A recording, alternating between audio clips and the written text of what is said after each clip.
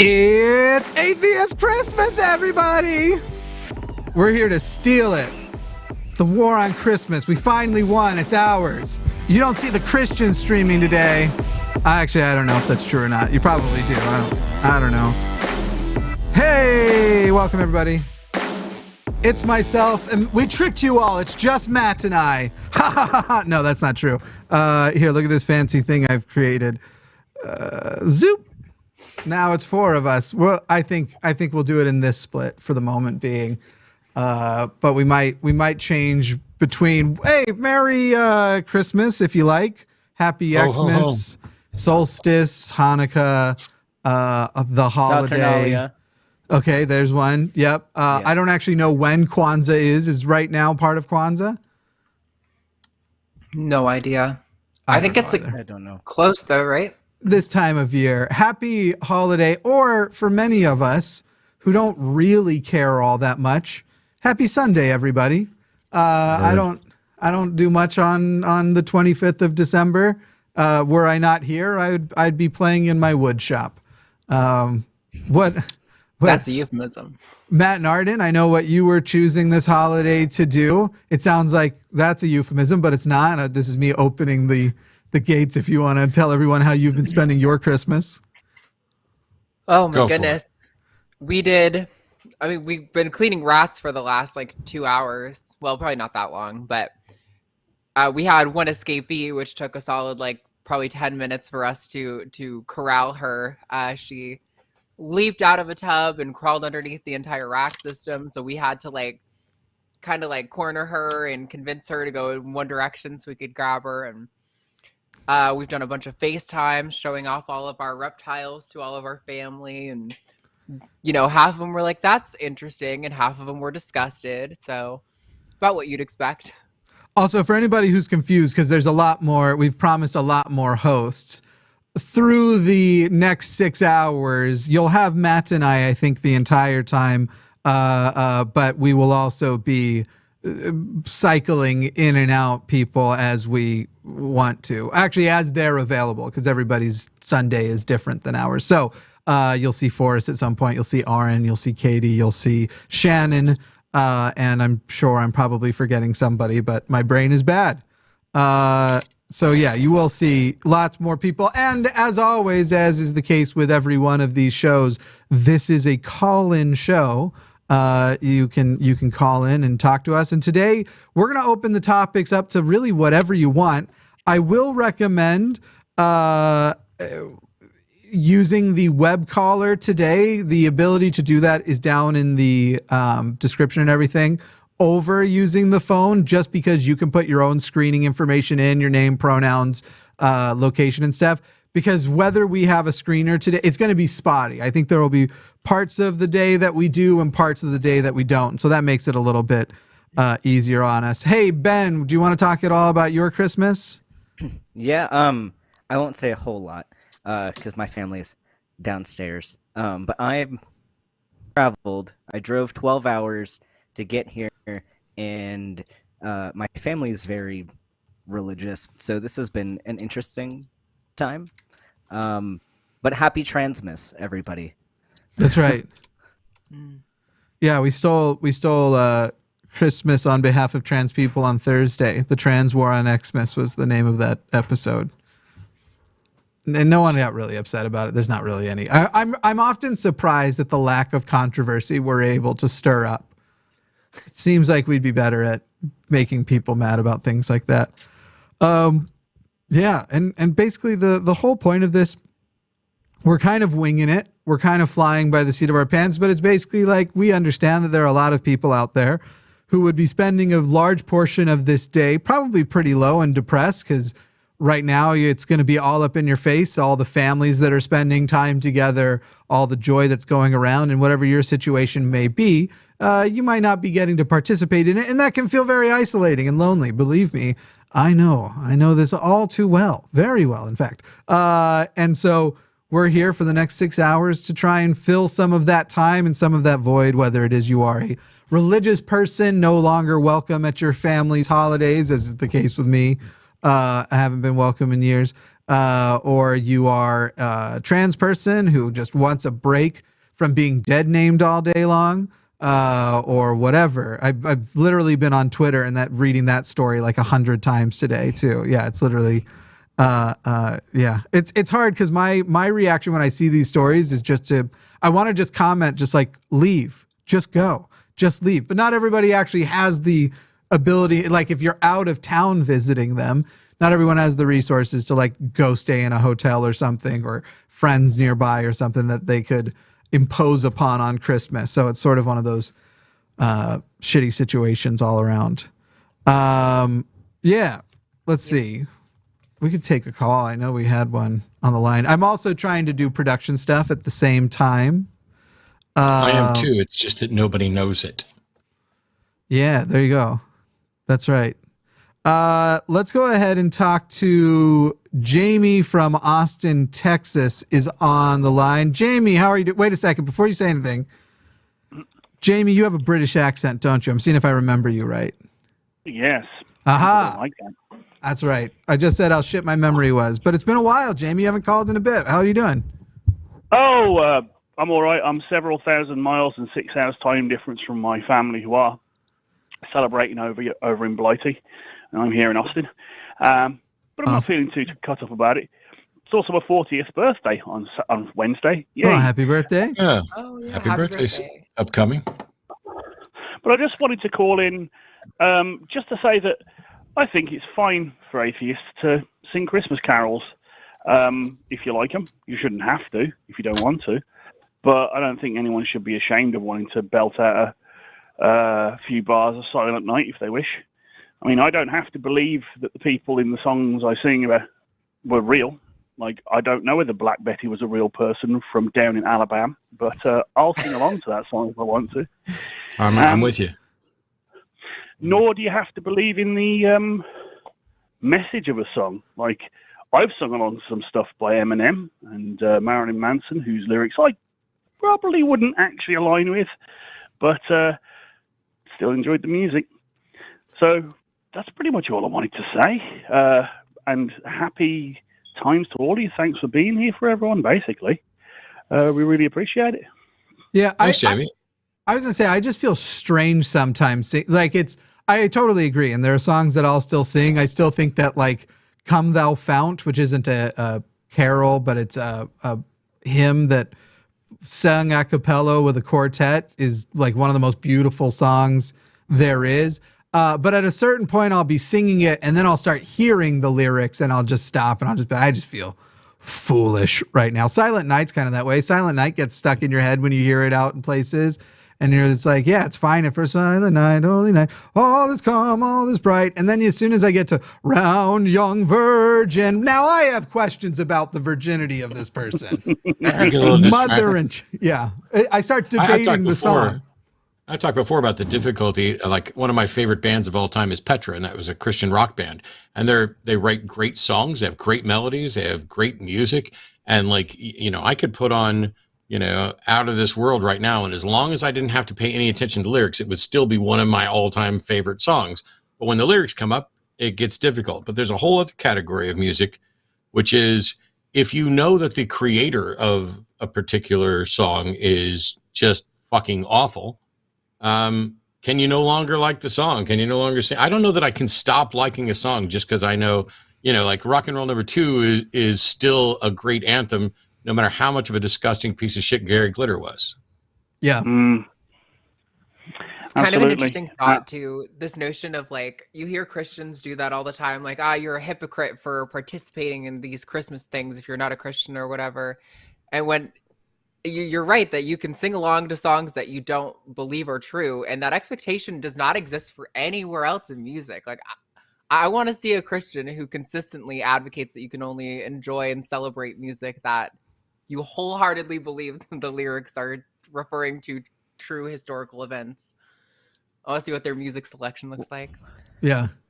Yeah, and I mean, going along with those lines though too, like, I mean, half of the holiday has become like so secular that, like, sure, you could even, like, what point does the holiday like stop being religious anymore and just become like people doing whatever the commercial stuff is going on. I don't know. There's like a lot of weird lines you can draw, and I just like do whatever you want. It doesn't matter. I really like several very controversial music. Well, I love the music of people who are awful.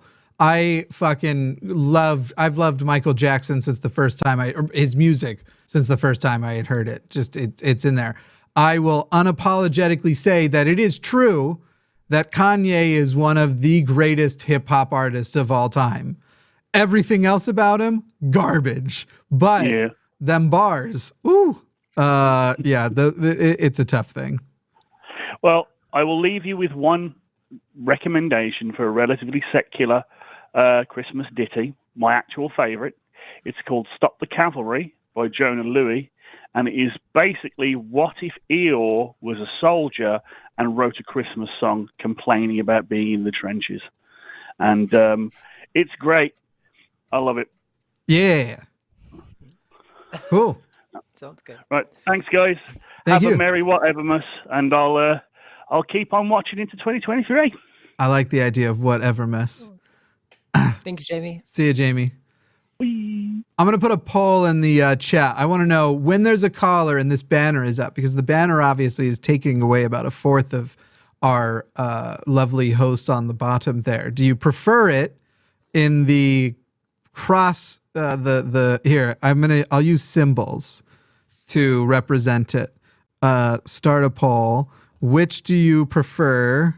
And your options will be the plus sign or 3 vertical lines. And they represent this or this, though we have to center ourselves when it's this more, to get that label out of there. That's the, there you go. You can vote on which one you prefer.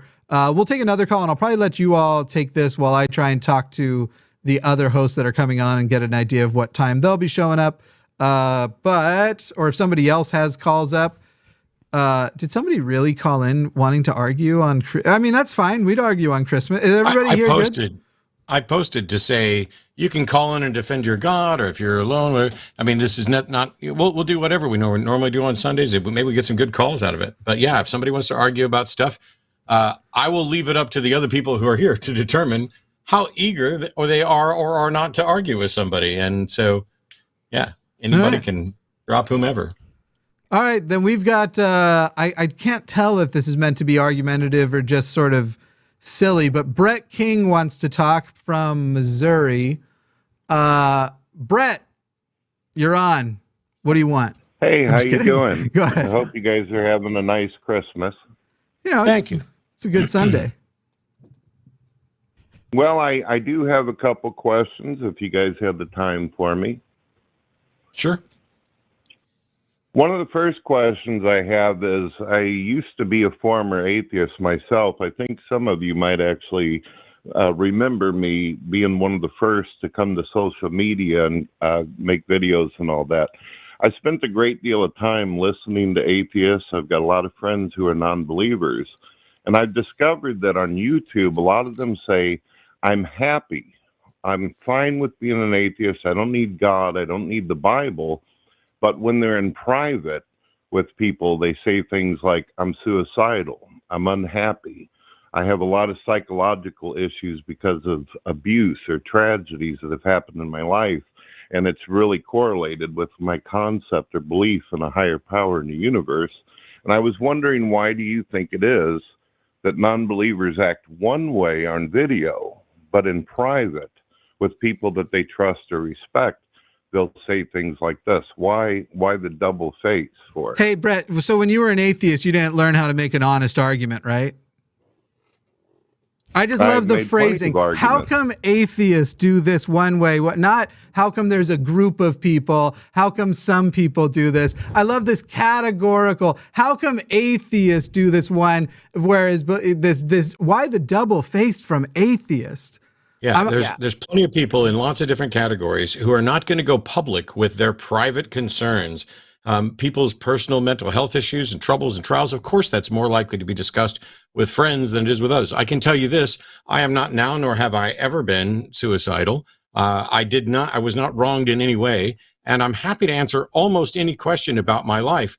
But if you're going to call in and be, oh, I used to be an atheist, and why do you think atheists are like this? Well, I want to know why you used to be an atheist, why you're not anymore, and why, when you're asking this question, did you frame this the way Jimmy pointed out, that, oh, why do atheists do this? You don't think Christians do this? You don't think Mormons do this? You don't think Jews? I mean, Mormons are probably some of the worst of it because they have a church encouraging them to put a good face on things publicly. Well, the reason why I bring it up is it's something that's been going on for the last 20 years. According to stats, atheists have quadruple the amount of suicide rates. It's been going on forever, Brett. Over any group out it's there. Been going on for. Brett, are you capable of actually addressing the issue honestly? Yeah, I'm asking, why do you think the stats are that atheists had just a massive amount of suicide rate and substance abuse? The stats. Okay. Now you've added substance abuse in it too. Go ahead, Ben. Well, my question is, like, how did you relate the depression and mental health issues to the lack of belief when, at least in my experience, any issues that I've had with that have been related to human beings doing things to other human beings. So how is that related to the belief or lack thereof, and not caused by something else that is, more mundane?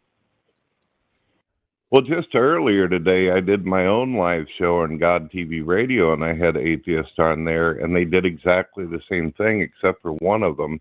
He was very, very honest. Now, it took a little while, but some of them started. He was the honest one. Mute Brett's dishonest fucking ass. Don't you dare, sir, pretend that they all did the same thing, but one of them was honest. Go fuck yourself. Yeah. They were there.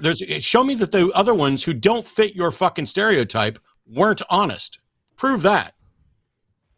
You call it honest by personally attacking someone when I've been nothing but respectful? You haven't been. No, sir. You're a fucking liar. You have not been respectful. The point that I made, if you'd have listened, was why did you frame it as if the people who fit your narrative were being honest and the others weren't?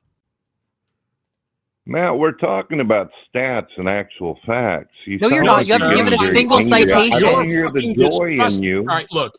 Here, I'm talking about your fucking disgusting lying. I've muted you. I'm going to raise this one more time. Why would you, in talking about what happened on your show, claim that the atheists who talked about their depression or issues or suicidal tendencies were the only ones who were honest? Why would you frame it like that? I'm unmuting you now. I heard a beep noise. Did you say you finally unmuted me? Yes. Yes. Because, like I said before, I've talked to these people in private. It's a different story. But some of them, whenever they get on their cameras, they pretend as though everything's great and wonderful. But the stats do not show that. What, am I on like a different planet? Because I'm pretty sure this is a universal human experience that when you are around people in public, you act one way, you put on a front, and then when you're in private, you are more inclined to divulge the personal things you're going through. This is universal across the human experience. This is not an atheism thing. Yeah, Brett's just learning about social performance, and it's blowing his mind. Well, it's not just that. It's according to stats. If you say stats one more fucking time without explaining where they're coming from or what... Even what you said are the stats aren't atheists are more private. But if you say you have a stat that you have so far unsighted, but whatever, that suggests that atheists, that non-believers have a tendency to participate in suicidality or depression or whatever else, we can engage with that without it having a single thing to do. And this is why I know what your motivations are here. I know your motivations are to bring in this concept that you will be more miserable after being a non-believer, and that should somehow suggest because there would be a God bringing you some kind of joy if you were a believer. We all know that that's the implicit fucking argument here. And Matt brought up Mormonism. I have something to share with you. My days as a believer were my most miserable. The times I was the most suicidal and attempted suicide was my days as a believer, because I so could not exist as the person I actually am comfortably within a group of believers who believe many things about my identity, make me essentially pathetic and filthy and everything else. So if you want to engage on the actual argument of even if this stat is true, still would not indicate whether or not God exists or not. And by the way, we would then also get to talk about society's part in all of that, because as a non-believer, I have been ostracized more than as a queer person. And we know that queer people often have a higher rate of depression and suicidality because their communities turn on them, because they experience from religious fucking people that ostracization, that you're a piece of shit. So let me answer the question for you, Brett. The reason why people in communities become depressed after they lose faith is assholes like you. So it's my fault why yes, yours yours specifically for everybody. Oh my God. Specifically for everyone. You right? fucking Brett's dipshit. Fucking not It sounds like all. victim virtue to me a little bit there. Merry Christmas. I don't Brett. give a fuck what it People sounds for like to your you. own I'm going to give you exactly one more chance to have an honest conversation, because I'm happy to tell you that yes, there are people who are atheists who are suffering. And some of them aren't going to talk about it. And the reason is because there are different social boundaries with which people are comfortable with. And as atheists, as a maligned minority, we don't have the support networks installed in place. We don't have the mountain of privilege that religions have. We don't have any of that. And so at this time of year, when people are going to visit their families, because that's what people do frequently around Christmas, if you're the only atheist there and everybody else is talking about Jesus this and church that and Jesus this and church that, and talking about political views and things that set these people aside in a different bucket, of course you're going to be depressed because, or sad or upset, because you are part of the minority. Now, let's go back to the actual issue here and see. There are studies that address happiness and with regard to theism or atheism. Those things have nothing to do with whether or not a God exists. I'd like to ask you, Brett, what convinced you that a God exists? Well, I will go into that with you, but I do also You'll go want into to it point out now, that or we'll hang up on you. According to stats, You will go in. Goodbye. Happier, long. You will answer my question now, because we have honestly addressed your question several times, or I will drop you from this call and not engage with you any further. You will answer my question. I'm unmuting you now. Okay, so what's your question? Well, go fuck yourself, Brett. If you're not going to listen to my one question, why should I talk to you at all?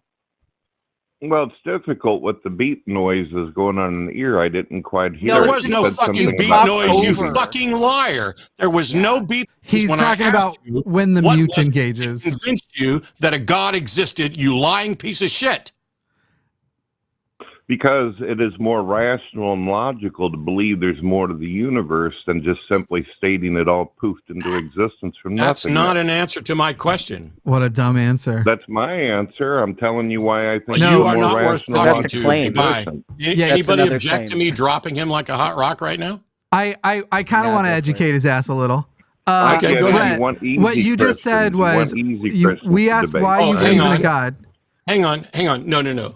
Fuck you, Brett. I muted you. I don't want easy Christians. I want honest Christians. I'm the one of the two of us that have engaged in more fucking debates than you would ever hope to imagine to. And I have debated the most dishonest motherfuckers on the planet. And I have debated some of the most wonderful, honest people on the planet. And when I ask one of those honest people what convinced them that a God exists, they don't spit some fucking pablum about how it's more rational. Of course you think it's more rational. That was a fucking given. I wanted the actual evidence or argument. But you can't have that honest conversation. And in response to it, you decided to shit on all the other Christians and pretend that they're less honest than you. You are a train wreck, Brett. I will let everybody else deal with you now while I play chess. Brett, you were asked why Can you... I ask another question? No, because we're not done with the question we asked you. We're not done with the question we asked you. You haven't answered it yet. Well, you said he was going to go play you chess. were asked... I didn't Yeah, know and he I'm was still here, there. motherfucker. Brett, you were asked why you believe in God, and you said because it's more rational to believe that there's more to the universe than it just poofed into existence, which is not an explanation for God, because I think everybody here thinks that there's more of an explanation than fucking magic, which is what poofed into existence means. So you haven't even given, you're a theist, we're atheists, and you gave your reasoning being a claim that I think all four of us also claim. We think that it's more than just poofed into the universe, because we wouldn't say something so radically stupid to describe the Big Bang. So, Brett, why do you believe in God? Well, I'm trying to answer your question. One of the positions that atheists hold is that they go Nope. I muted you. And I'm going to unmute. When I mute you, it doesn't beep. Your answer to why you believe in God does not begin with one of the positions which atheists hold. Your answer to why do I believe in God begins with, I believe in God because. Would you like to engage with it honestly, Brett? Here's your opportunity. Sure. And I get that you want to put people on it. Okay, once more. We're muted again. The next words out of your mouth are going to be, I believe in God because, go. I believe in God because the universe has a supernatural origin. Demonstrate that. Well, if you believe in the Big Bang, then you have to believe... Nope. You fucking idiot. Let me try and start your sentence for you again so you can know how to honestly engage. Because it does not start with, if you believe the Big Bang, then you have to believe blah, blah, blah. We're talking about your belief in God, and you've said that the origin of the universe has a supernatural beginning. I said demonstrate it. An example of a sentence which might do that would be, the universe has a supernatural beginning because, and then the answer would follow. That's an example. There are some other ones, Brett. So unless you go the same dishonest route again, you can choose your favorite. But I've given you a good example. Unmuting now. Go ahead, Brett. All right. So as I was saying, the answer is because space and time and matter came into existence. Supernatural is defined by something that exists outside of nature. That's the very classic definition of it. So the Big Bang is supernatural by origin. No. You are incorrect that nature necessarily came into the existence. The nature which we interact with, sure. But what you are describing, if what you are describing was true, why does no physicist follow that same line of reasoning? Well, most physicists believe in the Big Bang, that it actually happened. That's not what I asked. Space, time, and matter came into existence. Space, time, and matter, all likely by a natural... Hey, and by the way, Brett, I'm not even telling you that it didn't happen by supernatural means. I'm telling you that there has been no demonstration of whether or not the Big Bang happened by natural or supernatural. That said, natural things have been demonstrated billions of times over. Supernatural things have been demonstrated to even be possible a whopping 0 times.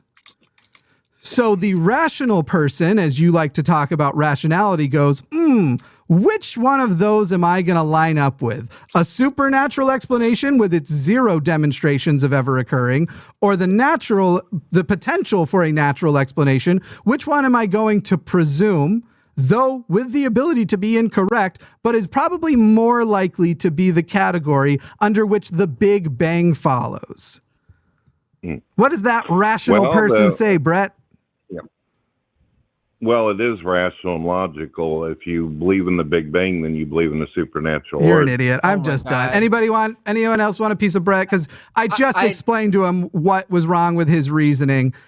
And by the way, his pronouns were he wanted to identify as the sexiest man alive. So I already knew it was going to be a stupid call in the first place. But does anyone want a piece of Brett before we go? The only thing I have to add is that a study from Cambridge examined the risk of suicide amongst people with different religious affiliations, and the most at-risk group differs based on age range. Seems to be a significant factor.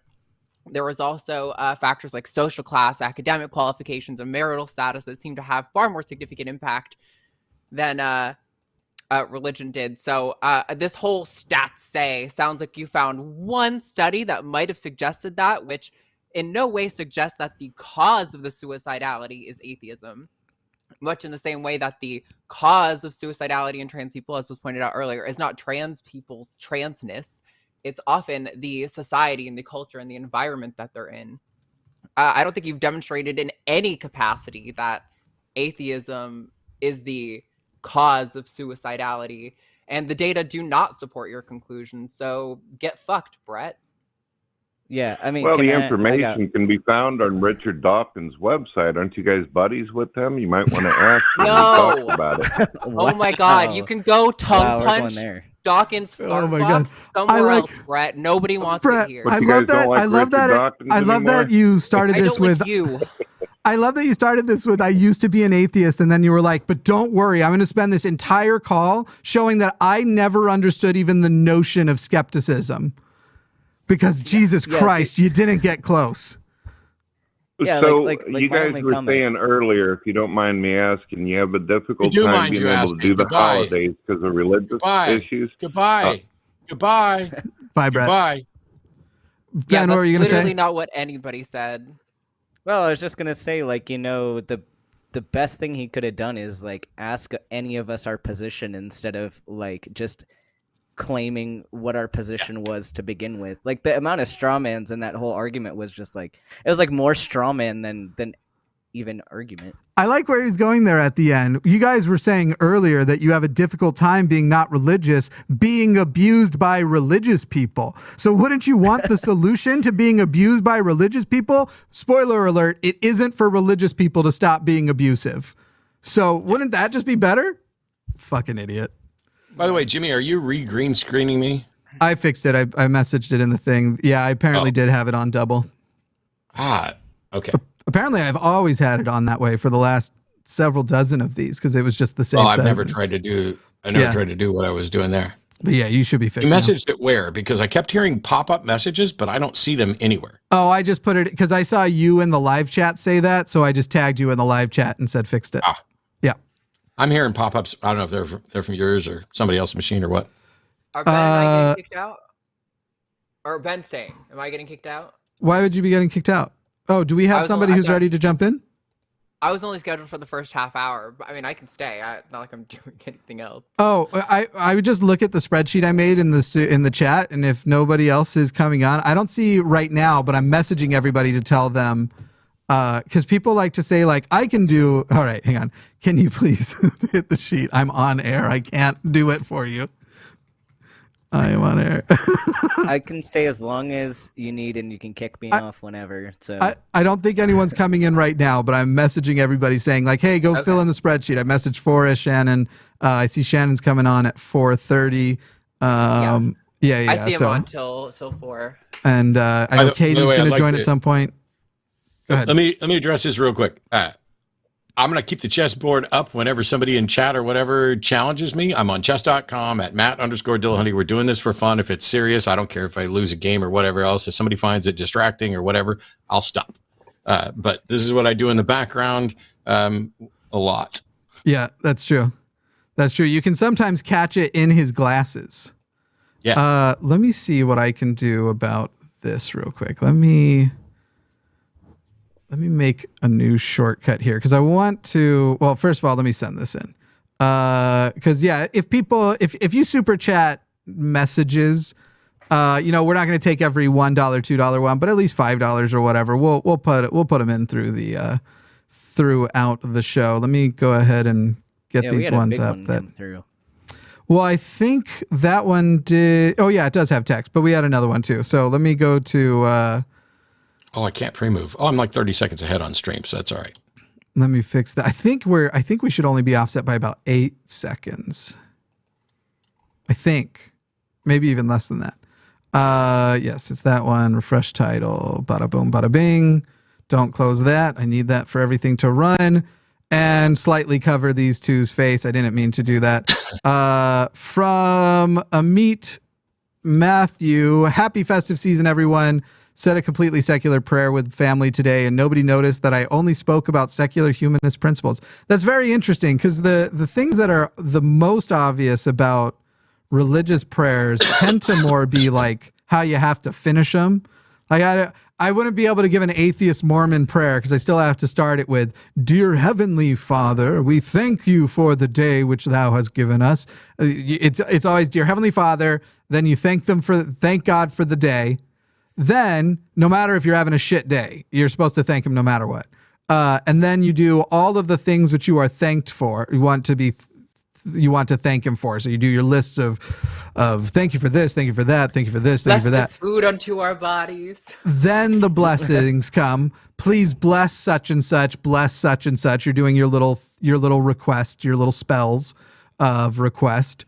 And then you end it with, "In the name of Jesus Christ, amen." So it'd be hard to do a totally secular Mormon prayer, but you could split in. I used to teach my dad's seminary class when he would need a day off, and I was still doing it after I became a non-believer. And so I'd usually like do the core like history from the Book of Mormon lesson or whatever that's in the guide, but then I'd always try and slip little things in that can sound both, where it's like, "Listen, everybody, you've seen how untrue all of the other churches are. So keep in mind, whether or not God exists, the world would look the same. So you have to find out for yourself. You have to do your due diligence for yourself to really answer the question, does God exist?" Now, I'm trying to get them to even just ask that question, because up to then they wouldn't have, not within a Mormon church. You don't ask yourself that question. You're not really allowed to. So that was my little shitty thing. Thank you so much. $100 donation from Data Jack. Wow. Hi, gang. Hope you all are having a great holiday. Well, it just got a little bit better. Thank you for sharing your, Christmas bonus, a little piece of it with us. I don't know. Thanks, Jack. Yeah. That was really nice. Really kind of you. Anybody got the call-in studio up and thinks one call looks more fun than another, or how y'all? I don't have it up. Let me. I don't have it open either. I should do that. It's all good. Y'all don't have to. I'm gonna take this one that's on line 1 because it mentions me by name, and obviously, as the entire internet has identified, I am a narcissist. Payton from Canada, pronouns they them. Payton, how are you doing first? I'm doing good. I am, just enjoying a nice Sunday and not celebrating the Jewish holiday where we consume excessive amounts of oil like the rest of my family.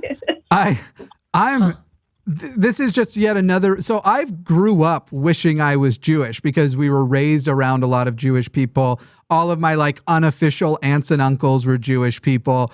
This was a lot of our quote unquote family in New York and our quote unquote family in Florida. And I always wanted to be Jewish. And this only adds to the list of reasons that I have Jewish envy. A day just to eat oily foods. That sounds amazing. Come on, 8 days, 8 crazy nights. That sounds fantastic. Anyway, it says you wanted to advocate for my rights. Is it my right to party, or what are we doing here? Payton? Did we lose Payton? Payton, did you mute the phone with your face? I've done that before. Can you hear me now? I do hear you now. Yep. Okay, sorry, my phone closed. I called in to say, 1, I like your haircut. It looks very good. Thank you. That's very nice. And 2, to say that for Christmas, even though I'm not even an ex-Christian, I'm an ex-Jew, so even more irrelevant. But for Christmas, my wish is that for all of the other hosts to stop bullying Jimmy because he's a very nice person. It's never going to happen. Payton, I love Jimmy you. got his Christmas wish. This is the best Christmas how much did you pay ever. Payton? How much did you pay them to call in?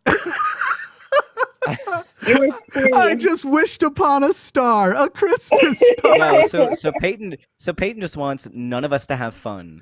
I know. That's what you're saying, is like none of us are allowed to have fun this Christmas. Payton, you're the best. Yeah, I'm the angry non-binary SJW. There you go. Oh my God, you're the best.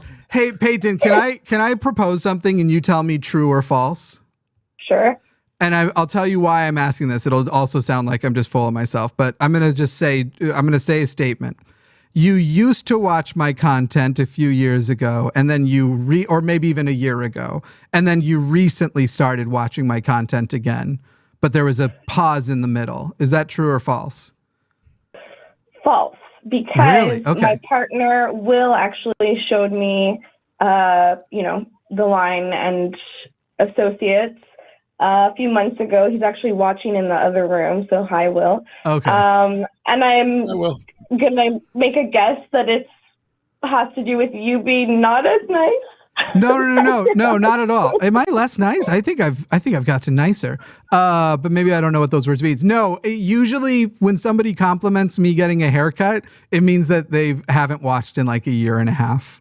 Like most of the time, because I cut my hair like a year and a half ago, and so it's usually like. Did you not cut it recently? It looks like different than the last video I saw. Oh, I just took a shower today. I literally took a shower right before.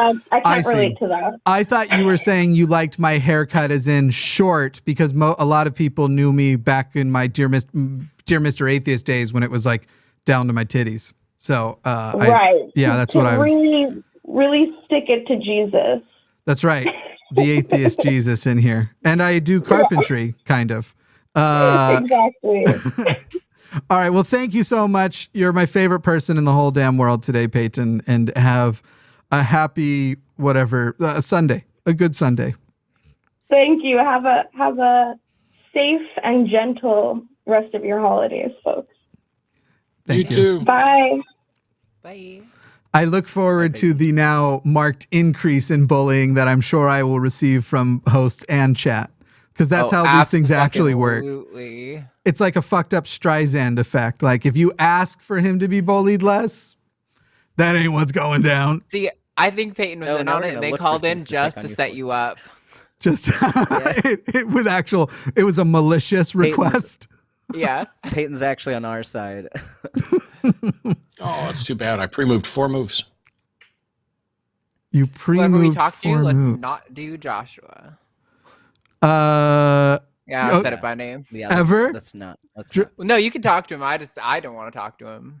Arden, I don't want to. It's I don't want to have to justify my existence today because I'm already doing that off air. Well, Josh, since you're probably listening on hold, I'm just going to drop you for now, but you can call back when Katy's on and see if Katy feels like talking to you.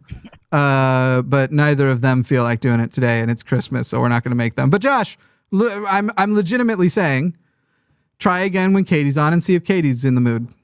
Katy almost always has the energy. So. That's right. Yep. But we'll open up that line rather than me just pay to keep it held until Katy's on. I guess let's talk to. Well, you all have it up now. Who wants to make a choice? I don't know. I kind of feel neutral about all of these. Ooh, I kind of want to take one because this one came up recently, and I'm not gonna rant at a specific individual who I think totally misrepresented the one on line 10. But somebody had made a post recently about this topic, and it really fucking annoyed me, and so I kind of want to take that one. Y'all good with that one? Yep, that's good. Sure. We have Alex in Maryland. Alex, you are on the line on our special Sunday, no special day holiday celebration. Hi, Jimmy. Hi. I loved your little introduction to my call. Now I'm kind of scared, but I did actually call a couple of weeks ago. I asked you and Matt about death on an atheistic worldview, but that's not what I want to talk about today. So I am what many theists would call an angry atheist. Yes. Because frankly, it just pisses me off. Not the concept of theism, but rather how theism tends to play out in the world. I was just wondering, what do y'all think about that position on theistic religions? And we'll just start with that. Yeah. So, Alex, when I was saying I might go on a rant or I might get a little bit, it definitely isn't directed at you. What I've seen in the last few months, but there was a recent example of it, are other atheists sort of shitting on the concept of angry atheists. Now, I think they could express themselves better. They could say specifically, I feel reacting with this kind of anger or this kind of rage is unhelpful, if that's what you think is unhelpful.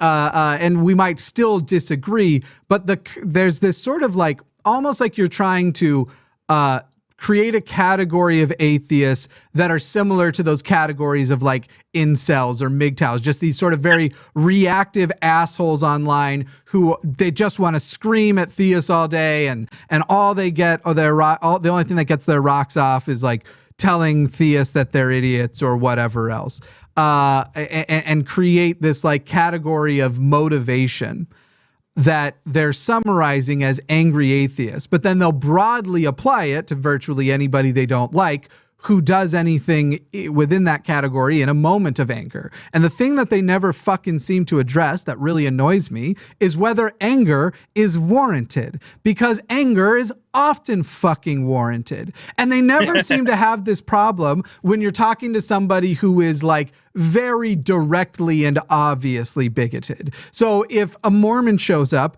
and starts telling me about why it's evil for me to, date men or whatever else, they're happy with that because that's one of the things they're on the side of. But if we haven't gotten to that point, and they'll often make it in criticisms to how we will interact with people on this show. And by the way, anybody who thinks the way we interact with people on this show isn't the best way to do it, I simply encourage you to go do it the best way. I'm not actually going to disagree with you because I don't know.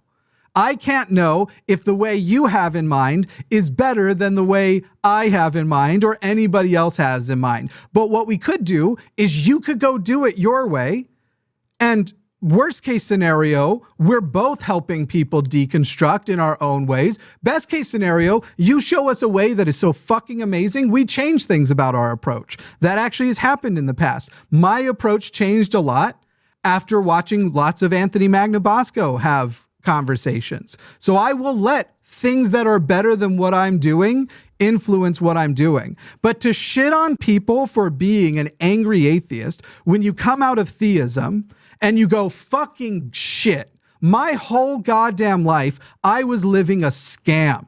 And not only was I living a scam, and not only did they get one over on me, they convinced me to go get one over on other people.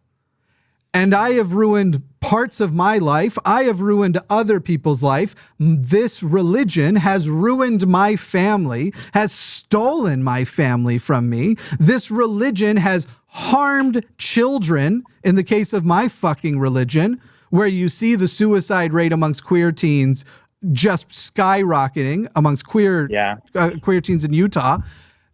That's my fucking religion and what it did.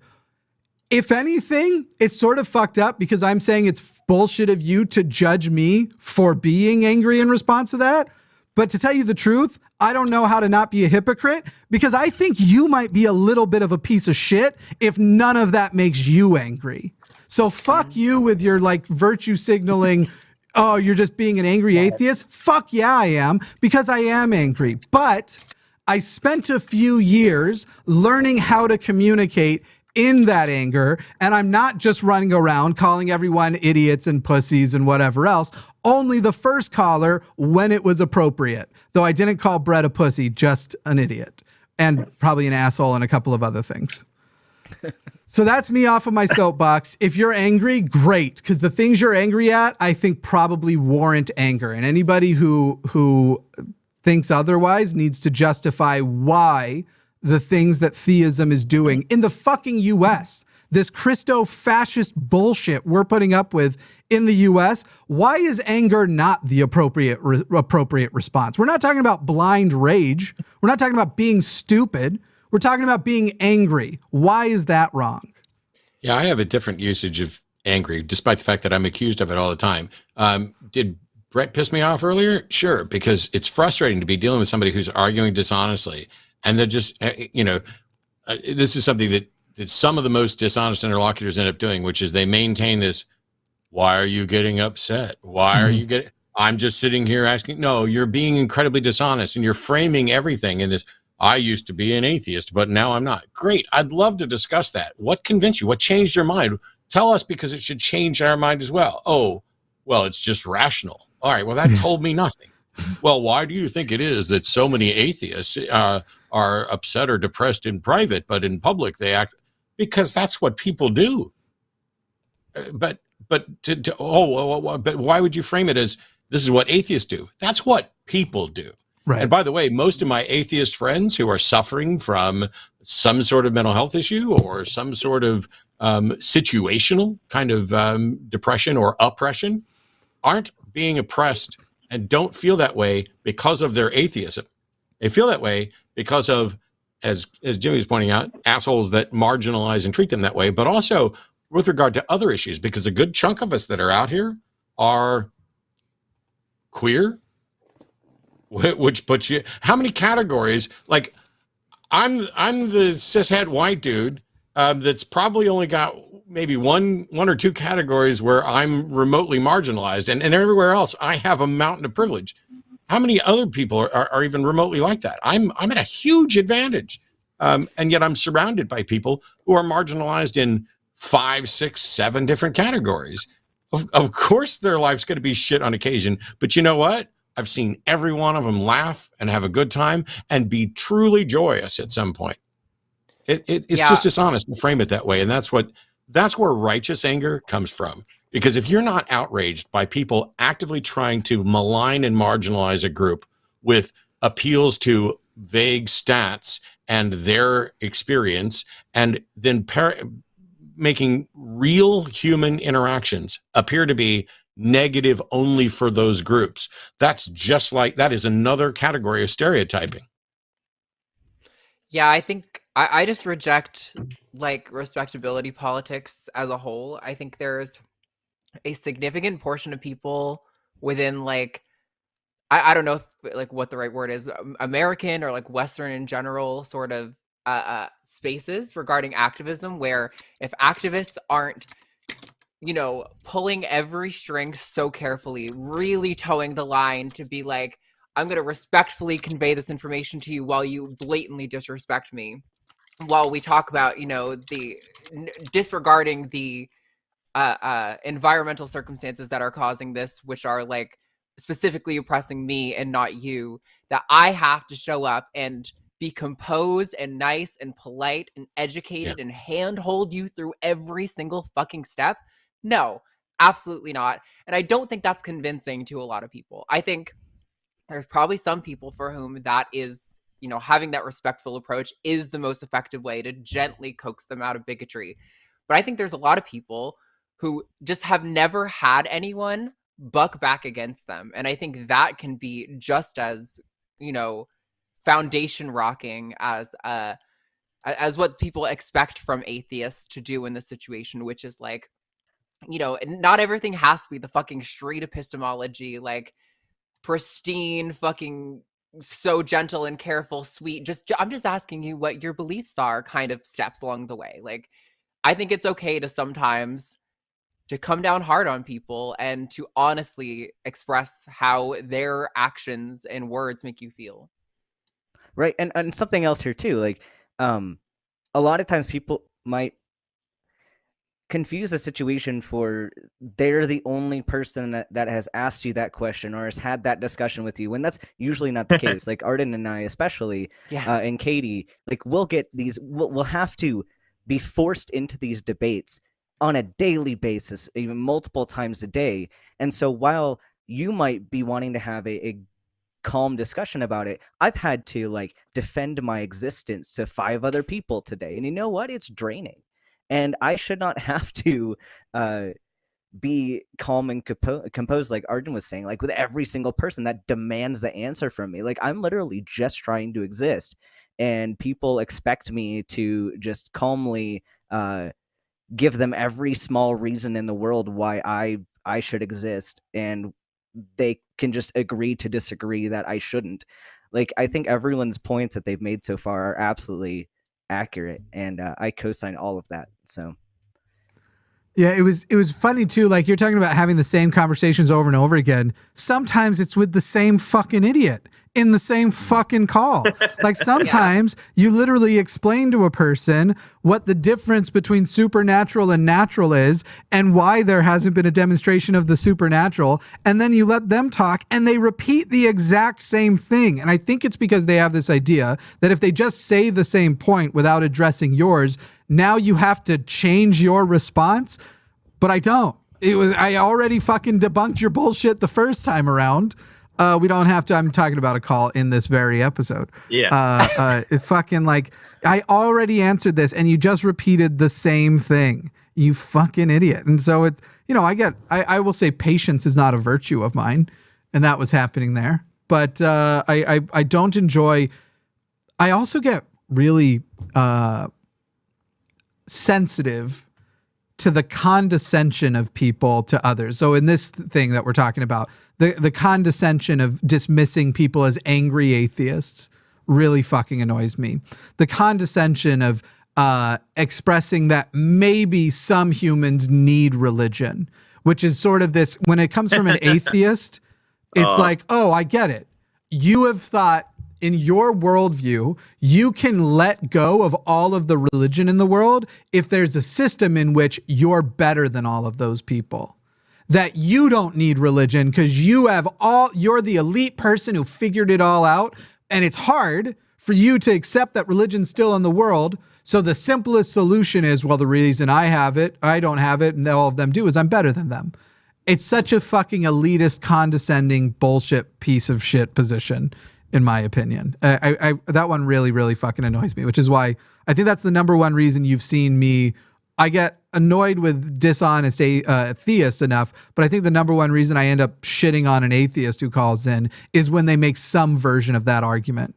Because look, do I still appreciate the timing? Am I going to try and deconvert my grandmother on her deathbed as she thinks she's having dreams of her husband welcoming her into the afterlife? Yes, I am. I'm going to argue with that bitch. No, of course not. I'm not an asshole, and I understand tact.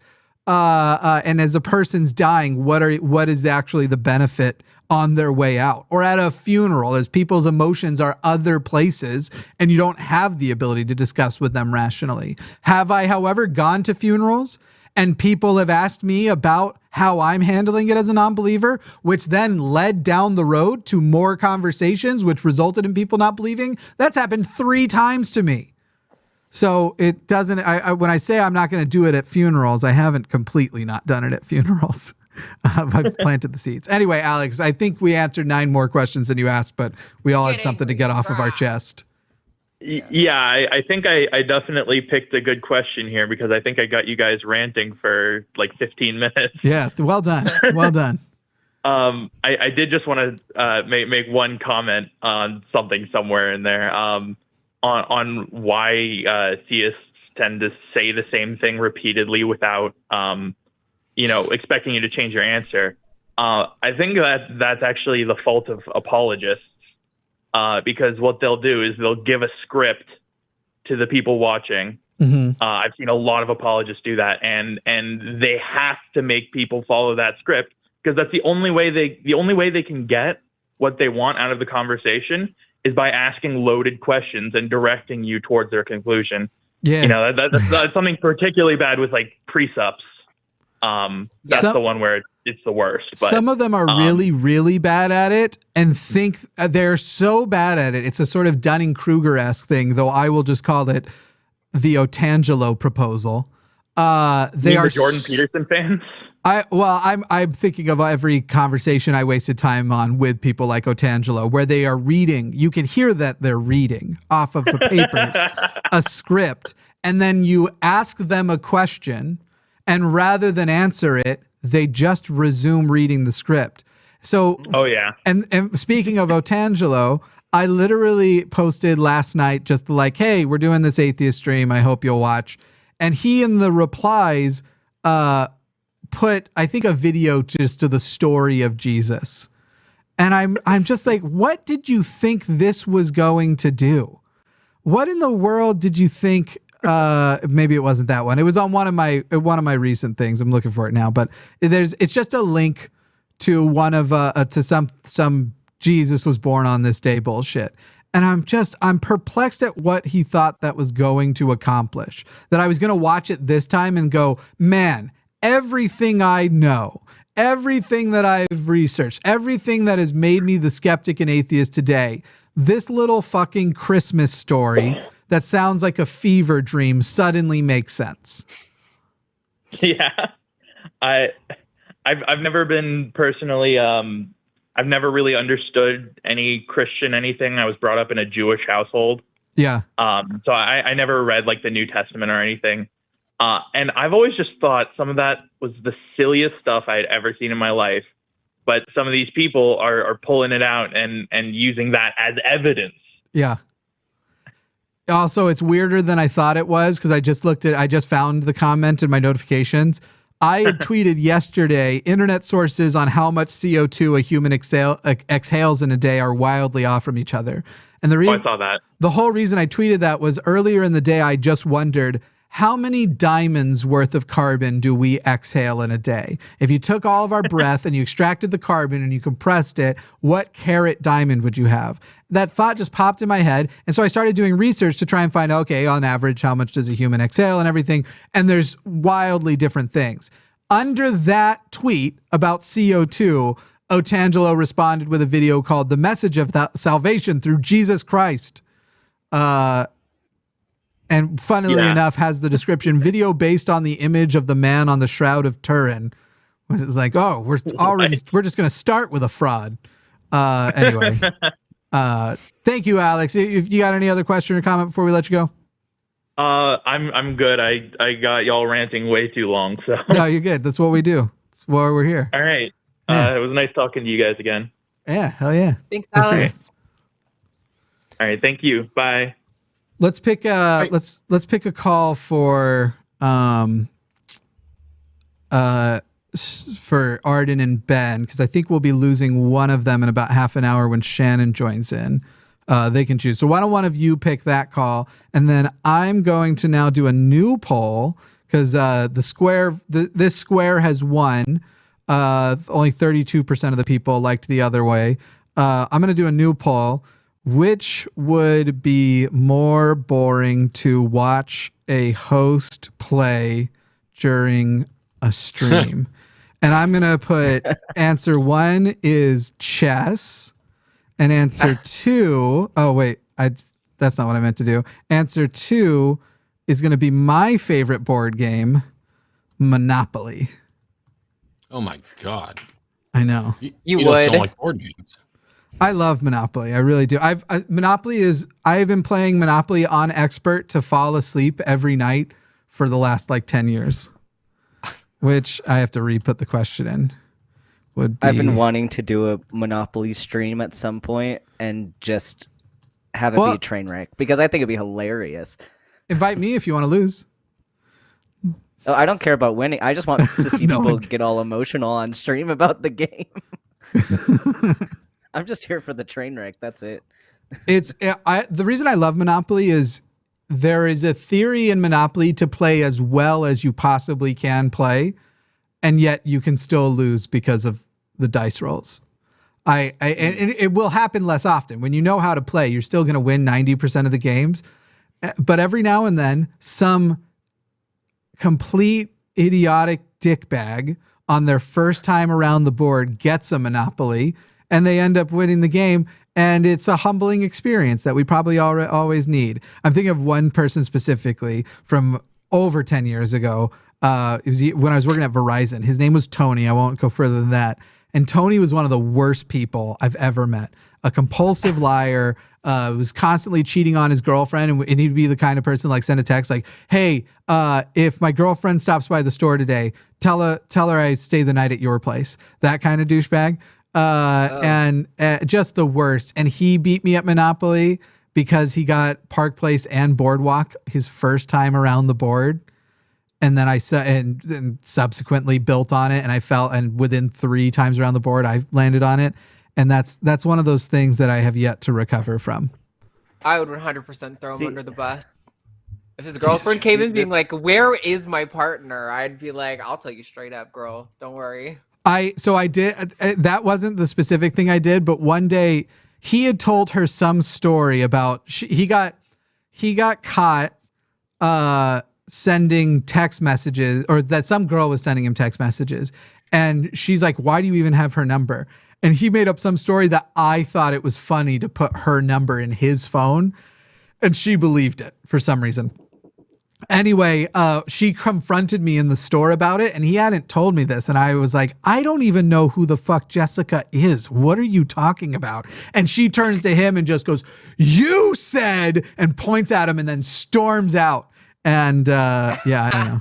Good. It was, he deserves it. He did deserve it. Anyway, go ahead and pick a call, and I got to add money to the call-in studio thing, I'm realizing. Number 3 I just wanted the most interesting, but... Sorry, go ahead. Yeah, that sounds the most interesting. But I did want to say, like, it's kind of inspiring me. I want to be that troll that makes like a D&D one-shot session, like, or any role-play game session, but it's just tricking everyone into playing Monopoly, and they won't know until like they start the game. That would be very funny. That's hilarious. I love that.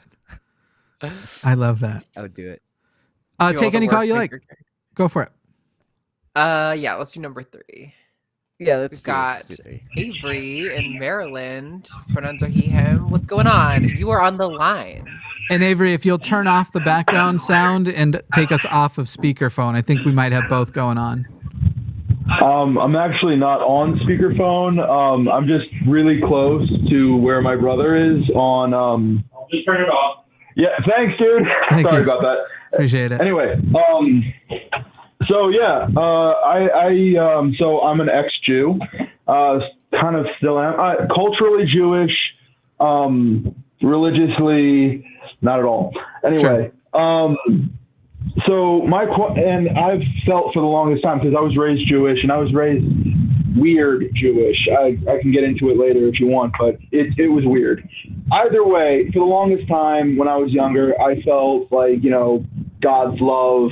I felt that level of peace and harmony. And ever since I became an atheist, first of all, I genuinely do feel a lot better, because I feel more sensible. And I think a lot of people feel that way too, but I also no longer feel that. And I miss the crap out of that feeling. It was amazing. But I also know I cannot reasonably believe in a God anymore, or any version of any God, just because of the logical impossibility of it. And I've always wondered, what do other atheists think of this sort of thing? Like, especially those raised in a church or synagogue environment, and people who have had positive experiences for the most part. Obviously, it's not all positive.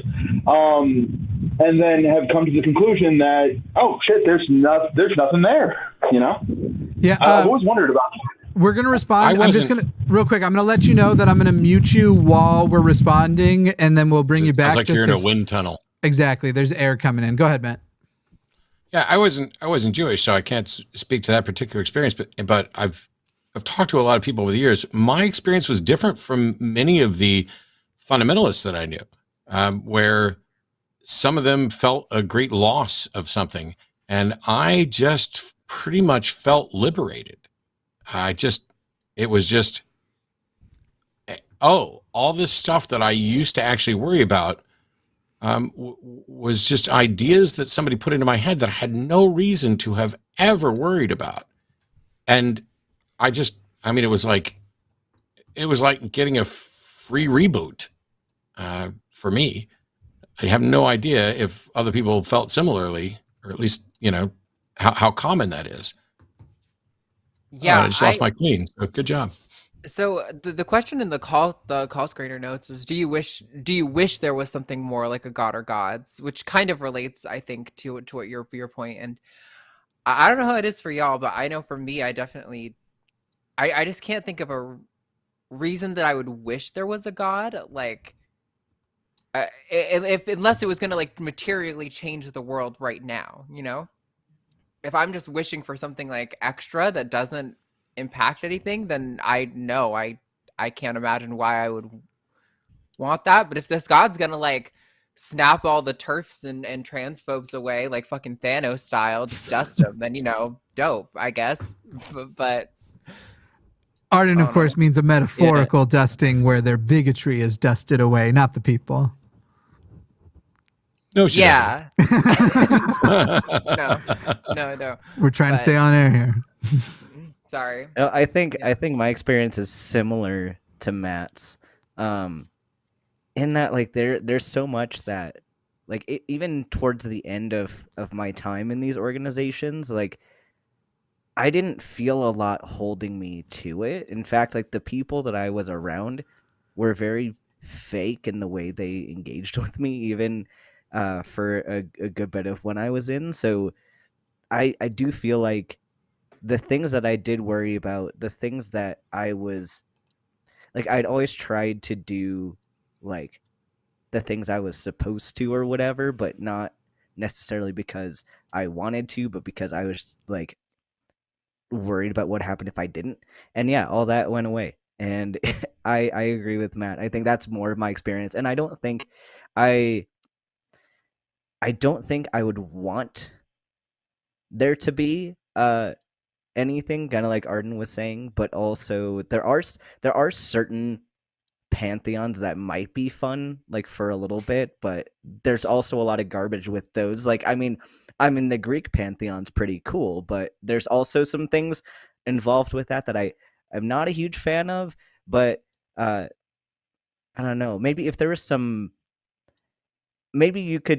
could convince me that there's some pantheon out there that is like completely great and doesn't have any problems at all, and I might say, yeah, I wish that one would exist, but otherwise I can't think of anything. Yeah, I mean, I don't Sorry, know. let me Sorry. I was just saying, let me unmute Avery there. Avery, you're unmuted if you had a thing you wanted to jump in with. Yeah, I gotta say, first of all, I did study a bunch of other pantheons. I grew up around all the mythologies. I've read all but 2 religious texts in the world, which is fun. But straight up, in the end, Norse is the coolest one for me. It's still problematic at times, obviously, but it's the best one. It's the least non-consensual. That's definitely the best word to say, I guess. Yeah. Anyway. Go ahead. But yeah, I completely understand you guys' point of view. It's just that I don't have that much experience talking with atheists. I have my brother, and he's an atheist, and he has tons of experience talking with people like you guys and people on the internet. I don't get that. I just don't get out nearly as much as he does about this.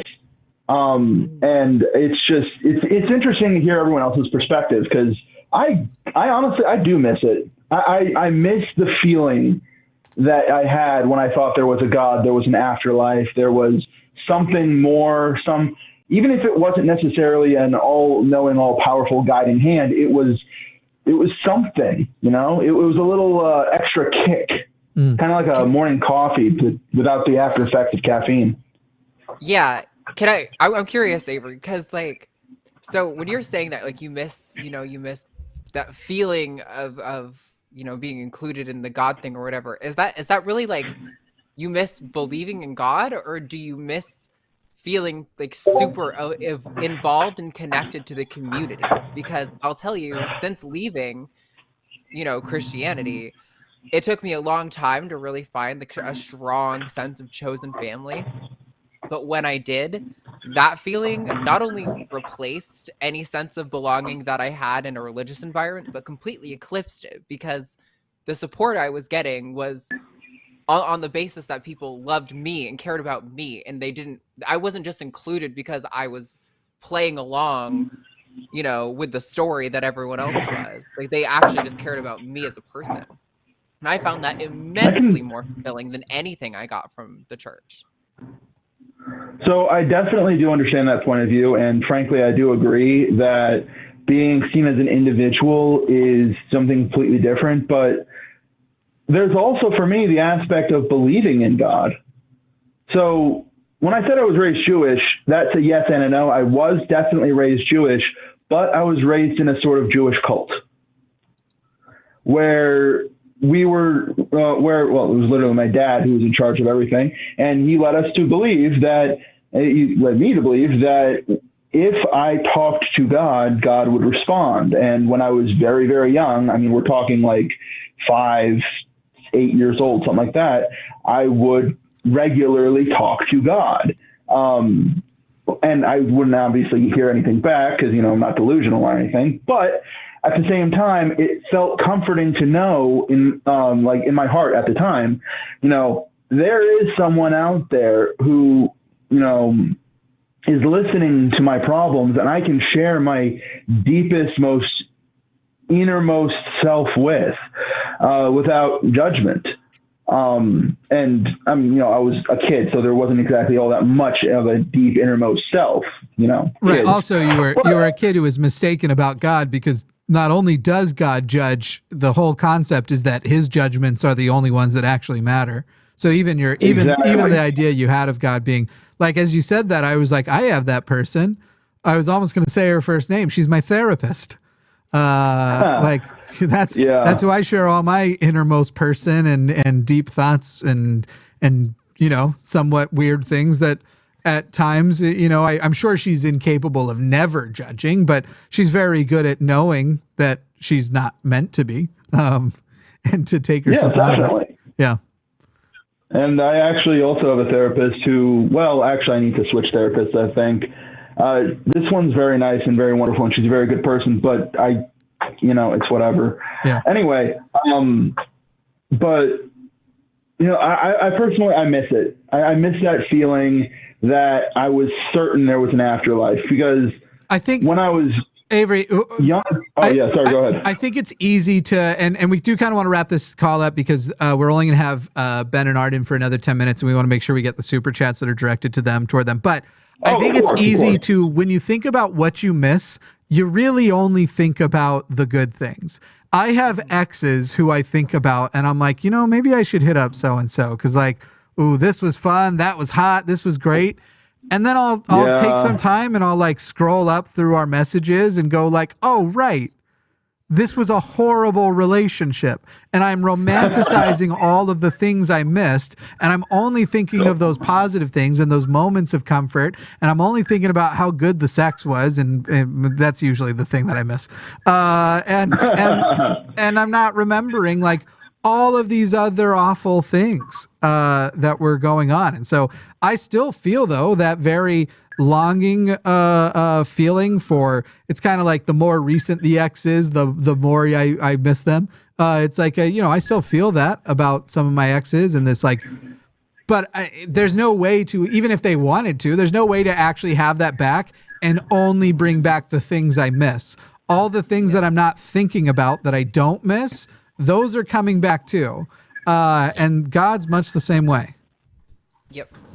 Yeah, I can definitely see that. Yeah. Well, cool, Avery. And I definitely agree with that. I was gonna say, but it's still that feeling, I get it. Like I said, I have an ex who was as bad of an ex as one.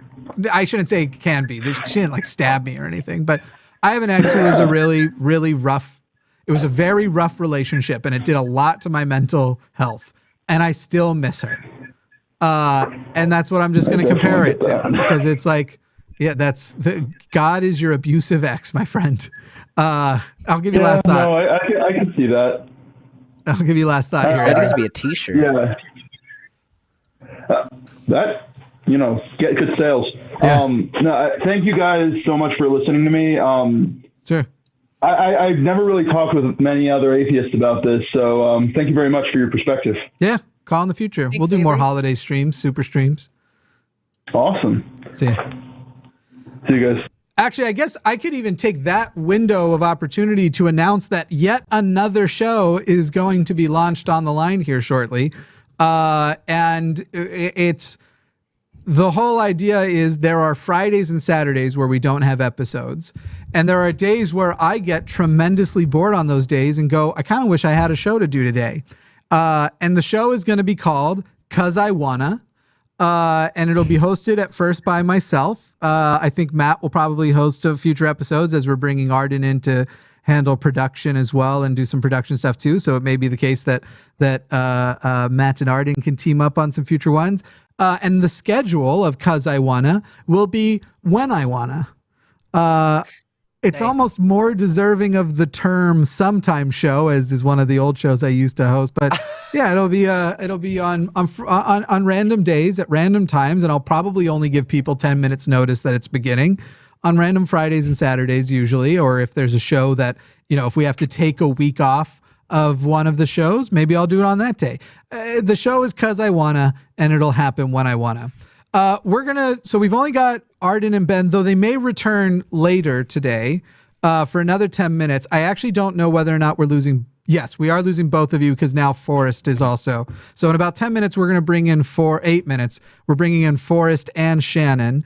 So let's go ahead and send in super chats now if you specifically want to, through super chat, ask Ben or Arden something, and we'll go ahead and if I want to ask Arden something, do I have to super chat? Yes. Yes.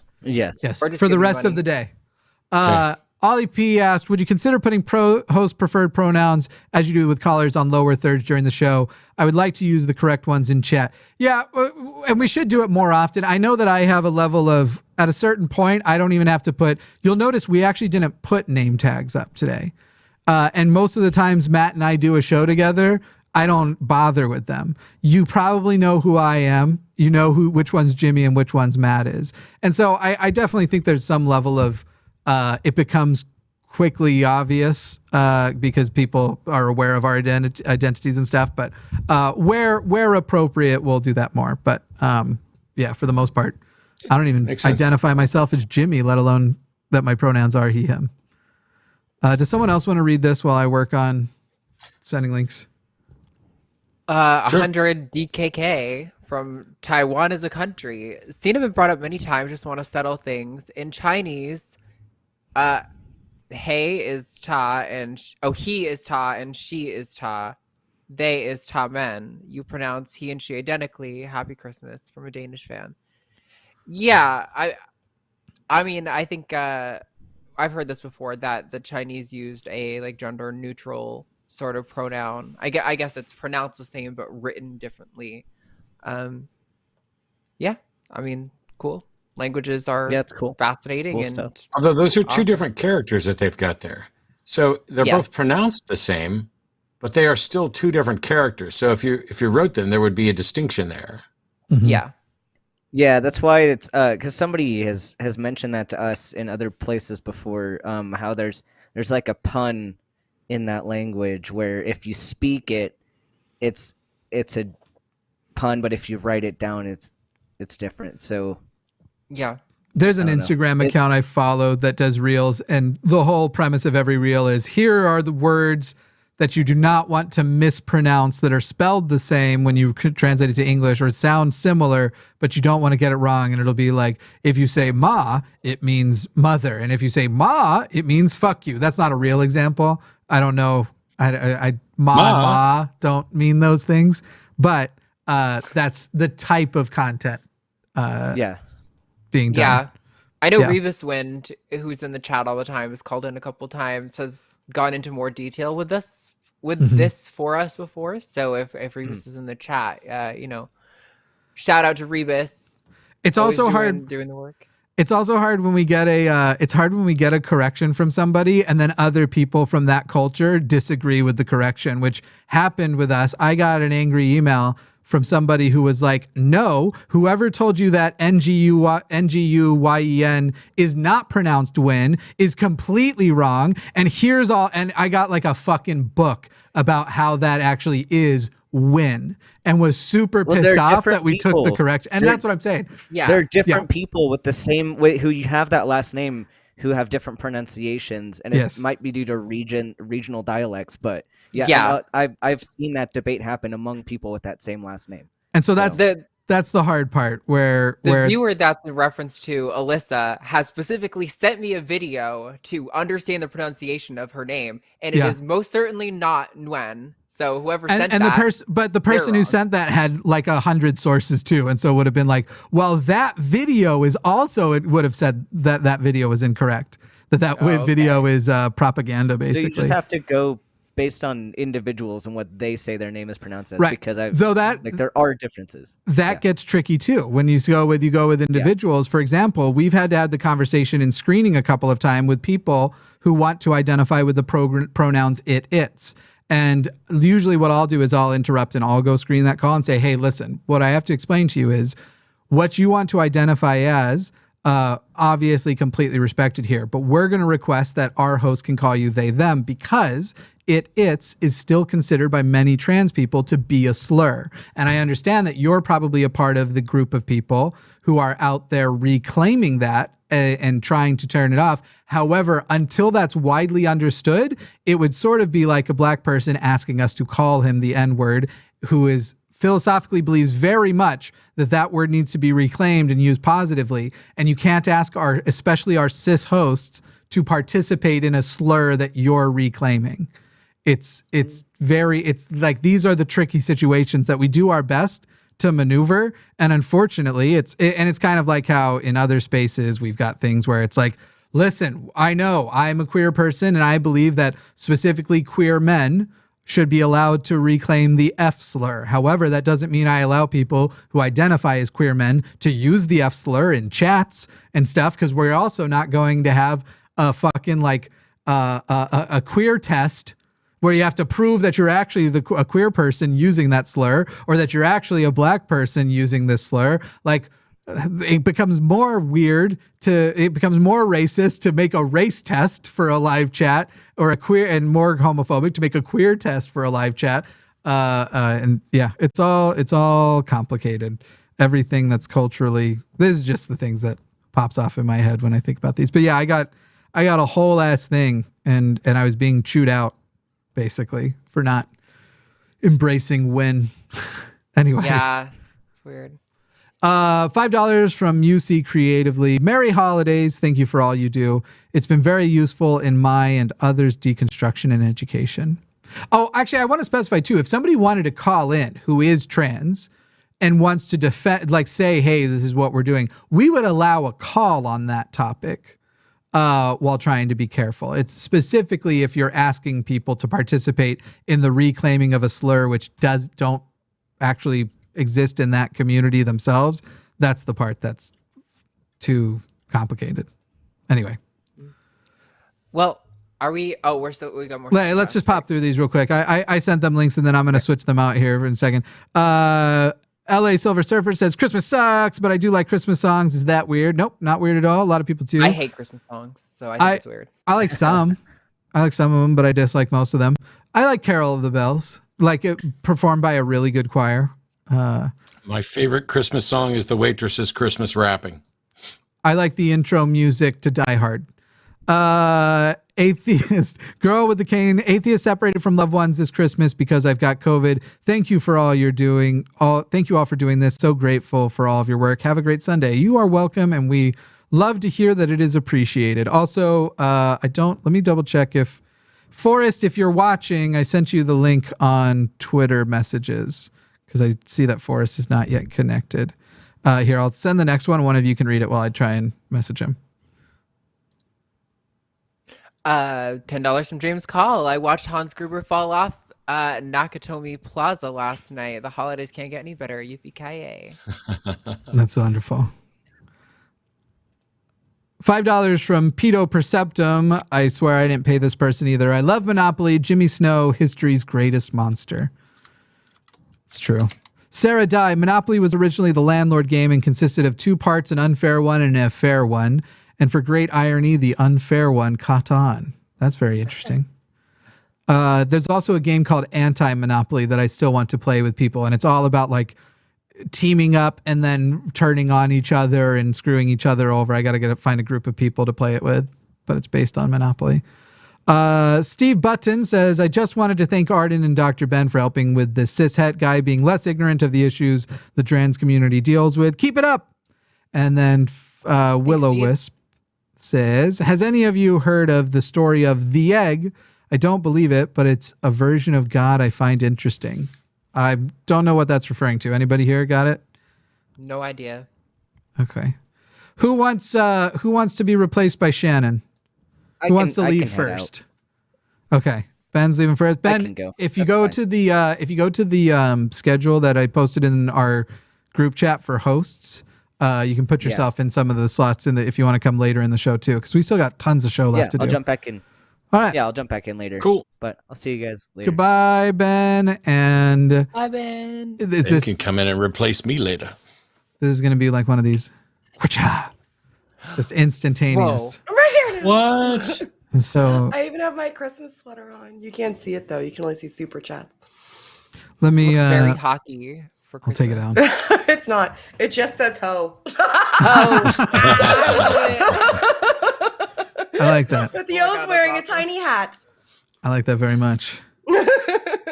How are you, I Shannon? only mustered one ho. I'm good. What are you doing on this secular Sunday? Oh, that looks nice. This. I'm hanging out by myself.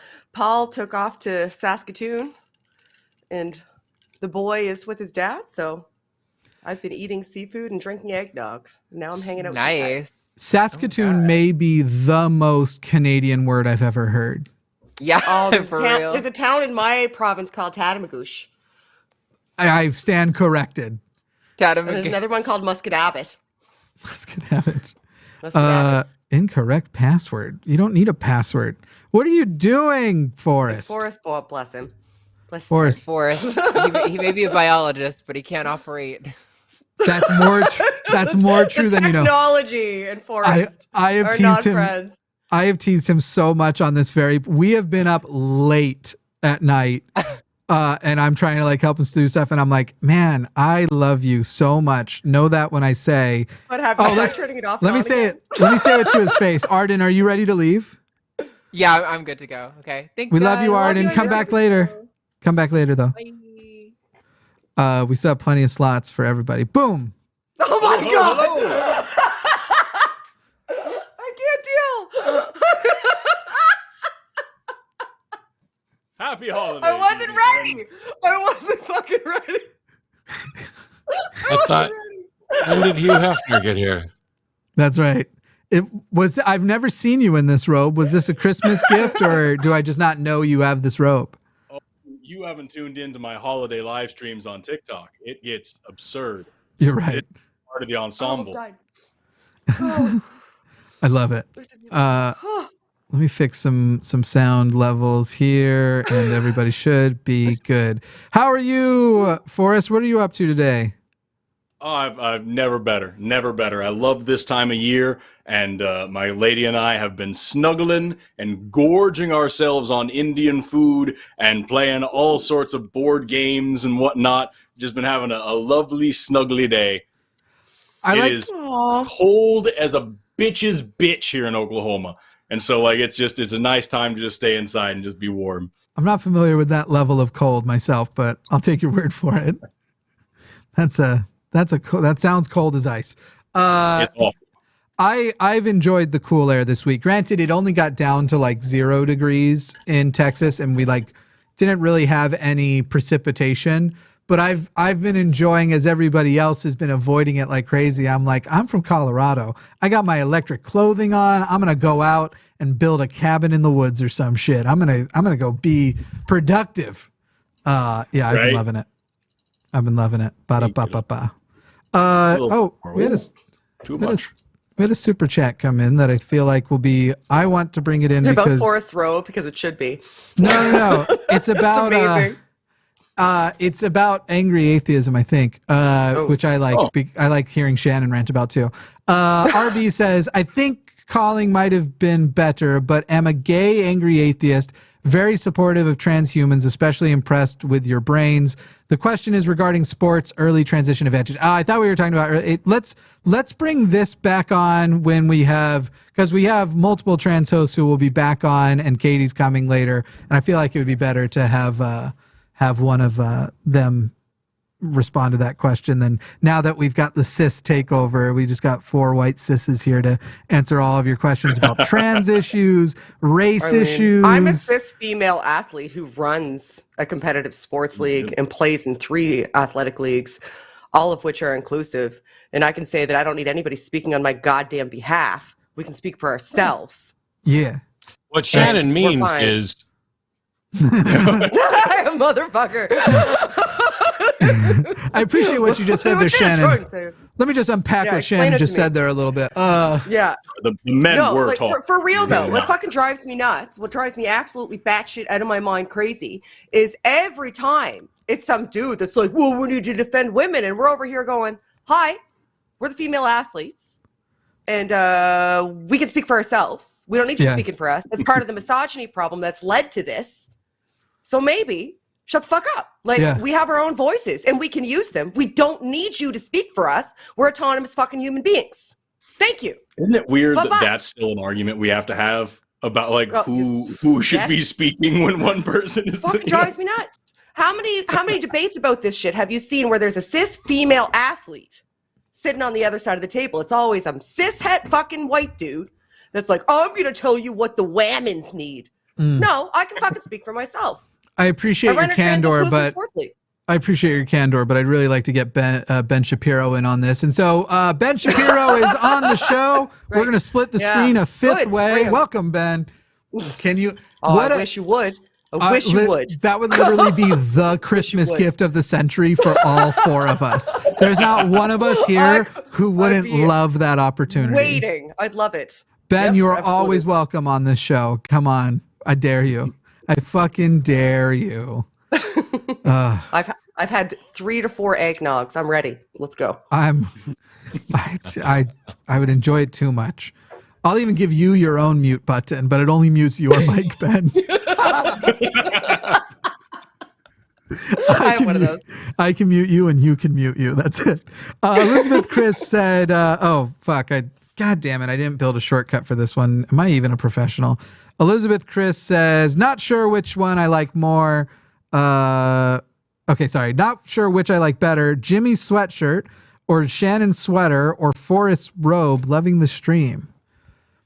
Yeah. Normally, I'm set up in front. I was going to do this for my holiday streams on TikTok. I usually set this exact thing up in front of a fireplace and a tree and everything like that. But I would have to move my whole desk out to my living room. But this is as good as it gets for now. I just dressed like this is my job. I can't speak for the other 3. This is a job. I'm just Whoops! My bad. This is what I wear to work. No, I actually feel like I'm the one who made the mistake. I feel like Matt and I should be dressed more festively, just maybe not Christmasly. Christmas. I was gonna wear antlers, but then I didn't. I'm actually one of the Coca-Cola Christmas polar bears. Got it. Is that what's happening? Got it. The number of people who are excited to hear that Matt is a bear, who are probably in the chat. I used to be a bear. I'm closer to an otter now after the I don't think you know what he meant. I think I exactly know what he meant. We have an inverse physical thing happening where as you become more otter, I became less otter and more bear. We've passed each other. You got a haircut too, Jimmy. Yeah, recently. You did. I like it. No, I just showered. All I did was shower. So that means I can't like it? I can't like your hair unless you're on shower? Is that what you're trying to say to me? I appreciate it. I showered and I showered right before we literally I got out of the shower 12 minutes before the stream. It was still wet at the beginning. Now it's just it falls well with the styling. I appreciate it. I appreciate it. I'm gonna not let anyone see any angle besides this head on. But that's not just about this. That's also about my neck and chin. I'm a narrow person. I can pull off this angle very well because I'm so narrow. You don't want We should all show our worst angles for super chats. We should all celebrate the holiday season. $500 minimum if everybody wants me to turn to the side for 5 seconds and hold my chin at its natural state. $500 is how much that will cost. Is it $500 cumulative? Like if we get $500 super chats now? A singular rich annoying person has to do it. That's how it works. We got Marlene Wilson who says, as an LGBTQ plus atheist, thank you all so much for creating this safe space for us. It means so much. Keep doing what you do. Yeah, I don't know if I would call this I would call this more a catharsis space for queer people, because there are definitely going to be times where people call in that you need to be prepared. Like, I'm just trying to be specific because I don't want to set the wrong expectation. And I understand what you're saying, Marlene. I'm not trying to invalidate you, except only a little. Invalidate the words, but not what your idea is, because I think the idea you were trying to communicate was right. There are definitely, you're going to see us defend stuff, but there are going to be times where people come on here, and it happened, I think on Thursday's show, where they were talking about involuntary sexual situations, which is a specific word we're not really even supposed to say on YouTube, and they were using that word a lot. And there are going to be people who, if you're not prepared to watch a show where that can come up, you shouldn't consider this the safe space, because we're going to engage with that person, but we're going to argue with them, and we're going to shut them down, and we're going to defend the people you're describing. But when I think of a place of like, hey, if you're in a bad mental space and you need a safe place to go, I'm thinking like hobby channels. Like those are the safe places to go. Watch a person, though, funny enough, I've actually heard like little shitty, I identify as walnut on woodworkers channels before, where I'm like, this was fine when it was about you making boxes, and now I have to be aware that you're a piece of shit. How dare you? Mm-hmm. That one joke. Yep. Never stops being funny. I know. The number of things people... Brett Keane was on here earlier, and he wanted to identify as the sexiest man alive. How did you feel about that call, Shannon? I'm very glad I wasn't here. Sorry? How'd you feel about that call? I was sorry Shannon wasn't here, because Shannon would have ripped him apart even more than I did, and that always make me look... It's like people are like, oh, Matt's the angry one. And I'm like, have you not seen Shannon go after somebody who's just fucking dishonest like that? Yeah. I think I out-angered you on that call. I was proud of myself. Probably. I think you may. Yeah. I'm busy playing chess and stuff. By the way, Shannon, you can challenge me on chess.com. No, I'm terrified. I'm afraid. Legit. I'm like, I don't want to do it because it's going to make me feel bad about myself. I don't want to deal with Matt's condescension when I say, what's the castle thing called again? Oh my fuck. I'm not that bad. I know where the pieces can move. My crook? God. What's I know what a rook is. It's called rook. Okay. Bio Junkyard said, thank you all for all your hard work. Humanism bless us, everyone. Humanism bless us, everyone. Johnny Tips for Forrest to say, they would like you to read this. Oh, of course. Let me just see what it says. Thank you so much for calling the line.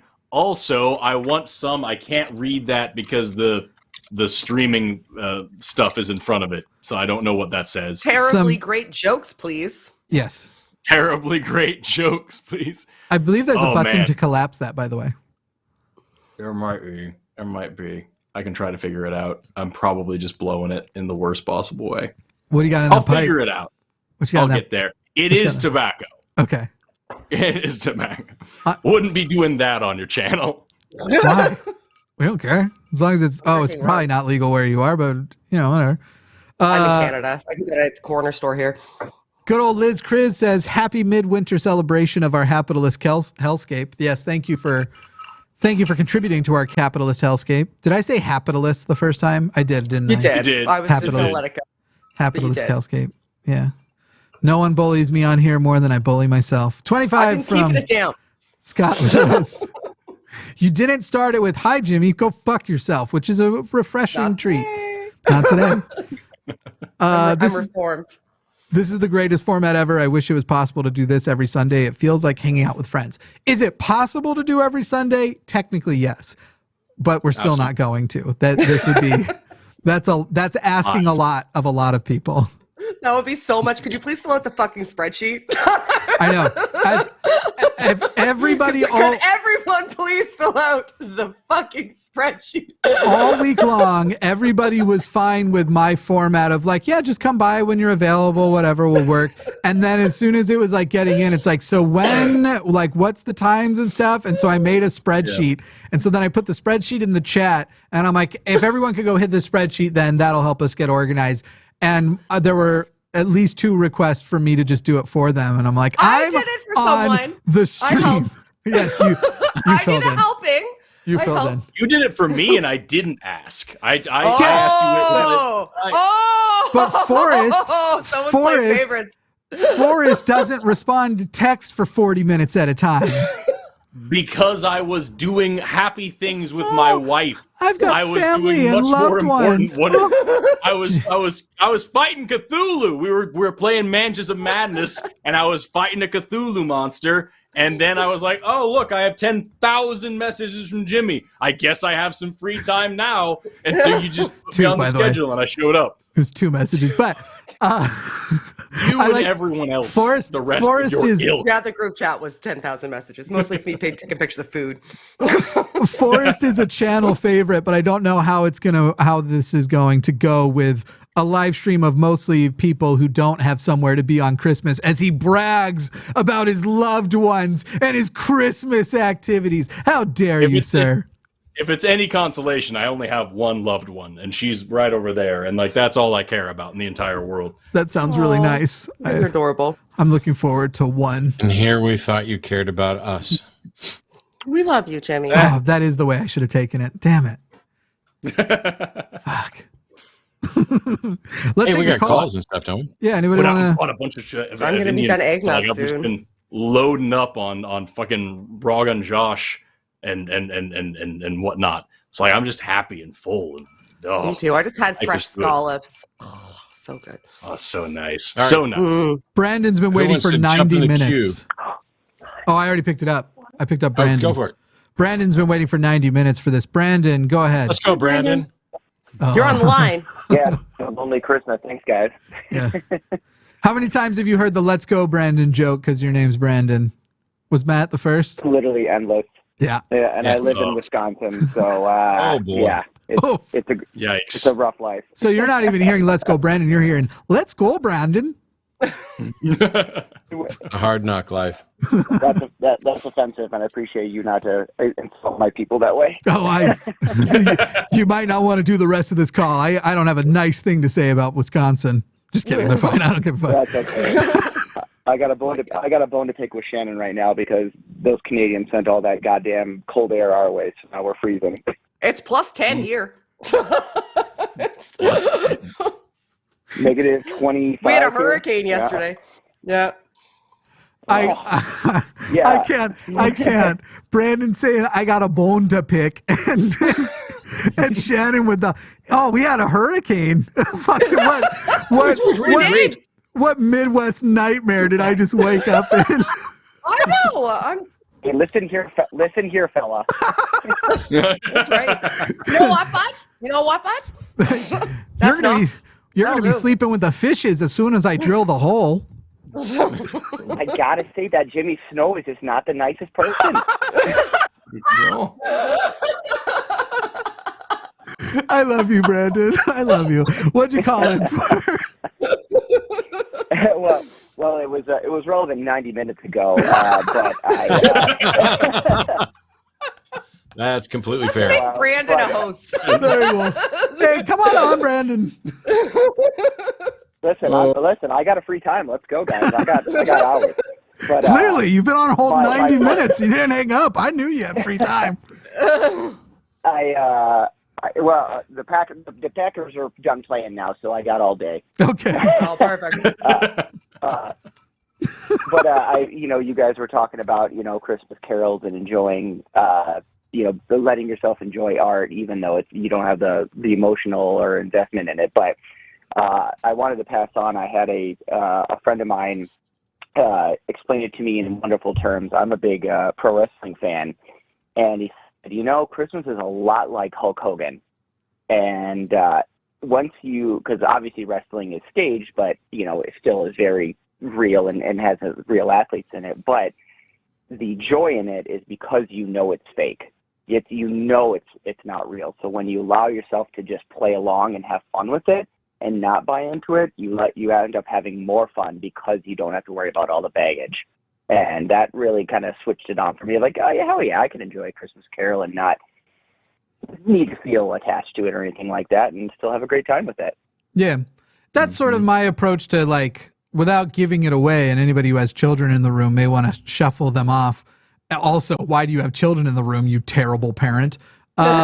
Just kidding, though. You're fine. But that's sort of my theory on how Santa should be approached. It should, you don't have to lie. You can make it a game. It can be a fantasy for fun. You can still do Santa, and it can be the game of Santa. The people, I actually saw this debate happening on Twitter, just defending, like, yeah, no, you should tell them it's, because don't you want your child to believe there's magic in the world? As though that's been socially accepted by all of us as that would be a good thing. That by default is a good thing. Fuck no. Like, can I go off on like a tangent for a second? Because I've been thinking about this like so much lately because I raised an 11-year-old to believe in Santa. And I wish I hadn't. Yeah. I really wish I hadn't. I had a long conversation with one of my best friends. She's a PhD in biology. She's super fucking cool. And she's a very, very small child, like just turning like almost 2. And we talked about my experience with it. And I was theist-esque when he was born, like almost 12 years ago. And now when he's at the precipice, this is when I'm really struggling with it, because he's 11, he's almost 12, he's at the precipice of not believing. And now I have to grapple with the fact that I have to tell him, I have to justify a lie now. I have to justify why a lie was good for him. Yeah. I'm in that position now in my real life, in a position where I raised him as somebody who is skeptical and should question things, and orchestrated a very elaborate lie to trick him throughout the course of his entire existence. And I have to explain to him why it's okay that I did that. And I can't find a good justification. And I've landed on, I'm going to be honest with him about why I did it and what my motivations are, and like cop to it. And we grapple with what that means, but kind of wish I hadn't. So I feel the same way about Christmas in general, which was your general call, is that like, you can enjoy it without the magic. The magic isn't necessary. And if anything, like me grappling with this right now has taught me that not only is the magic not necessary, but sometimes the magic injects something not quite truthful or, not real into it and sullies it a bit. Like the memory of him with Santa is always going to be something that I knew we grappled with. When you think of it, you idealize it as this thing that's going to be this magical childhood experience, but really it is an orchestrated lie. And you know that it's an orchestrated lie. And you justify it by saying, well, you having the experience is worth me lying to you, as if there's not other experiences that could be just as good in and around the same vein. So anyway, it just brought that up to me because I'm legitimately have been having conversations with friends about this constantly as he's coming out of it and losing the belief. And yeah, anyway, sorry. No, it hit home with me. I think you nailed it. Yeah, I wholeheartedly agree with what you're saying, because I don't think it's a good thing, to spread this lie and have them then, when they come out of that, they're now potentially embarrassed or upset or hurt or whatever else like this. Yeah, but also, on just in your case in particular, what an amazing lesson for a young skeptic to learn that, I also made a mistake here. And, even though I was a skeptic, I still bought into a tradition and the beliefs there. And I am now still in my age deconstructing what I knew back then and what I was taught back then and what everybody else is doing. And now we're doing this together. I'm sorry. Let's grow now into a new world. Like, that's such an awesome thing to not, to see that humanity from you. You know what I mean? I think that's a great way to learn. Well, one of the ways that I'm going to proposition with him is that like adherence to cultural pressure can sometimes lead you to bending into something it's a lie, to not go against the grain. And I don't want that for you. I did do it. I wish I hadn't. and that's not something that I want for you, and I want both of us to learn this lesson together, is the way I'm going to approach it, I think. But it's hard. Yeah. Sorry, Matt. Yeah, I think a great way of looking at it too is if you could all of us argue that it cheapens it too, because those beautiful memories and all the good stuff still happens. No, it's a lie. You said it, but it's the old. Isn't it enough to believe that God is beautiful? There have to be fairies underneath too. Like a good thing can be a good thing. You can just. I could have had the memories without the lie. Yeah, I could have had still just as good memories without them now being sullied by a lie. Now, Matt, go, because we've been interrupted twice. I'm sorry. No, it's fine.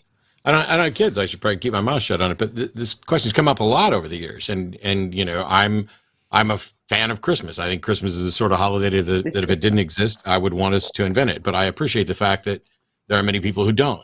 But this issue of Santa, we've had lots of discussions and arguments over the years, and there were some people who were like, no, it's absolutely awful. You're lying, and it's going to come back to haunt you.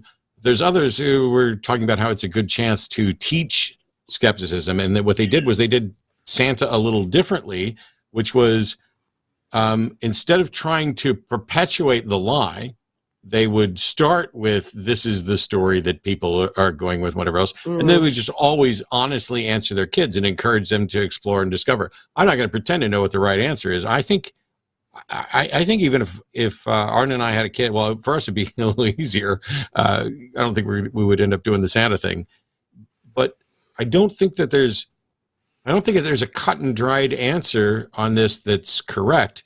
I think there may be a good way to do either some version of Santa or absolutely no version of Santa. And yeah, that's why I mostly stayed out of it, because I made a deal with, well, I didn't make a deal. I told my brother early on that I was always going to be honest with my niece and nephew, no matter what they asked me. If they asked me, hey, Uncle Matt, why don't you go to church or whatever else, I'm just going to be honest and let them know they can talk to their parents about it.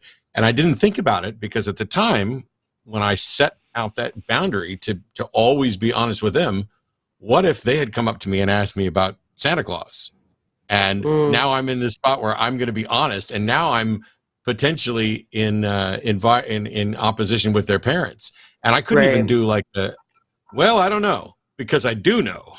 And so it's going to have to be you should probably ask your mom and dad that. And that's as close as I could get. Yeah, or I'm not going to talk about it.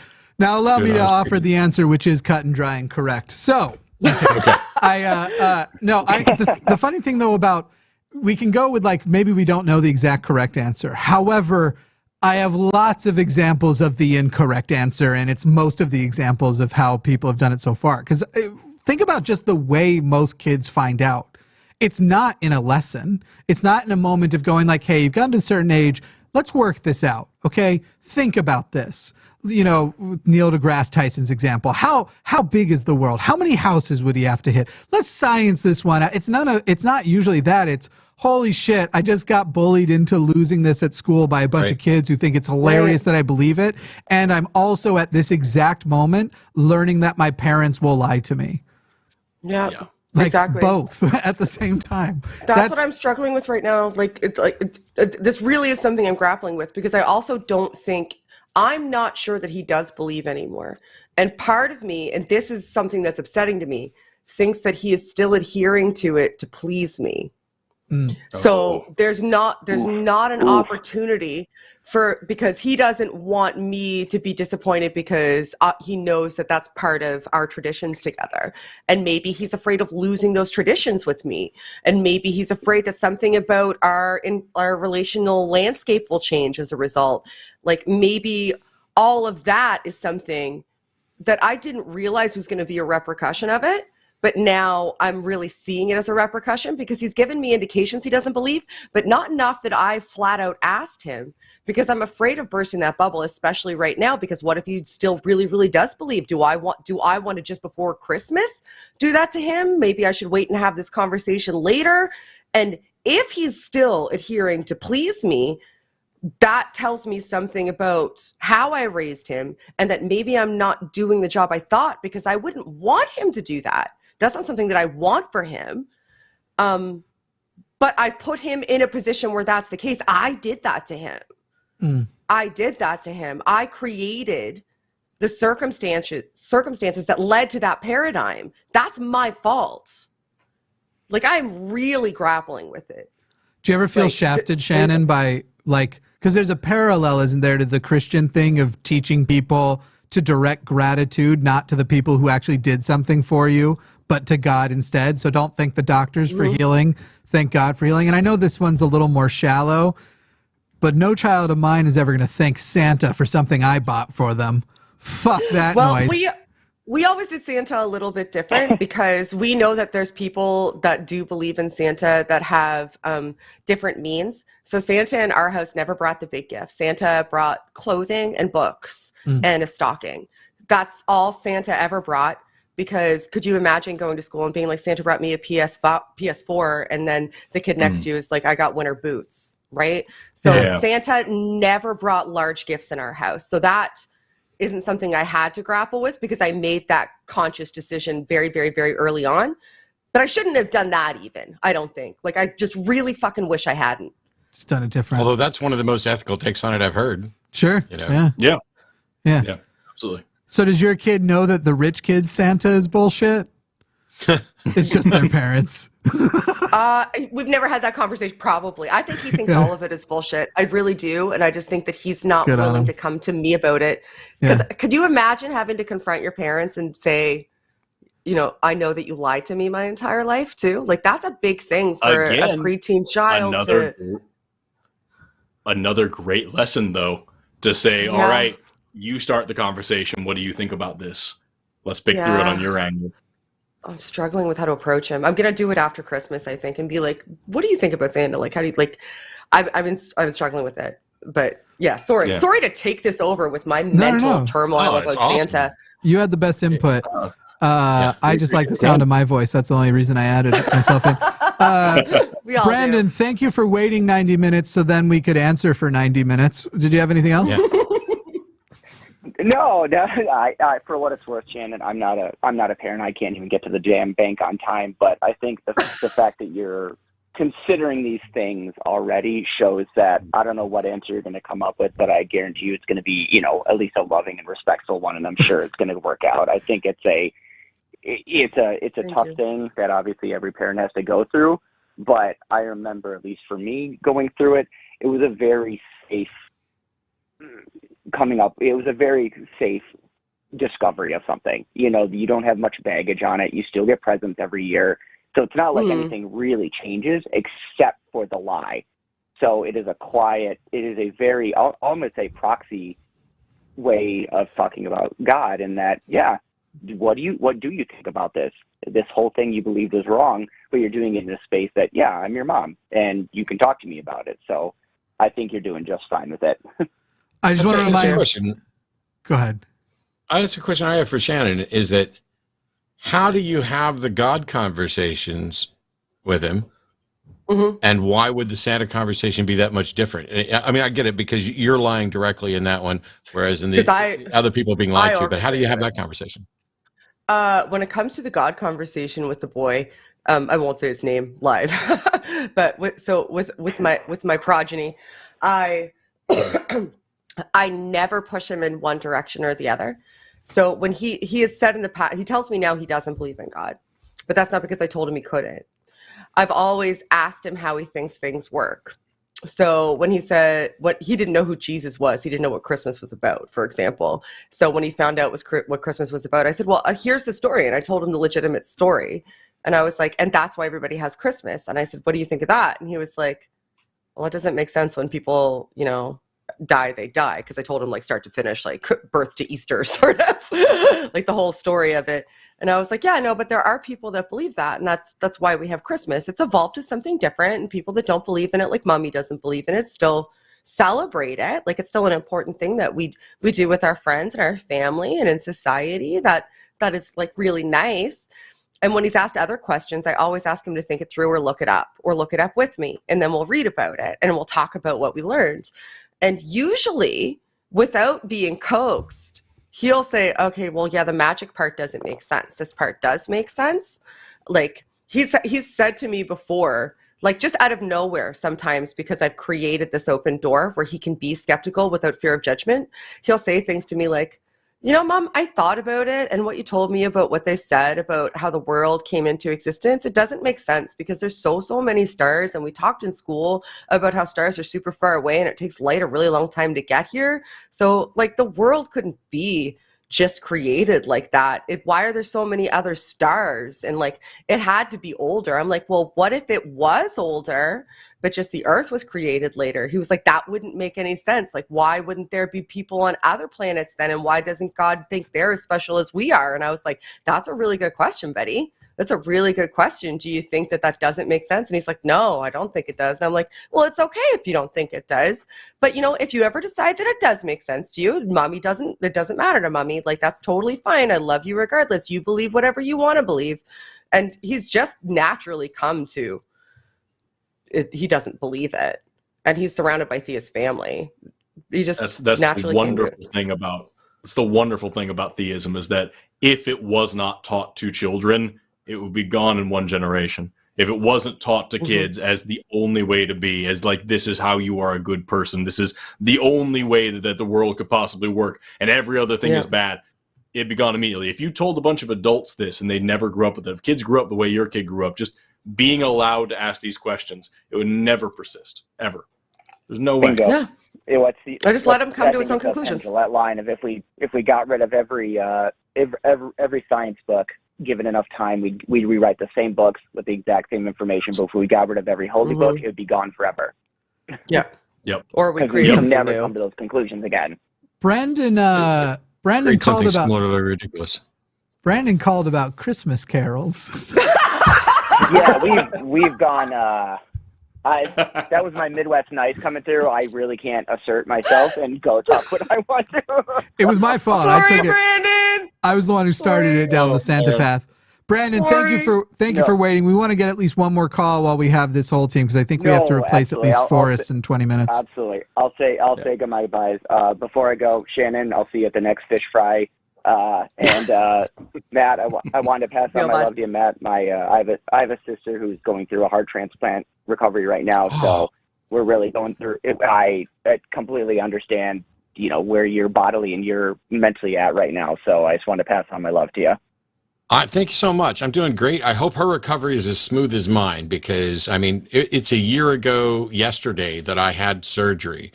And I'm never going to be back at 100%. I'm like at 95% and have been there for quite a little while. By the time March rolled around, I was doing an hour-and-a-half magic show at the American Atheist Convention, although I was ready to collapse by the time it was over. So I hope hers is very, very smooth, and that she has even less pain than I did.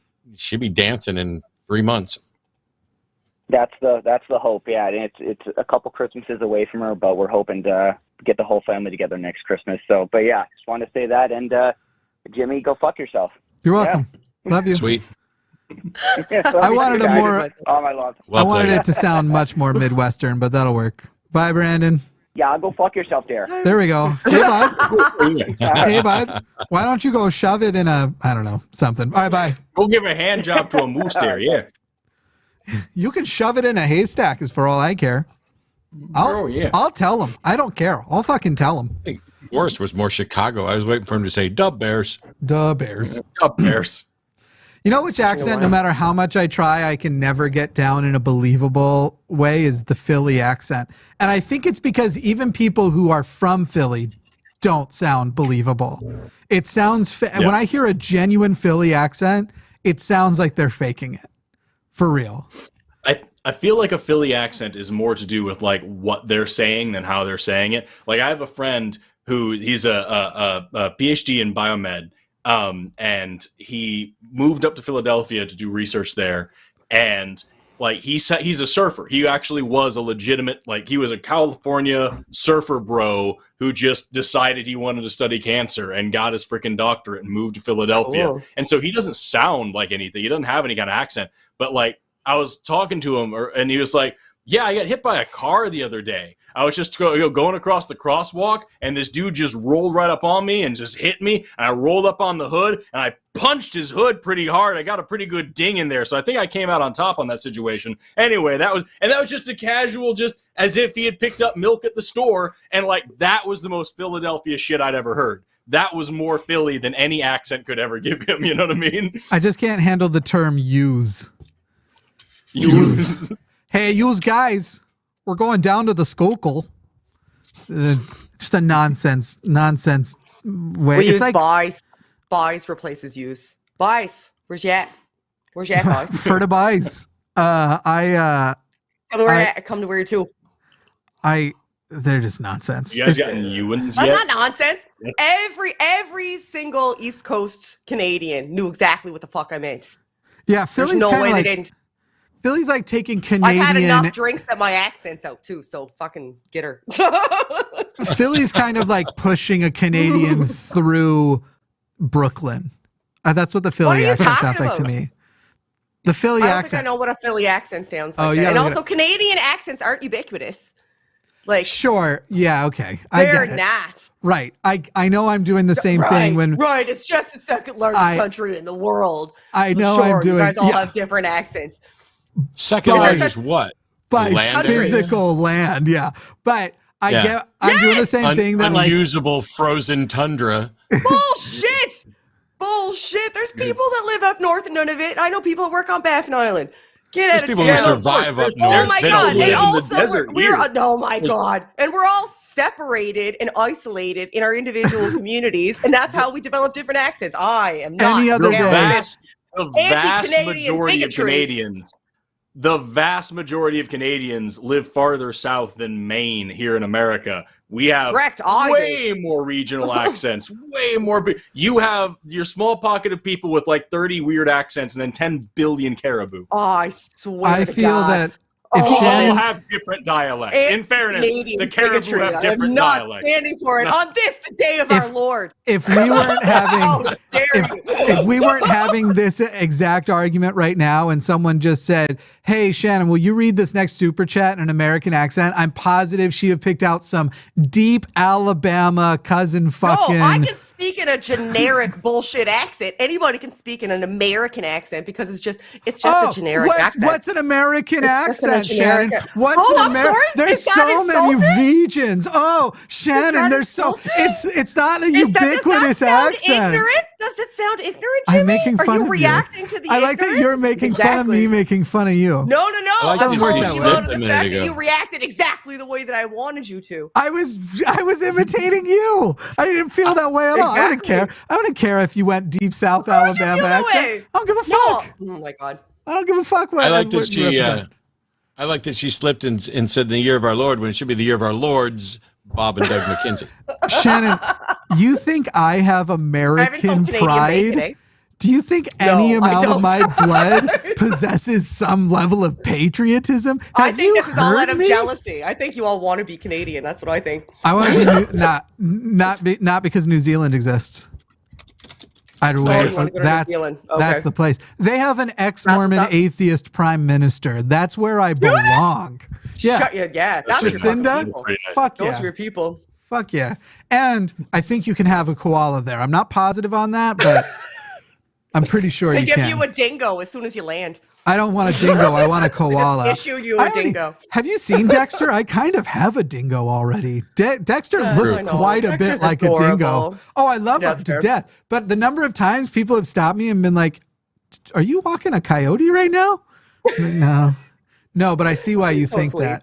I know somebody in the chat just said that Creaky Blinder is the only YouTuber without a silly accent. I'm gonna text him and told him you said that because seriously. Like, knowing that came from this stream, he would freaking love it. So I'm not stream after this. Bro, you won't believe this shit. I would challenge it. I obviously I couldn't do it with anybody here because I'm public about where I'm from, but I've asked many people to place my accent and nobody can because it's nonsense. I've lived It so is. many places. My father was a New Yorker. Plus My you have mother was a British Brit. influence. Right. Yeah. You can hear that. I got a Brit mom and a New York dad. Now, if I'm around my New York family, you think I'm from New York. If I'm around my British family, you think I fucked a British person. Not from, but you think I fucked one. Yeah, it's a whole thing. Anyway, Forrest wanted to revisit. Did you get accents via osmosis? Is that what happened? I think so. My accent the accent just like rubs off on you. It's still Do you have to me, do but mouth stuff? it's heavily influenced by what's around, and just my button becomes even more pretentiously hard around British people, and then it's the New York accent's the one that's the easiest to pull out of me, because first of all, I enjoy asking people if they just took some fucking stupid pills. What, just take some fucking stupid pills? And I like squinting like I'm fucking Robert De Niro. You're good at accents what anyway. What are you saying to me? Anyway, Liz Kriz, happy midwinter celebration of our capitalist hellscape. Go, Forrest, go. You did it again. Capitalist again. You did it again. You did capitalist again. Cool. And this isn't even the one that I wanted to revisit. I saw a super chat come up a little while ago where somebody actually asked our opinion, because they said, like, you've talked about abortion and something else. What are your thoughts on capitalism? Yeah. Let me find it. Because like that, here. I saw that and I was like, if Shannon go on a fucking tirade about Santa, let me tell you why capitalism is antithetical to freedom and democracy, and it makes no sense to have the two at the same time. I'll mute myself and enjoy all of it. Do it. Do it right now. We can do it. I want to remind you I'm ready. that you've told me you have to go at an hour, which means that you only have 14 minutes left, and I'd love to hit one more call before you go. So okay, I'll be succinct. I'll be as succinct as I can be. Well, you said I'll be succinct, and then you said I'll be as succinct as I can be, and I feel that I'm getting conflicting messages. That was correcting for what I knew was going to be a bad, way to do that. Yeah. I knew it would be a false promise, so I had to correct for it and say as much as I can. Do you remember what the name was on it?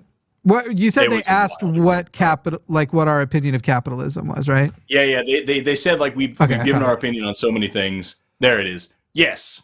We know where we stand on white supremacy and misogyny. What about capitalism? Do you guys want to give a brief answer on where you stand before I talk about this for a minute?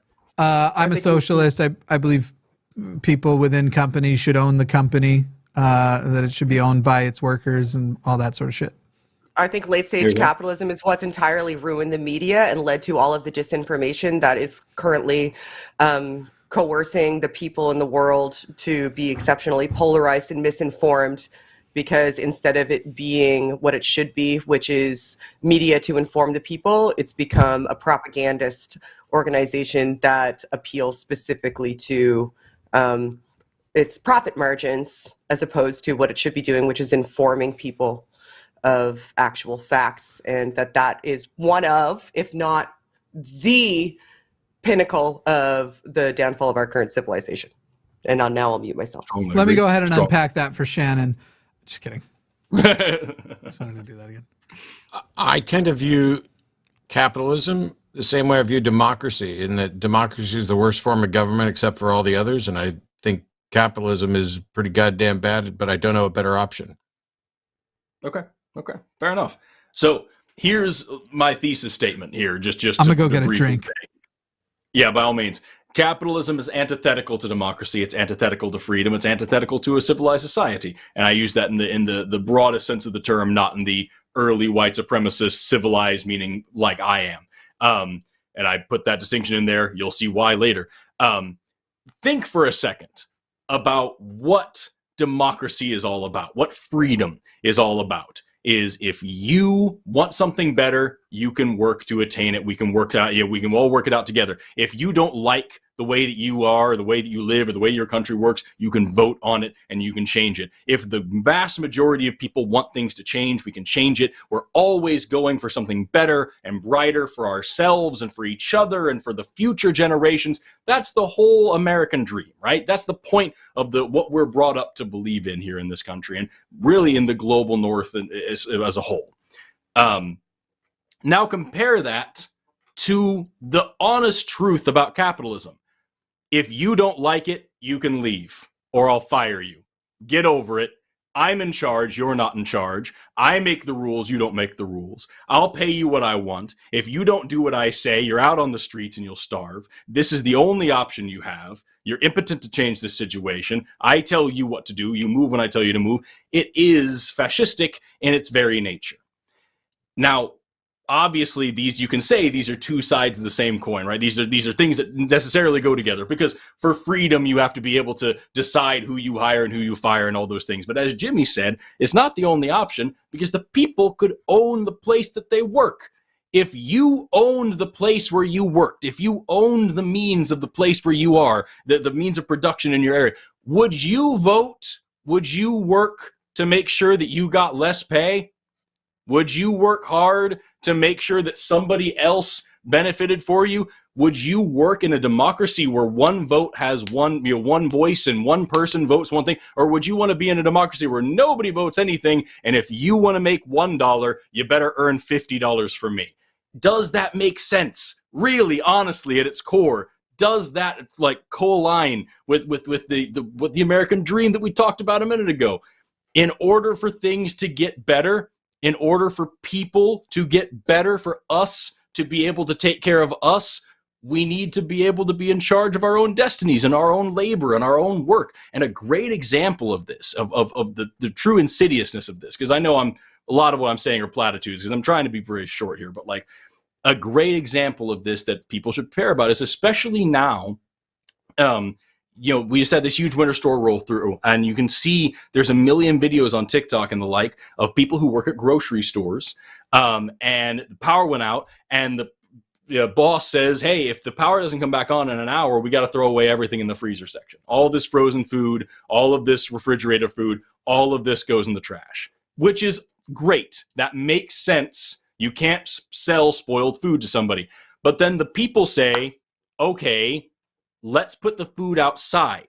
It's freezing cold outside. Let's put the food out there. It'll preserve it, and then we can sell it later on. And the boss says no, because then it might get stolen. We can't do that because somebody will steal it. Same thing as when you see, when people throw away donuts. You see those videos. There's a million of them out there of people working at a donut shop, like Dunkin' Donuts, something like that, and they have to throw away all the donuts, all the old donuts, because it's the end of the day, they have to toss them, but they can't eat one. If the employees eat one of the donuts out of the trash, they get fired for stealing a donut. And obviously this makes no sense, right? This makes no sense, but it does when you realize that the point of the food is to be sold. Think about that. The purpose of the food is to be sold in a capitalist society. The purpose of food is to be eaten. If the purpose of food is anything else besides getting eaten, your society is broken. If it gets sold before it gets eaten, radical, good for you. But the purpose of food is to be eaten. And we learn in first grade that everybody needs food and water and shelter and medicine to survive. And if any society allows people to struggle for those things and allows it to say that those things are not sustaining life first, if the purpose of those things is to be sold rather than to sustain human life, then we have fucked up. And that is my very brief, I think I was talking for maybe 3 minutes, 5 minutes, I don't know, on why capitalism is the fucking worst. And before anybody says, very briefly, well, socialism is what Stalin did or what, blah, blah, blah, blah. No, they didn't. There haven't been any socialist countries. There's been some pseudo-socialism, a little bit, but we haven't had a socialist country. There is no such thing as a capitalist nation, because capitalism is, by definition, anarchist, because you need to be moneyless, classless, and stateless. But there have been people like Nazis and like Stalin and all these people who said that they were socialist or communist because they were fucking liars. We can all sit around and say, yes, these people were evil. They were monsters. They were terrible. But you think they were honest on top of all that? They were liars. And now America especially was like, yes, see, they said that that's socialism, so that's what it is. Socialism is when the government does stuff. And when the government does lots of stuff, that's called communism. It's bullshit. And if you study what these things actually are, I think you'd enjoy them too. And that's end scene. We should clip that. Yeah, sorry, I stepped away. You all didn't unionize while I was gone, right? Might have. Oh yeah. Yeah, we want higher. We want higher We're wages. Jimmy. seizing the means of production, Jimmy. We'll all be at your house. Good luck. 3 to No, 5. I think that was an absolutely brilliant and useful summary, and I'm serious. We should clip that and just that's a clip. Well, thank you very much. I appreciate that. I know I kind of went off the rails a little bit, but that's everything that I could think would be important at this moment. I'm sold. I'd vote for you. I made lemonade. Oh, Actually, it's lemonade. It's lemon limeade. Let's take a call before we drop them. Yeah? Let's talk to Max in Austin, because I think this one we can take promptly as I send links to. I think we're replacing Forrest with You Aron. think we can take a call promptly? Also- It took us 45 minutes to take a call about Christmas carols. That's right. We'll see what happens. there's also number 6. There's also number 16 in the queue there that you might want to like quickly if we can. Oh, I'm not we've already saying got who Max they are, on. but We're that's the why ones- you see it. I'm concerned, Yeah. bro. I'm just saying. Yeah, we'll do our best. Max, Somebody's go been ahead. on hold for 2 hours. Yeah, it's a Mormon question. I was going to get that with Aron since Aron's also ex-Mormon. Great. Max, you there? Can you hear me? Yes. Hi, y'all. Hi, y'all. Hello. That's right. Hey, How you that's doing? definitely from Austin. Yeah. Yeah, I want to take a moment and wish y'all a season's eatings, because this is the time of year where our souls should delight in fatness. My soul's been delighting in fatness for decades. I actually have a theory that the only thing that counts as a soul is fatness. That's my hypothesis of the soul. Anyway, go ahead. Okay, so I used to be a theist, raised Southern Baptist. During the course of the events of 2020, I discovered y'all, the Atheist Experience, The Line, Talk Heathen, and y'all have made me think. And at this point, I more or less identify as an agnostic atheist. Likewise. So my question is, how do I go about being a good atheist, if you will? Because I was a good Christian. I was a good Southern Baptist Christian once upon a time. So how now do I be a good atheist? How do you be a good person is the Yeah. real question you should be asking. Yeah, are you asking like how do you adhere to the tenets of atheism, or like how do you be a good person as an atheist? What do you mean?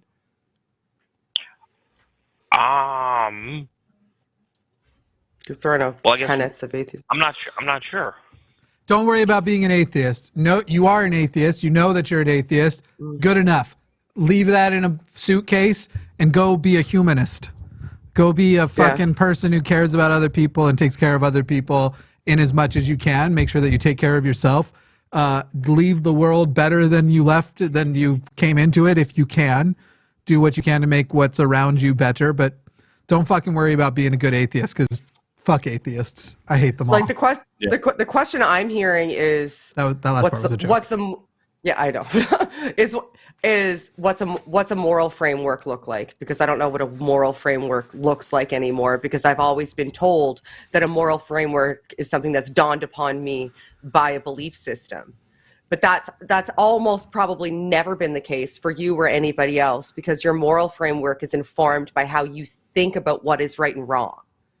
So find ways to make sure that the epistemology that you're using to approach questions of what is right and what is wrong is a strong epistemology, and then you'll be a good person, which is a more important question than being a good atheist. I would rather a good person, theist or otherwise, exist in the universe than one more atheist who's shitty to people, right? Like, if you have a strong moral epistemology, that's what I give a fuck about. So build a strong moral epistemology and then enact it. And that's how you can be a good atheist or a good theist, and just in general, a good person, which is what the most important thing is. Yeah, I would say be compassionate, be kind. Keep in mind that no matter how somebody behaves, good or bad, that is more of a reflection on how their life has been and what they think of themselves than anything else. And always be willing to question every single thing about your worldview, the most sacred things that you hold the most dear. You should be able to justify and come up with a good reason for, rather than just doing it because you do it. And look for reasons to build connections with other people and with the world around you, and take yourself off of the pedestal, because very often when you come from a theistic framework, even if you don't have God up here anymore, you might still have humanity, and maybe even especially yourself up here. Learn to take yourself down along with everybody else and level the playing field. That's what I think. All those answers apply to the alternate version of the question, which is what sometimes I think people are intending, which is, how do I be a better, what should I do to be a better representative to the world, the non-secular world, of the secular community? And all of those apply to that. And I'd say the other aspect is to find an atheist community of some sort that you can be involved with, where you can help yourself and other people get better. Everybody that you're seeing on screen, these other three people, are helping me be better at representing atheism all the time. Because none of us are going to get it right all the time. But yeah, strive towards, being a decent person, representing humanism, and then working together to make sure that we're projecting those values out to everybody else. Love all those answers. So it's definitely not how the church defines as being a good Christian then. Oh God, no. Definitely absolutely not. Absolutely not. Okay, because what I mean by that is, and I'm sure those of you who used to be in one church or another, you grew up with this sort of instilled upon you, like it's if you're a part of this, this is the XYZ that you have to do. You have to know the Bible. You have to spread the gospel, that kind of thing. Yeah, I mean, the funny thing, though, what you're describing is still something I participate in, and I think everybody here participates in, but I participate in it in how I invite people to host this show and work on the show. There are people who complain that, how come they say they're an atheist show, which we've actually never done. We've never said this is an atheist channel to represent, we are atheists. We've never pretended to speak for atheism. But there's more than just that. So you're not going to see some of these, I'm just going to call them assholes out there, these atheists out there who are also race realists or whatever fuck else they're up their own asses about on this channel, because as far as being a good source for atheist content, which I guess you could say that's a goal, it's more than just atheism. It's humanism. It's even we just created a local Austin meetup group. Max, I don't know if you've joined it or not, but there's a link in the description. But there's a local Austin meetup group, and one of the questions you have to answer to join the meetup group is whether or not you support basically the entirety of the LGBTQ plus community, because we're going to have queer people there, we're going to have trans people there, and frankly, I wish to exclude those who say no. I don't. Yep. I'm not I will be exclusionary in that way. And so it isn't as though once you leave religion, you don't build community amongst certain principles.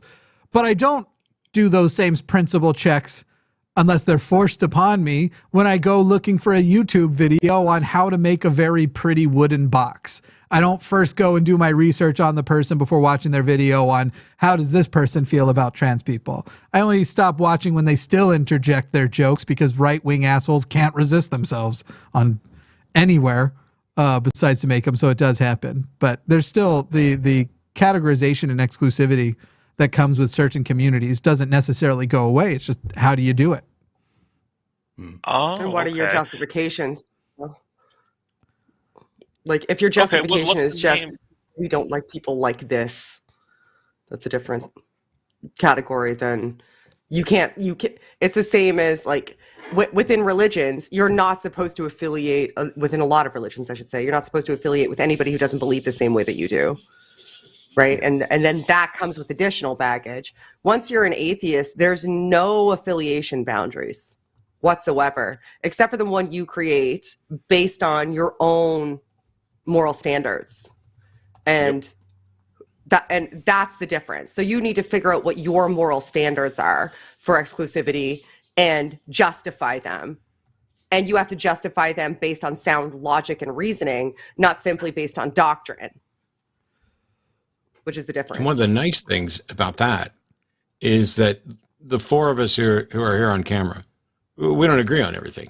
We don't even agree on everything with regard to morality or atheism or definitions, labels, or anything else. Sure. But every single one of us has, well, all right, I'll speak for me. I've benefited from interacting on all of those subjects with every other person in this room. The people who are here have changed my mind on something or helped me better understand something, even when they didn't even fucking know it. I mean, there are times when Shannon will say something and it'll just send my brain reeling down to a rabbit trail of thought, and I'll come back and I'll ask Jimmy or Forrest a question about that, and then you take that and it's like, wow, this worked out well, and now I get this better. We just did it with the whole Santa Claus thing, which is something I've been discussing for 20 fucking years, and I still got something new today that I hadn't even considered. And I don't know how people can go through their lives and not have those kind of interactions. I don't know how people can just be like, I have friends of mine who they never change anything in their life. They don't seem to learn anything. They don't interact. They're just wandering around. It's like, oh, everything's fine. Let me status quo it. Fuck the status quo. The status quo is, I mean, we're better off than we ever have been in many ways. But I'm an obsessive learner. And I get that not everybody's going to be like that, but I don't understand the people who don't want to just say, hey, let me sit around and think about what I heard today and how am I going to take that on board? Maybe I'll take it on board to change my life in a better way. Maybe just recognizing that it was fucking bullshit is enough to not only help me not fall into it, but help somebody else not fall into it. I don't do these shows. For years, my channel wasn't mine. I don't do these shows for anything other than I have to. This is who I am. This feeds me, and not in an ego sense. I'd rather sit around and talk to these people than read a book or a magazine most of the time. Not all the time, but most of the time. And the privilege of having the abject freedom to shift your framework on a dime because you've absorbed new information and it doesn't butt up against anything that you see as a necessity from an epistemological standpoint. Like within religion, I struggled with that all the time because I was like, I want to shift, but I'm hitting this wall. There is no wall for me anymore. If I need to shift because I've had one of these conversations, or I've read something, or I've heard something, or I've learned something through an interaction or an exposure, I can just fucking do it immediately. Absolutely immediately. I can just do it. I am no longer encumbered. God, that's amazing. Yep. It's so nice. I can't imagine not learning something all the time. Yeah, the thought of being the same person with the same ideas next year kills me. Like that sounds awful. Like most of the things I believe I know I'll stick to, but like just the same boring in and out and never learning anything new, that sounds like hell. I can't imagine. Like I've been studying science for a long time. I can't think of a time in the last decade that I've been legitimately bored. Because there's always something to learn, something new to grow on, something new to explore. Max, did you have anything else? Yeah, I did have one question, but first, thank y'all for the information. That what y'all have said here makes a lot of sense. What was the name of your Austin meetup group? Oh man, it's called the Austin Humanists, Atheists, and Skeptics, and the link should be in the description. If it's not in this Sunday's, I think it is in the description, but it may be in last week's as well. We don't have a new event until sometime in January. We haven't scheduled it yet. Okay. Well, I'll sign up for that, and I'll answer the screening question while I'm still here on the air. I'm fine with the LGBTQ plus. Actually, I have a lot of questions about that. Because, there's a lot in that community that I don't fully get yet, so... Every Thursday, we do a call-in show called the Transatlantic Call-in Show. If it's about trans issues, call then. If it's about other issues, call any of the times we have queer people on. We're going to wrap up this call just to make sure that we can get more calls in, as well as switch Forrest out for Aron, and then I think a few minutes later after that, we'll be switching Shannon back to Ben. if that's what's working for everybody. But Max, if you got a final thought or something you can share, we'll let you go, and then we're gonna make all those transitions happen. Okay, well, y'all have a good one. I'll see y'all later. Thanks, Max. Bye, Max. Pleasure talking to you. Let me see if there was anything specific in the super chats that was directed at Forrest before I eject Forrest into space. Yeah, I gotta go. Yeah, you gotta get out of here. I don't. Beautiful Mexican woman sitting right over there. She texted me actually in the middle of this. She texted me. I was like, "You can go a little longer if you want, baby." And she texted me again. Never mind. Shut up. I come back out here. I'm just gonna put all the ones up that have Forrest's name in it because that was the easiest thing to search. So we've got. This isn't a question. I just wanted to say that Forrest right now is exactly how I imagined Sherlock Holmes looking when I used to read the stories as a kid. That's what I'm going for. Hey, Forrest, where are bad puns stored in a database? I can't even Love with that. this shit. That's good. That's a good one. Let's see. This one says, 4 things real quick. Love you all. 2, watch Matt's debate with Nadir, and that was rough. Mostly for him, though, Lamau. 3, Forrest, thanks for cawing the line. And 4, Shannon paid me to say, F you, Jimmy. That doesn't sound Canadian at all. Oh, I don't know, though. all. I think I'm probably a little bit more Midwestern at the moment. I understand. Let me see. Well, I get it now that I know that you think Canadians all have one accent. So there you go. That's what I said. Some That's of what I them sound said. like they're French. That's what I said. Yeah, that's They true. are French. They fucking are French. We're a bilingual country. They don't sound like they're French. They're fucking French. Jesus Christ. Friendly neighbor. When's Ben coming? See, I thought they were British. Oh my fuck. Realizing that they are French. I didn't think that I could dislike Canada anymore, but no, they are French. When is Ben coming?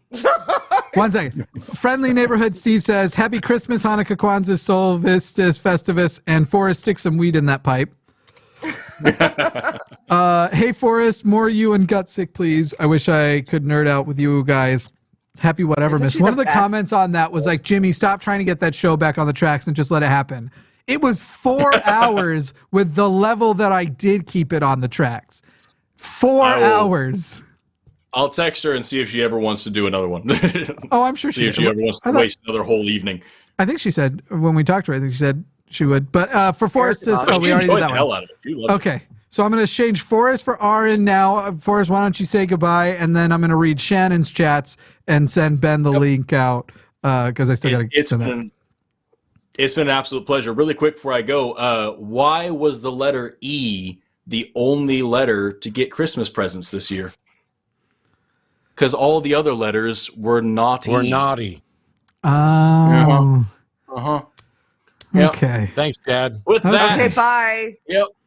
I'm going to go be a very happy man. I'll see you guys later on. Bye. Happy holidays. Bye. Get out of here. See you later. And welcome a light. Right. Aron, are you? What's going on over there? This halo's Is he going to emerge from the darkness? Is Aron going to I hope that he's going to I get the feeling there's going to be a little bit of dueling snakes here soon in preparation for next Wednesday's show. Something going on, yeah. Now it's just like full darkness. Nope. Now we're looking at the ceiling and more lights. Is he running? Somebody else Aron connect? running? This is the Blair Witch Project. Oh my God! I was so confused. Yep, you didn't put my background on either. Well, when would I have done it, Aron? Facing the fucking wall, Aron. When would I have done it? You just right now don't. I can see the green screen to do it this second. When? Right, fix that shit then. I'm working on it. See, there was already a super chat where someone requested that everybody stop bullying me so much. I'm glad Aron's here, so somebody's had at least as many drinks as I have. That's why I'm happy that Aron's here. And you probably as good, too. I wish that I hadn't been replacing Forrest because I wanted to find out what was up with that guy with the snake farm or whatever it was. I'll tell you when we're not on the air. Yeah. I'll tell you what I know when I'm not here. I know Forrest was requesting that in January you and him do an episode of Skeptalk together. So I know that's one of the things we're gonna. That would be fun. Right. I've been waiting for that. I've been dying for it. Yeah, I'm looking forward to a 90-minute stream that goes on for 9 hours. I'm planning on being caffeinated. I'm excited. I'm excited. Can you for it. imagine being a young Earth creationist though and calling in and getting Aron and Forrest? Yeah. Like I just want some poor soul to call in and be like, evolutionists, and just say the word evolutionist and then not talk for 3.5 hours while both of them take turns. Well, but the thing that that's what I want for my life. The funny thing that I'll tell you though is that Aron gets the most. Whenever we have Aron on, Aron gets the most theist to call somehow, which is wild to me. Like why that he enrages them. Could this be it? It's a BDSM weird thing. Well, I think there are a group of theists who just follow you everywhere you go thinking like, today's the day I'll be the one who gets Aron. Jeranism will crown me the new king. Everyone remember Jeranism? Oh my God. I haven't heard that name in a while. That's a deep cut. Wow. What's he up to these days? Yeah, I was upset with Jeranism that I couldn't get him and Kent Hovind to do a debate together on the flat Earth thing. I thought that would be a fantastic idea. Kent Hovind defending the geosphericity against Jeranism. Wouldn't that be great? That would have been funny. That would be the first time that Hovind ever had a chance of winning a debate, and he would actually be able to cite science on his side. Yeah, and he still wouldn't be able to do it. Yeah, I know. I don't like him getting any airtime at all, given what I know. Like I live with Apologia, right? And I'm not sure if you've seen Paul's Kent Hovind videos, but knowing what I know on the inside and not like even some of the stuff that Paul hasn't put on his videos, like that man needs to be incarcerated for the rest of his life and not allowed to affiliate it with other human beings, literally whatsoever. He is a danger to humanity as far as I'm concerned. And for similar reasons, I have declined to ever give him any more oxygen. Well, I mean, you already spanked him so hard that he's probably still crying about it. Somebody tweeted yesterday, or maybe it was this morning. Pine trees and elephants. He still whines about the debate that he had with me every single day. No doubt. I'm sure he does. Everybody whines like that about you. I did a debate the other day, and the guy would not stop talking about you. I was like, holy shit, should I go get Aron and then just have him come in and finish this? Because I was playing chess through the entire Q&A because that guy said nothing new or useful. Yeah, I have to apologize. I had no idea that you were debating that guy. I would have warned you about how vacuous he is. He is he is a good example of somebody who lives down to their name, though. Yeah, lives down to their Shannon.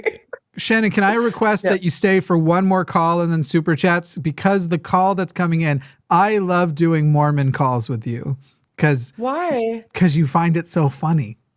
Okay. It's always so entertaining how much Mormonism blows your mind that it could exist. Magic Submarine. Okay. Magic Submarine. This is on that level. We have Whisper in Utah who wants to talk about refuting the concept in Mormonism that we were all ghosts before we were born. We talked about this on the show the other day briefly. Whisper, hello. I was the one that, hi, hello, happy holiday, miss. Hello. I was, I came up with that one myself. I like it. Holiday miss, sure. So I sent in a super chat last week, I think, and you asked me to call in, and so here I am. Yes. Okay, yes, I remember. Go ahead and posit it so that this is also heavily clippable. In fact, I should have started it with saying, Whisper in Utah, you're on the line. What did you want to talk about? That's how I should have begun, but I didn't. Okay, so here's what I want to talk about. In Mormonism, there's a concept called pre-life. It's where you were once some kind of weird, spooky ghost, somehow, and then you lined up to get into Earth, right? And your ghost gets shoved into a body the moment the conception happens. Yes. Wait, what? Everybody's body, though? I have questions. Everyone's body? Like, so the Immaculate Conception, or like your individual conception? Yeah, so that specific detail is actually not universally believed by and isn't specified by the church. But it's what I get. Yeah. Told I have Mormon abortion. family members who believe that it's sometime shortly before being born. Some people believe it's at the moment of birth, and then some people believe that it's at conception. But yeah, the idea is at some point during your gestation, your ghosty body gets put into your baby body. Go ahead, Shannon. Shannon has a question. I'm going to raise my hand. Okay, so you're standing in line knowing where you're going, right? Like, you know you're going down on Earth to be. Do you know if you're going to be like a male or a female, or what type of life you're going to have? Yes. Everything, in Mormonism. like they give you the whole story of the whole thing. Oh, go ahead. I'll do it because I like the sound of my own voice. So basically, the way it works is before in the pre-existence, we all not only either had a male or female gender, we also picked our families. So I picked my parents, and everybody picked, and they picked me as kid. Well, 1 second, Shannon. Give me a moment. I'll get My hand is up. Just tell me when you're done. Okay. You pick your families and everything, and so when it is your time to go and be with your family, that happens. Now, there are things that change. There are things like, my family chose more people than my mother was going to be able to physically have. So luckily, somebody volunteered to be a meth addict so that we could adopt her kids, though she didn't actually pick that because her becoming a meth addict was still a sin. However, it was also still necessary for these other kids to be sealed to my parents. All right, Shannon, go. What's your question? Okay, so do you know this, like, at the beginning of time? Like, since you're a soul that exists. No, let me finish my question. I'm not entirely full articulating my question. Yeah. So you're a soul that exists eternally. So when do you make this choice? Like, do you watch shit happen and then you're like, okay, now it's my time, I want a body? Or do you have to, like, queue up? And can you get out of the line? Can you be like, okay, I see what's going to happen. I know about this whole global warming thing, and I know Trump's going to be president, so I'm just going to fucking bow out now. Thank you. It's been nice. Peace out. Mic drop. I'm getting out of the line. Like, how does that work? For the moment, only God knows the future. We can see what's happening as it's happening. We're still abiding by time and everything, but only God knows the future. Now, as far as us being eternal, Mormons believe, and some of this is deep like temple shit, so a lot of Mormons will be like, I don't believe that. That sounds ridiculous. You just haven't graduated enough into the higher levels of Mormonism to find this out. Mormons believe that essentially we've always existed, but for a long time we were this sort of unorganized intelligences.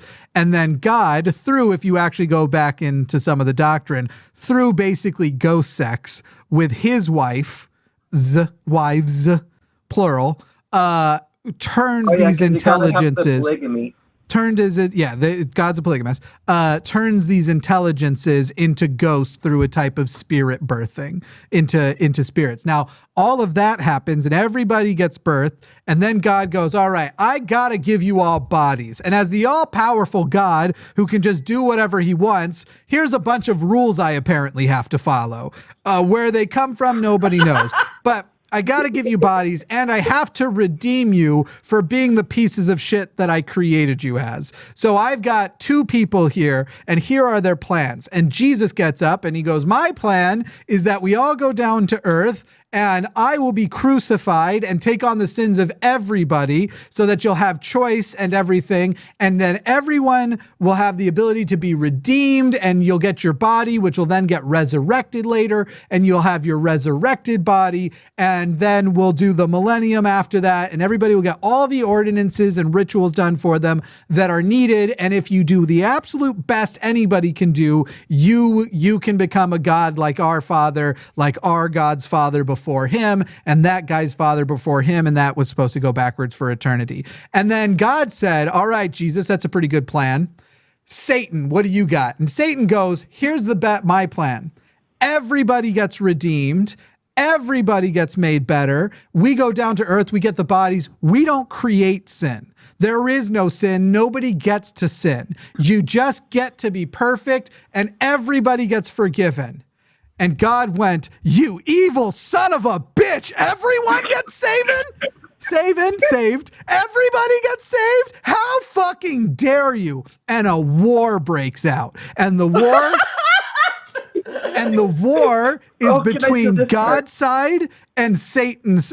God and Jesus' side, because he's going to send Jesus, and Satan's Why side. did God and let a war happen? and Why about- did God even? I don't know. and about 1/3 of the angels thought Satan sounded better, by the way. Now, It does sound better. for the record, there was a number of people who thought Satan sounded better, but saw that God's side was better. And so they were kind of fence sitters and they went with God because that was the safer option. How could there be a war if wait, you're God in the God realm? How could there be a war? Stop trying to make sense of this. Stop trying to make sense of this because I'm going to tell you the most offensive. I'm sorry. I'm going to tell you the most offensive part of original Mormon lore I that they know now this are part. trying to rewrite. Those fence sitters, those people who weren't faithful enough to God, who were sort of turned on by Satan's idea, Oh, I know where this is going. they're black people. Oh. That was their punishment, is being black, basically, and being sent to a world where they would be oppressed for being black. Now, for the record, if that sounds terrible, if it makes you feel any better, they also think that maybe it could be certain people with like high levels of adversity, you know, people born without limbs and stuff, though not people who are born with mental incapacities. Those people were actually so good before God. During all that war, they were so good and so faithful to God. Those people were born without brains that are capable of interacting with humanity so that they don't have to worry about sin, and they'll Holy just fuck. automatically get perfection, Holy fuck. which technically Matt means has a they're question. following Satan's original plan. Matt, go. If you pick your Oh. family, what happens if they don't pick you back? No, the concept is supposed to be that it was a very harmonious thing. It was almost obvious that I would pick my dad and whatever kids I might have or my siblings, and you pick them in these weird orders, and So we had bodies in the before life. No, right? no. You don't get a body until you come to Earth. Here's a funny thing. Mormons used to believe you couldn't get cremated because your body had to be resurrected. So Yeah, I remember my mother telling me that. right. Now they've changed their mind on that when people were like, you do understand that every atom in your body. Joseph Smith? Like, did they embalm Joseph Smith into No the one fucking knows. sun then? No one knows where Joseph Smith even is. Okay, like, because do they embalm everybody that passes away in the religion into the sun then? Because No. your bodies Right. deteriorate. That's why they've backed off on this concept. Matt, Don't you Matt, think it's interesting? Matt raised his hand. Which is wild. So after Why? I pick my family in the pre-world stuff, Yeah. doesn't that mean that that's the last decision we actually get to make, that there can't be any free will for any of us, that we basically plotted out our path and determined everybody who will ever enter our family, etc.? So they'll say, then you get born and you're born with this ability of free will and you're making choices. But no, you're not. God knows everything that will happen, and it is impossible. Doesn't matter what God knows. If I picked you four as my family in the pre-life, then that means when I get down there, I have to follow whatever path puts the four of us as my family, which means there wasn't any free will after the moment I made that decision. You're using logic because Yes. You're not allowed to do what that. happened was Jesus. You're right that this doesn't add up. The Mormons' concept of free will is that God knows everything is going to happen and that you will do what you're going to do, and he knows whether you're going to end up in hell, but he doesn't have the right to send you to hell or the versions of hell that they have until you've done it. Who grants God the right? Himself, His God. apparently. God has God's a God. God? God has a Okay. God, but he's not our Wait, God. who's the So- penultimate God? Who is the? Where does There that? isn't is that, one. Is Every it just God- fucking turtles all the way down in Mormonism? Every Is it God just had an a God infinite before regress him. Of gods? There's never a there's- beginning of the gods. Every God So had it's a just God an before. infinite regress of gods. Correct. Yep. But we They will. explain it by embracing it. When we Okay, I know I die, said I'd stay here for the whole 6 hours, but my brain's broken. you got to go No, take a I'm shit gonna now. go get a drink. I'm gonna go get a drink. I'll be right I back. gotta go shit out what Jimmy just put in my ears. Well, I thought it was remarkable that when we choose our family, that what is the strange coincidence that I would pick parents that look just like me? There's that. Maybe that's how you picked them. Maybe that was the system, because Mormons also believe your ghost looks like you. Yeah, I heard something about that. That's why I asked about if we had bodies in the before life, because I remember that we're all supposed to have an appearance, which I think is the appearance. Wouldn't that be determined by the parents that I chose? And when I found out about this when I was a little kid, and they're giving me the explanations, I was after 4 years old, and my parents were divorced when I was 4, and so I remember asking my mom, why would I pick parents who were going to get divorced? Yeah. Yeah, right. Like, why would there ever be a child born out of wedlock? Like, because if you can know the thoughts and actions of the two people that are going to end up being your parents, and you see a mother that's like, I'm a drug addict, I'm probably going to continue using drugs while I'm pregnant. Like, why would you pick that person as a mother? If you see a father that's like, you know what? I hate this bitch. I'm going to leave her. I don't care if she gets knocked up. Fuck this bitch. Like, why would you, which happens, why would you be like, that's the person I'm picking as my father? Like, wouldn't that never happen? Wouldn't that never result in a pregnancy if somebody needs to make the autonomous active choice to be the baby in that situation? And what about aborted babies? Like, aborted babies must just be like, getting it. That's crazy. Why would you choose to be an abortion baby? I'll tell you about the abortion babies. That deep, but I did want to make mention of one other thing. I mean, you choose these parents, and you chose a couple that live in Salt Lake City, Utah. That's convenient. Just like you, coincidentally. That's true. By sheer blind coincidence. 9 times out of 10. And you chose these parents, and you're gay, and they chose to boot you out onto the street. God, there's so many problems. Yeah, so that's their sins and their bad, and then you're sinning and they're sinning, and God's giving everybody a choice to do all of those sins. The funniest part of this is what we're right now discussing all of the holes in that make it obviously a fraud are some of the details most Mormons think are the least important. They literally like, They're like, oh, yeah, I was a ghost. I picked my parents. That's where this concept of love I feel this love. It's actually eternal. It comes from before. That's why this love is so special. Nobody's having these debates in church because they don't care. And they'll literally just say, I don't know, but I will one day when I die. And God removes the veil from my eyes, and now I remember everything. When I die... Guys, listen, when you die, you get everything. And that's the greatest gift. Give me 10% of your money and trust me on this. But can't you just baptize me like 400 years from now after I'm dead and I still get it anyway? Yeah, though most Mormons think that the world will have ended long before then. Sorry, Whisper, go ahead. What did you want to add? Okay, I was going to mention earlier, but I was too nervous to interrupt because you guys were on a roll. Yeah. So that really despicable thing about disabled people were God's bravest warriors. My brother is nonverbal autistic Downs, and we would constantly get notes and letters telling us how brave all of us were, and we're like, excuse me? It's not brave to love the people that you love because they're different. Mormons want to tell you how brave you are so that you feel really good about how they feel about how you're not going to get good support from them. That is even my own parents infantilizing to that person as well. Even my infantilizing and dismissive.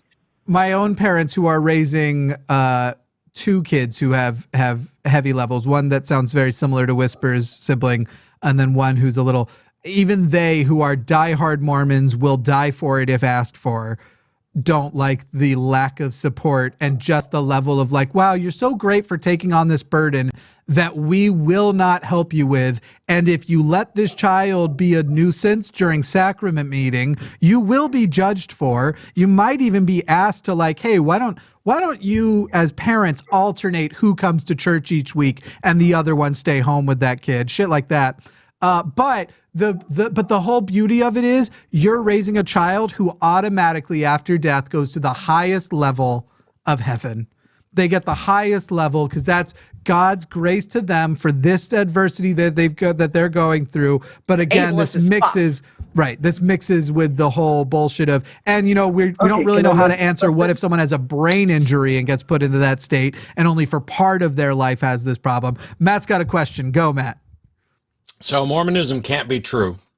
Correct. Because the end. we spend a lot of time talking. We talked before about, there's the family you're born into and then there's the family you choose.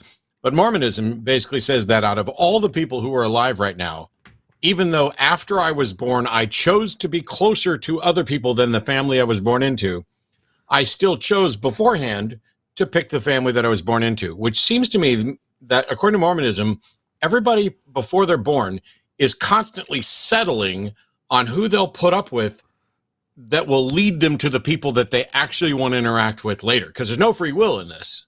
Well, you're forgetting about a couple of things. One, it doesn't actually matter whose begurg you pop out of. It matters who you were sealed to. And once you've been sealed to someone, that is probably the indication you chose them before. Like and these sealed sealings, or...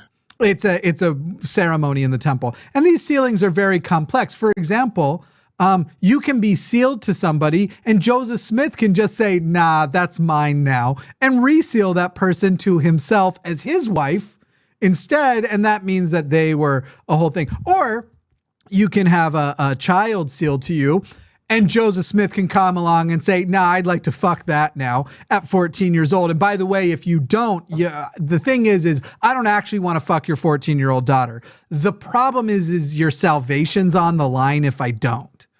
So you're forgetting about instances like that, which fucking happened. Anyway, Whisper, what else did you have? What was the question in all of this? Wild. Okay, so considering all of that, when I've been talking to some of my more conservative boomer, strong Mormon family members who tell me abortion is wrong because you're killing a person who waited in line, and I consented to all my disabilities, pains, and trauma for what? Some lousy reward that I don't even know if I'm going to get? Trust us. You'll find out when you die. Trust us. No, but by their own logic, that person knew that they were going to enter into the body of somebody who was going to potentially have an abortion. Perhaps they wanted that so that they could have an immediate out.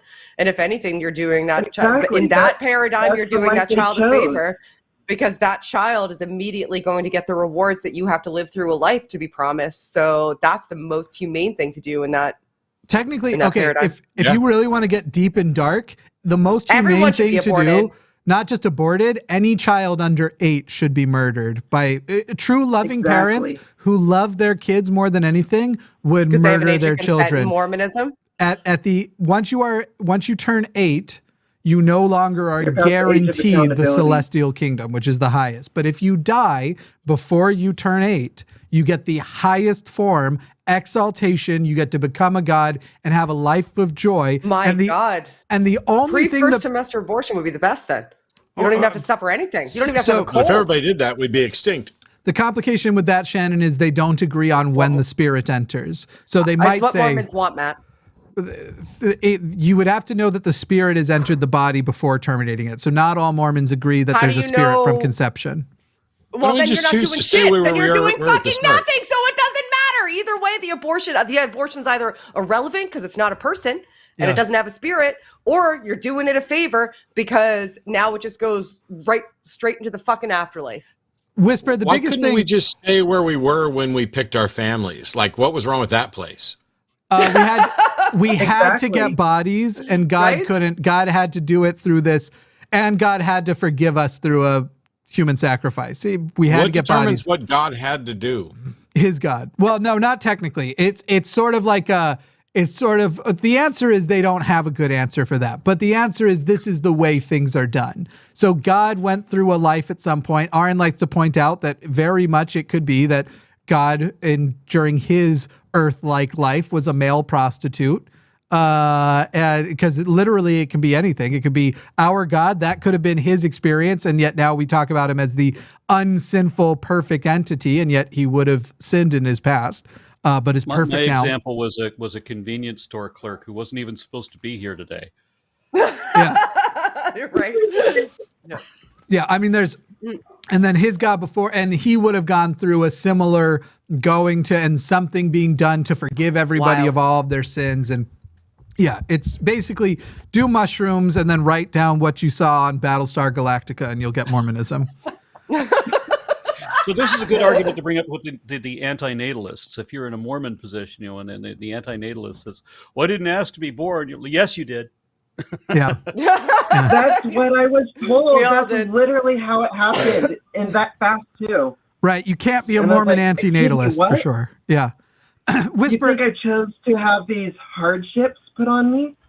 Whisper. So is your question, how do you talk a Mormon out of thinking that you chose this life and that abortion is wrong based on the pre-existence? Because it's sort of like the coffee rule. If that's your goal, is to talk them out. The coffee rule is only matters if Mormonism is true, but there isn't a good reason for it.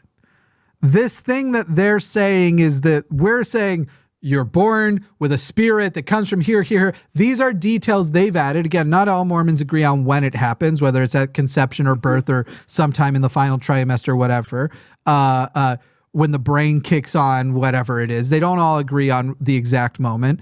But regardless, these rules are all literally, if Mormonism is true, then the rule matters. If Mormonism is true, you can't drink coffee. Not because coffee's bad for you, like they like to pretend is part of it, because coffee isn't bad for you. An excess of anything is, but coffee's not. I made my Ex-Mormon Exposes Mormon rule on coffee short, and it's got like 1 million views and a ton of comments of people basically saying, no, we don't drink coffee because it's basically heroin. Like shit like that. It's super addictive, but that's not really the case. It is literally a rule for the sake of a rule. As far as the lore goes, it's literally the fevers of a madman.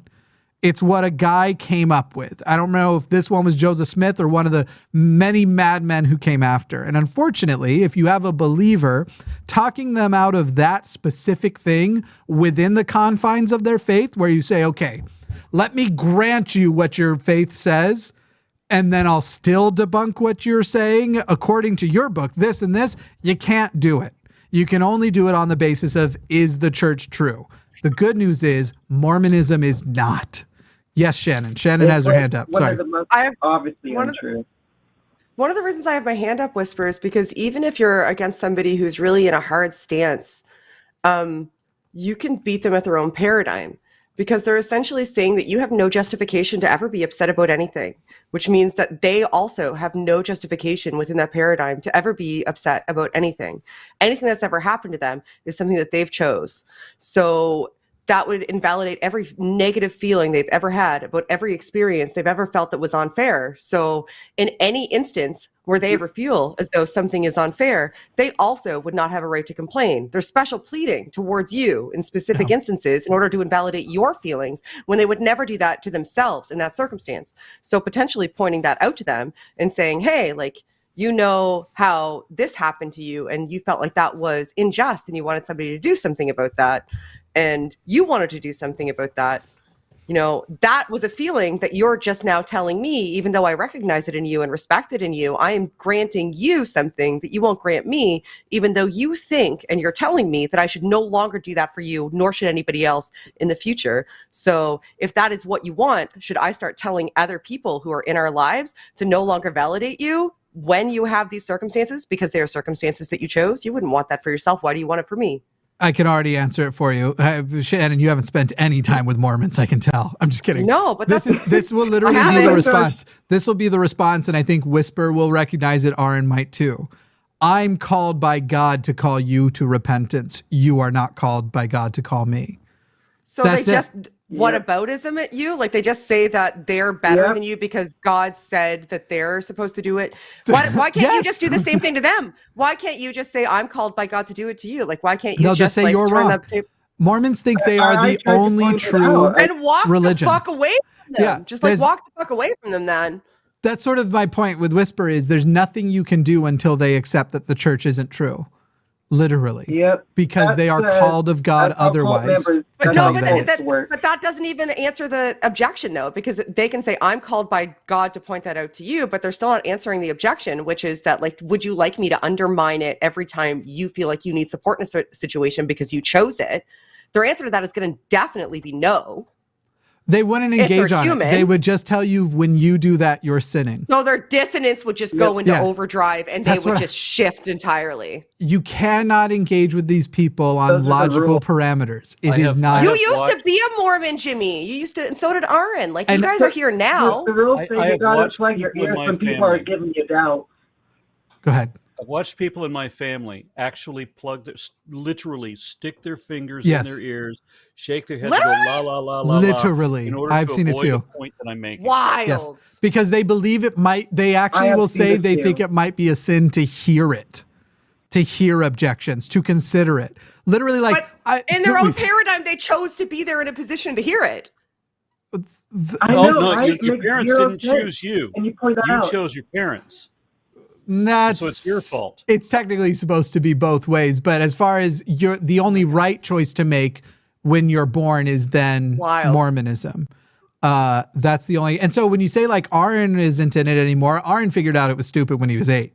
I'm not in it anymore because the thing I was trying to do, the journey I went on when in my later teen years was, oh man, it's so obvious the church is true that it's crazy anybody rejects it. So what I'm going to go do is compile my list of obvious evidence of all the reasons, and I'm going to make the ironclad obvious argument that if you hear me say that argument to you, you're an idiot for not believing anymore, and it's your own choice to not believe at that point. And in the process of proving the church true, I learned that it was not. That's a very similar story to what the way Matt recounted his deconversion at his own hand. I actually stole the whole. Kind of myself as well. Matt left us like 20 minutes ago. No, I'm here. Matt's playing I nodded. I actually stole Matt's story. I'm still Mormon. It's all a lie. Go ahead, Whisper. The You had other something. thing. If you apparently never repent or hear the word in this life, you get sent to limbo, right? Where you get Oh no, Limbo no longer exists. Oh no! The Catholic Church who invented limbo changed their mind. So Mormon limbo is different. You can't steal it from the Catholic Church and then claim that it's different. They don't technically use the term limbo. I think Whisper probably was using the term you would recognize most closely associated with it. Or wait, maybe I missed the point. What were you saying, Whisper? Go ahead. Okay, so in spirit prison, purgatory, outer darkness, and not regular purgatory. hell, It's spirit prison and outer darkness spirit are the prison, two. outer darkness. Oh my It's been a while since I've brushed up on this. Yeah. They used to give us lessons on all the orders of it. Cool. Yeah. So in one of them, it's basically like Earth, but it's infinite and you live forever. But if you don't believe, you'll have missionaries going to your door in the afterlife until you finally convert. That's oh my God, I wish they would come to my house. That spirit I always prison thought it would be more like this. I mean, Spirit when I used to, prison. as a teenager, I used to have to spend summers with my grandparents, and so there's your purgatory. Being a teenage boy stuck with your grandparents in some small town where there's nowhere to go and nothing to do, and all you can do is sit in the corner while they watch Lawrence Welk. How old were you? Anything from 8 to 16. I was going to say from 12 to 16, I think you found something else to do. I'm amazed you're not a pianist. I know what I was doing from 12 to 16 when I was sent to my grandparents. Oh my God. Jimmy must cry a lot. We never have Kleenexes. Anyway. Oh my God. So Merry Christmas. You're all welcome. It was going to come up eventually. Whisper. It's Jesus' day, Jimmy. How dare There are like you? 4 hours of this to go. Damn it. Jesus came upon me. Came unto me. I'm going to. I've had enough. I'll be back. And they're just supposed to be little hurdles in the way of you coming back to belief and rejecting your queerness and stop being trans. It's a sin. You're supposed to not act on it or you get sent to hell or whatever. Yeah, it's basically Mormons love this old trope. I'm sure Aron has heard it too, or it's in his comments of, it's true and you'll be back. And they're wrong. Yep. Not only do I not know that it's true, I have many extremely good reasons to believe it's a fraud. and that it's an evil thing in the world. Because that's one of the other things they like to say is like, even if it isn't true, look at all the good they do. I try, but it's covered by all the shit. Yeah, that was what I had to explain to some Jehovah's Witnesses. I think the last religious canvassers to ever show up at my door. It's a pair of Jehovah's Witnesses, and eventually they were arguing, well, there's some good parts of the Bible. And I'm like, yeah, but there's so few, and they're so outweighed that it's like putting lipstick on a pig. Yeah. Yeah, Benny Good. It's like some kind of weird historical fiction. And we know that much isn't true because we haven't found a single trace of the Nephites, Lamanites, or any of them. Yeah, and we never will, because not only it's not a matter of we never will because technology will never get there, or because it's the amount of evidence there would be insane. We have found trading routes of a few dozen Jews in over in Jerusalem and the surrounding area based on old texts that describe them. They've found remnants of like places where these people like just stayed to rest and somebody broke a pot, so they left it in the desert. Like, we have found things of tiny groups, and yet we're meant to believe that somewhere on the American continent, a multi-million person battle happened around 1400 years ago.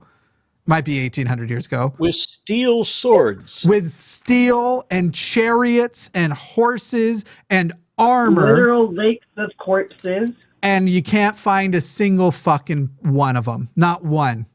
Which I'm sure is Satan hiding it from us. Anyway, Whisper, go ahead and give us your last question, because we got to get Shannon out of here. I want to read the super chats that are directed to Shannon before she goes. That was my last one. Thank you. Yeah, sure. Thank you so much, Whisper. Thanks. Awesome. Happy holiday, Miss. Bye. Happy holiday, Miss. Happy holiday, Miss. Yes, indeed. Merry Fargan Christmas, you bastards.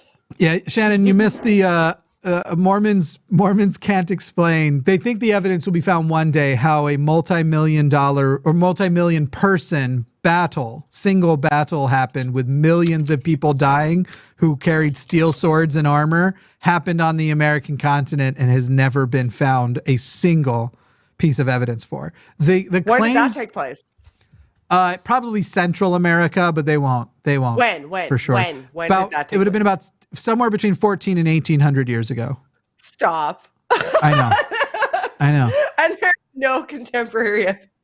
Correct. Anyway, let's get these anything that mentions Shannon on here before Shannon has to go. We bring Ben back. Nothing. Liz Chris, no, there's a few. Not sure which I like better. Oh, we already did this. Jimmy sweatshirt, Shannon sweater, Forrest robe. Ross Russell says, before I discovered Shannon, I was so annoyed by Aboot that I even dropped a couple of Udemy courses. I love her and her shows so much that I have been cured of my bigotry for good. Thank goodness. About time. This anti-Canada bigotry, at least, is only amongst the hosts. Thank goodness. Yeah, but you'll apologize for it eventually. Fuckers. Bunch of fuckers. God damn. This was the one that ended with... This is the one that ended with Shannon paid me to say, F you, Jimmy, though. So Shannon, this is from Zaft K. Shannon, being a parent is tough. We have to make decisions that come back to bite us. The Santa convo will be okay. Your son will be okay. He may already know. I'm sure he does, as I got into later. I think he does. When you suggested that for various topics, you told him, to think about it, go look things up. I can't imagine he hasn't looked this up. No, Probably exactly. Just the phrase, absolutely. Yeah. I'm sure he has. And also he's in junior high. My child is in junior high. There's no way he doesn't. Like that's the thing that gets me is the part about it where I know he doesn't, and he's just trying to figure out how to approach me about it. I'm trying to figure out how to use that as a learning opportunity about it being acceptable to approach me and not being disappointed. So I'm bracing myself for when he approaches me. I'm going to be ecstatic and enthusiastic about the fact that I'm glad you found me out on this. I'm proud of you for it. I wish you'd approached me sooner because I want to be able to have these conversations with you. That's something that I'm excited about, is that you're able to figure these things out. And thank you for freeing me from this web that I created. Yeah, exactly. Yeah, this burden that's on me. Like what you thought was something that was going to disappoint me is actually you making our relationship better, because now it's no longer encumbered by this lie, this fabrication that should not be between the two of us. Melody Cated added, Shannon asked him, it is a good time to be honest. Children like when we can speak to them as if we respect their understandings. I can't do it at Christmas. Right. I can't. Yeah. Especially since I'm co-parenting with a parent that I am not in a relationship with anymore, nor have I been since he was 6 years old. So I don't know how that's something that a whole nother level of difficult when it comes to this time of year to traverse. Yeah. Lemon Peel Angelfish. That's why I'm here right now. He's with his dad. Lemon Peel Angelfish had said, I think this is pronounced Aroha Nui, maybe. Love big. Jimmy, Matt, Shannon, and Forrest, thank you, mods and call screeners, and everyone that makes this possible. Yes, we had Critical Cupcake was screening our calls for a few hours there. I think Phoebe is jumping in here soon to screen some of the existing ones. Phoebe's great. I love Critical Cupcake too. Thank you, everybody who has been helping out with production today with these big, long things. It's always nice. Massive. Dylan asks, Shannon, curious if you've read in on ADHD/autism. Recently found out I have both and want to learn the science of it. I've seen several people recommend Unmasking Autism, but I'd like to read studies. Thank you. Oh, I haven't read Unmasking Autism. Actually, one of the books on my shelf behind me is a really good book called The Reason I Jump. I should go grab it. Actually, give me 2 seconds. I will show you the book. Pulling a Forrest here. This is The Reason I Jump. The Reason I Jump was written by somebody who English isn't their first language, that is nonverbal autistic, and it was exceptionally enlightening. Really, really amazing book to read when it comes to firsthand perspective of somebody who is nonverbal autistic. It's a short read. This is the author right there. Super good book if you want a first-person perspective. When I first went into university, what I wanted to do, one of the reasons I studied communication and perceptual cognition is because my intention was to help build communication strategies for nonverbal or struggling verbal autistic people. That was what I wanted to do with my life. Part of me is exceptionally sad that I wasn't able to pursue that. And part of me is exceptionally happy because the reason I wasn't able to pursue that was because while I was doing my thesis research, I got pregnant with my son. I actually did my seminar dissertation presentation for my thesis proposal 7 months pregnant and finished my honors degree while I was breastfeeding. But so I have read on it, but there is so much to read that I can't even suggest one book. It's a spectrum. It's a spectrum disorder. So it impacts people in myriad ways, in a multitude of facets that interact and inject their manifestations in their lives in another myriad ways and multitude of facets. So to say, read this one thing or do this one thing, it would be very, very difficult. But if you want an individual perspective, I think The Reason I Jump is a really, really good book to start with. So that's what I have for that. Wicked. I think I've got one more for you. I'm going through and removing all the ones we'd already read to make my job easier. Let's see. Shannon, what value do you think there is in bringing up the idea that the self is an illusion generated by the brain? I think the value in it would be exploring it as a concept. Yeah. Because we don't really know in any sort of tangible way, like from a scientific perspective, what the self is from a material perspective. So the idea of bringing it up as an illusion in the brain allows us the exploratory ability to see if that is the case. And if it isn't the case, that allows us to create that exclusionary perspective that allows us to move on and shift trajectory, looking in a better area. And there's a lot of value in even looking into trying to figure out exclusionary criteria, right? Because you find things out by exploring that, by pursuing that avenue, by delving into something that we're not quite sure about and trying to see if there's a way that we can be more sure. Finding out that that there's things about that we definitely can rule out or should more than likely accept builds on the body of knowledge that we have in that field. So I think that there's vast value in exploring it more. Yeah. I've just been informed that my Christmas dinner is being set upon the table. Oh, are you going to bring it back? Or you bring it back and eat it here? You're throwing me for a loop. It's just a small baby, right? A tiny baby. I was under the impression that I was just going to like sit through Christmas and deal with the usual inconvenience of having the shops closed, and that's the only thing that really acknowledge about Christmas. But no, my wife wants to have a nice candlelit dinner. Good for her. Oh, that's sweet. Why are you still here?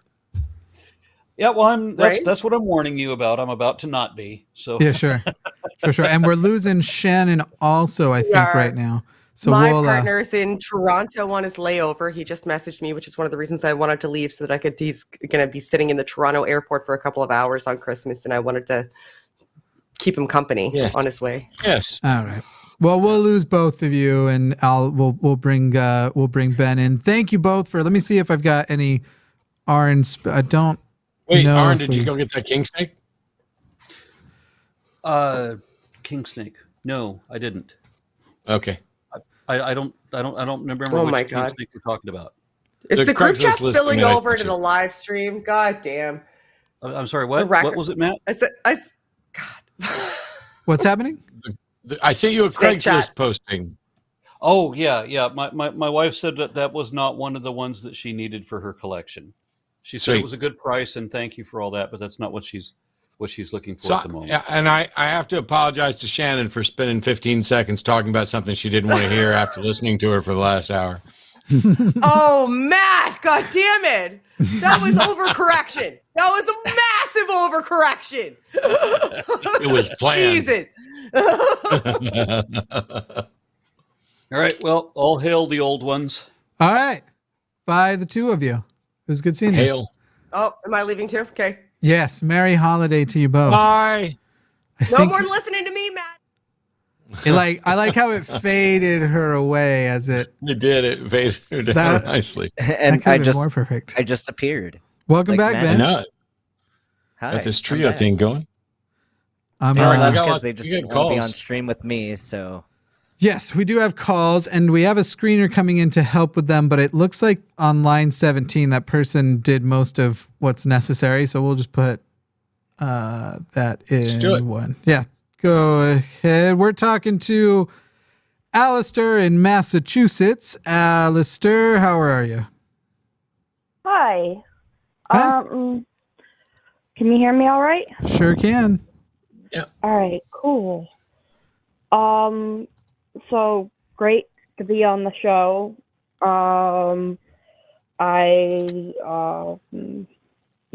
So former Christian or raised former Christian. Was wondering if being an atheist and a humanist at the same time are they the same, or are they like a different worldview? So being an atheist, being atheist and humanist at the same time, they're answering two completely different questions. So when you ask if they're different worldviews, atheism isn't a worldview. Atheism is just a response to the question of, do you believe a God or gods exist?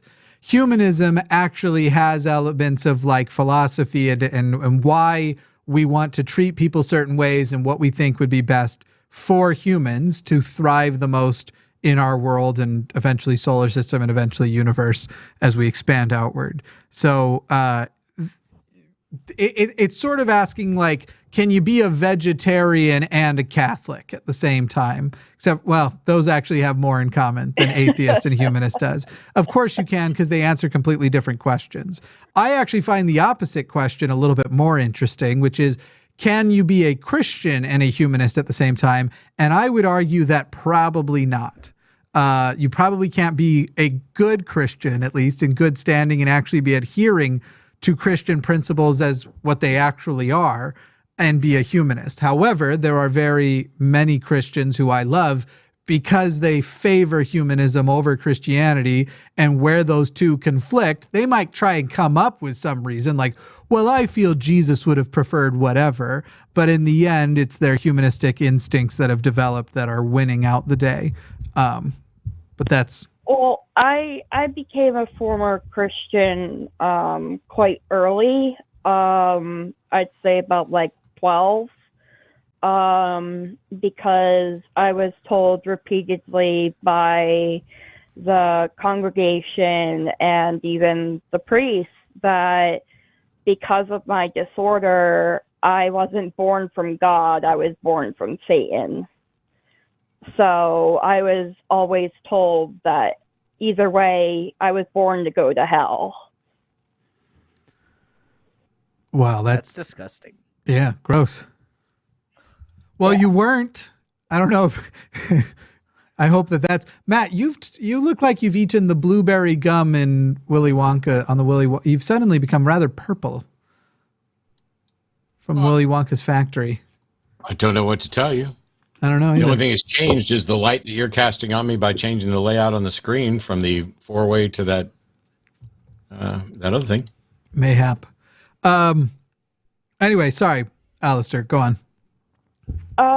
Yeah, so I have a little, so I don't know if this is going too in depth, but we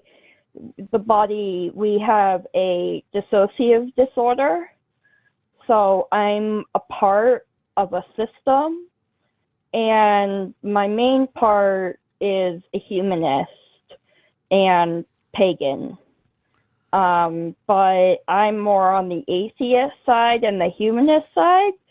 I'm more curious about the humanist. How can I be a better humanist and try and do what I can to be better? Yeah, so pagan? I was going to say, on the general topic, when you're wanting to bring in the dissociative stuff, unfortunately, none of us are qualified to handle that. But on top of that, there's also too much tremendously incorrect media out there on the topic, and it would be too difficult to try and take it from that perspective. It's just not a topic that's wise to broach on this. But that whole topic has been ruined by things like TikTok. And so just the only thing I we can completely understand. Yeah. The only thing we can approach you with is how to be a good humanist. We can't approach how to be a good humanist for one personality versus what you believe is a battling personality of a different personality within you who's a pagan. And I would just look up humanistic resources. And that's, go ahead, Matt. But I don't know how anybody can be a humanist and a pagan. Because humanism begins, let me finish a sentence, with the apparent recognition that we are alone here, that there are no gods that can intervene in any way, shape, or form. And so that is in conflict with paganism. Alistair is presenting that they have a dissociative identity disorder and one of their personalities is a pagan. That it's a separate person. I understood that. Sure. I'm saying, all I said was, damn it. I don't know. I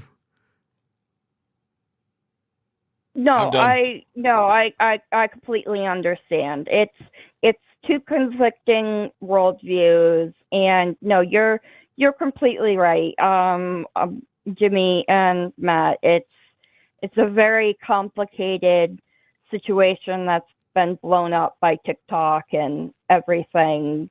But would you have any suggestions where to start for humanist resources?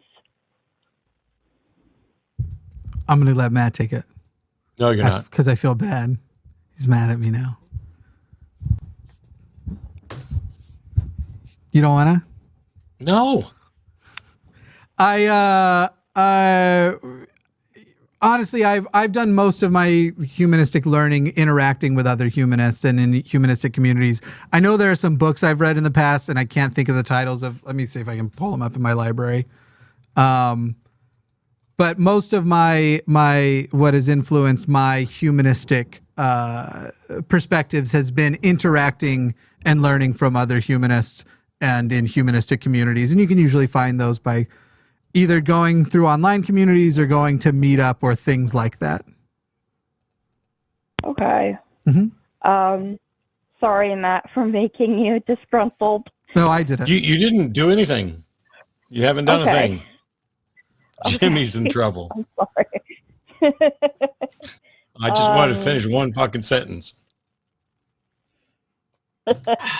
I know how that is. You had asked about, the original question was, are humanism and atheism in conflict? And no, they could be, because it's entirely possible that somebody could be an atheist for reasons that don't make it compatible with humanism. But they're completely separate, which is the point that Jimmy was making. They're about different things.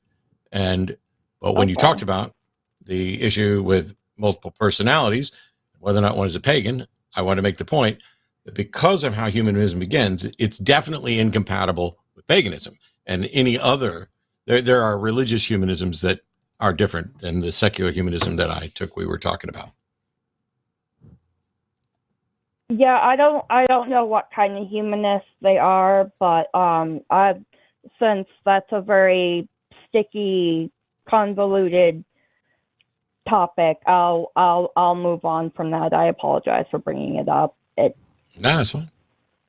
It's complicated. Ben, do you have any thoughts? I don't have a whole lot of thoughts. I mean, I would agree kind of with Jimmy about the being around other people, and it doesn't always have to be humanist, because I find that a lot of humanistic ideas are kind of utilized in other settings like medicine. You see this a lot because a lot of people who are drawn to the medical field, regardless of what worldview they come from, they often share ideas of reducing suffering and helping each other to not suffer. So I think, having communities who are humanist, but also knowing that you can kind of take these humanistic lessons from other communities as well, like just being around people who share kind of the same goals, whether or not they label themselves as a humanist. I think those can be helpful, because you do run into a lot of those weird ethical dilemmas where you're like, I don't know if this is really what would be the most beneficial thing, and that's where, I don't know, having more of those discussions might be helpful. But I don't know if there's a lot of good resources that I can come up with of like, this is how to be a good humanist. I think for me, it was mostly experience and learning from other people as well.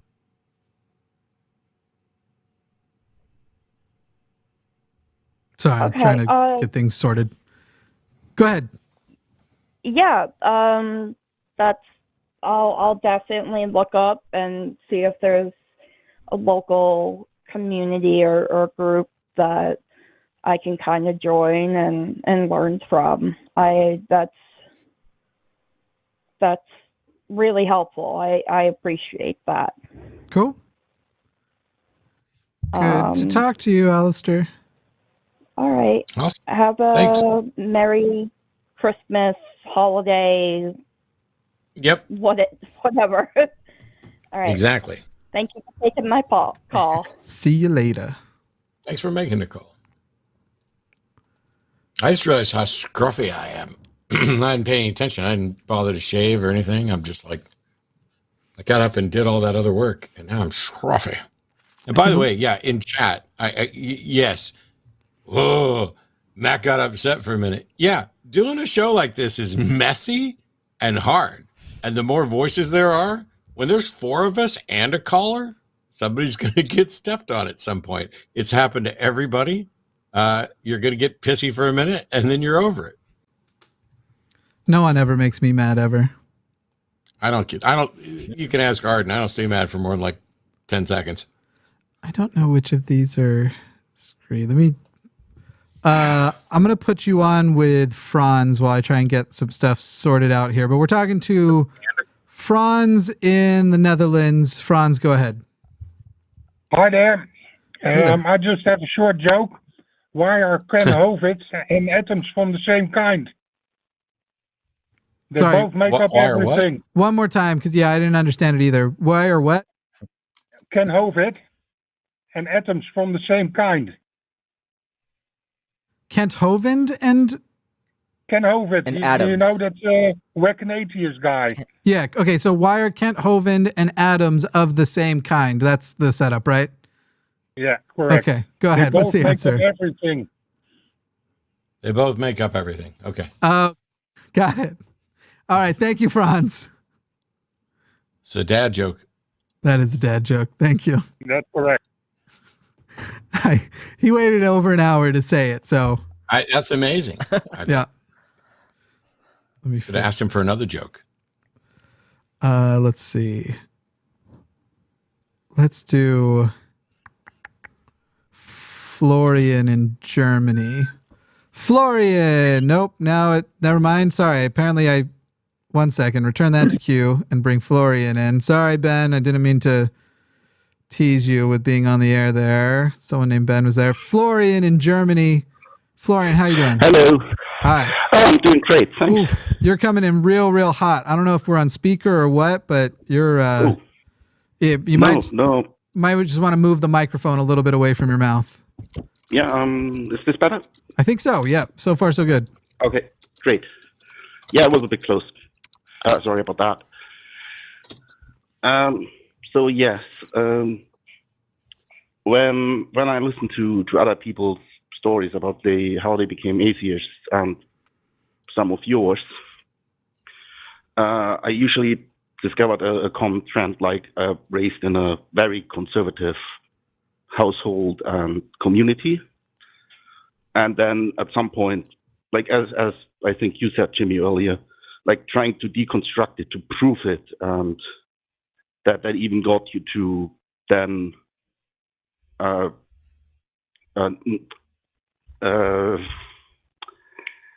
to discover it's not true. Would you say that's a common thing amongst how atheists get to where they are? I know many atheists who have gone through that journey, but I can't speak to what percentage of atheists, if that is their journey. Oh yeah, I'm not saying everyone goes through that. I'm considering myself an atheist these days, but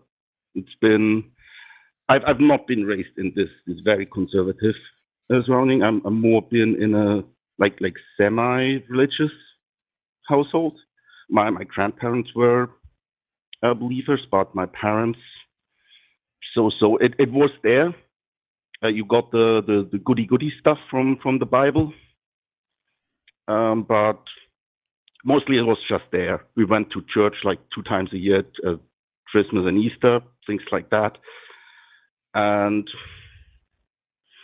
I don't know, I was maybe in my teens when I slowly, that was mid-90s as well, when a lot of those scandals with the Catholic Church, I was in the Catholic Church, came out with like sexual abuse and all that.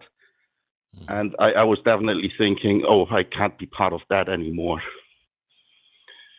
But then I still thought, oh, I can still believe in like the message of Jesus, or like the good stuff of the Bible without needing that organized religion stuff. But then over the next, I don't know, 20 years or so, even that drifted away. And I never really thought too much about it till I found you guys, actually. And then realized, yeah, I'm way more in line now with not believing that there is a God, or believing there is no God. However, every now and then I discover, especially now around Christmas, there's always these last remnants of belief, so to speak, creeping up, and it's hard to explain, but suddenly it's there, and it's often a belief invested in you when you were 5 or something. Is it actually a belief that's arising, or is it sort of a habit? Like, as you get closer to the holidays, everybody tends to get, everybody who is somewhat religious tends to get more religious, but it tends to be out of habit more than it is about a recognition of, it's not like you believe any more than you did, 3 weeks ago or 2 months ago. You haven't gotten any new evidence that would change your mind. So it seems to me that it would be more of like a nostalgia thing of, as you start to slip away from it, you notice when you're becoming more religious than, like, for example, when I was a Southern Baptist, going to church every Sunday was just something I did. I didn't even notice I wasn't doing it. And for a little while after I stopped doing it.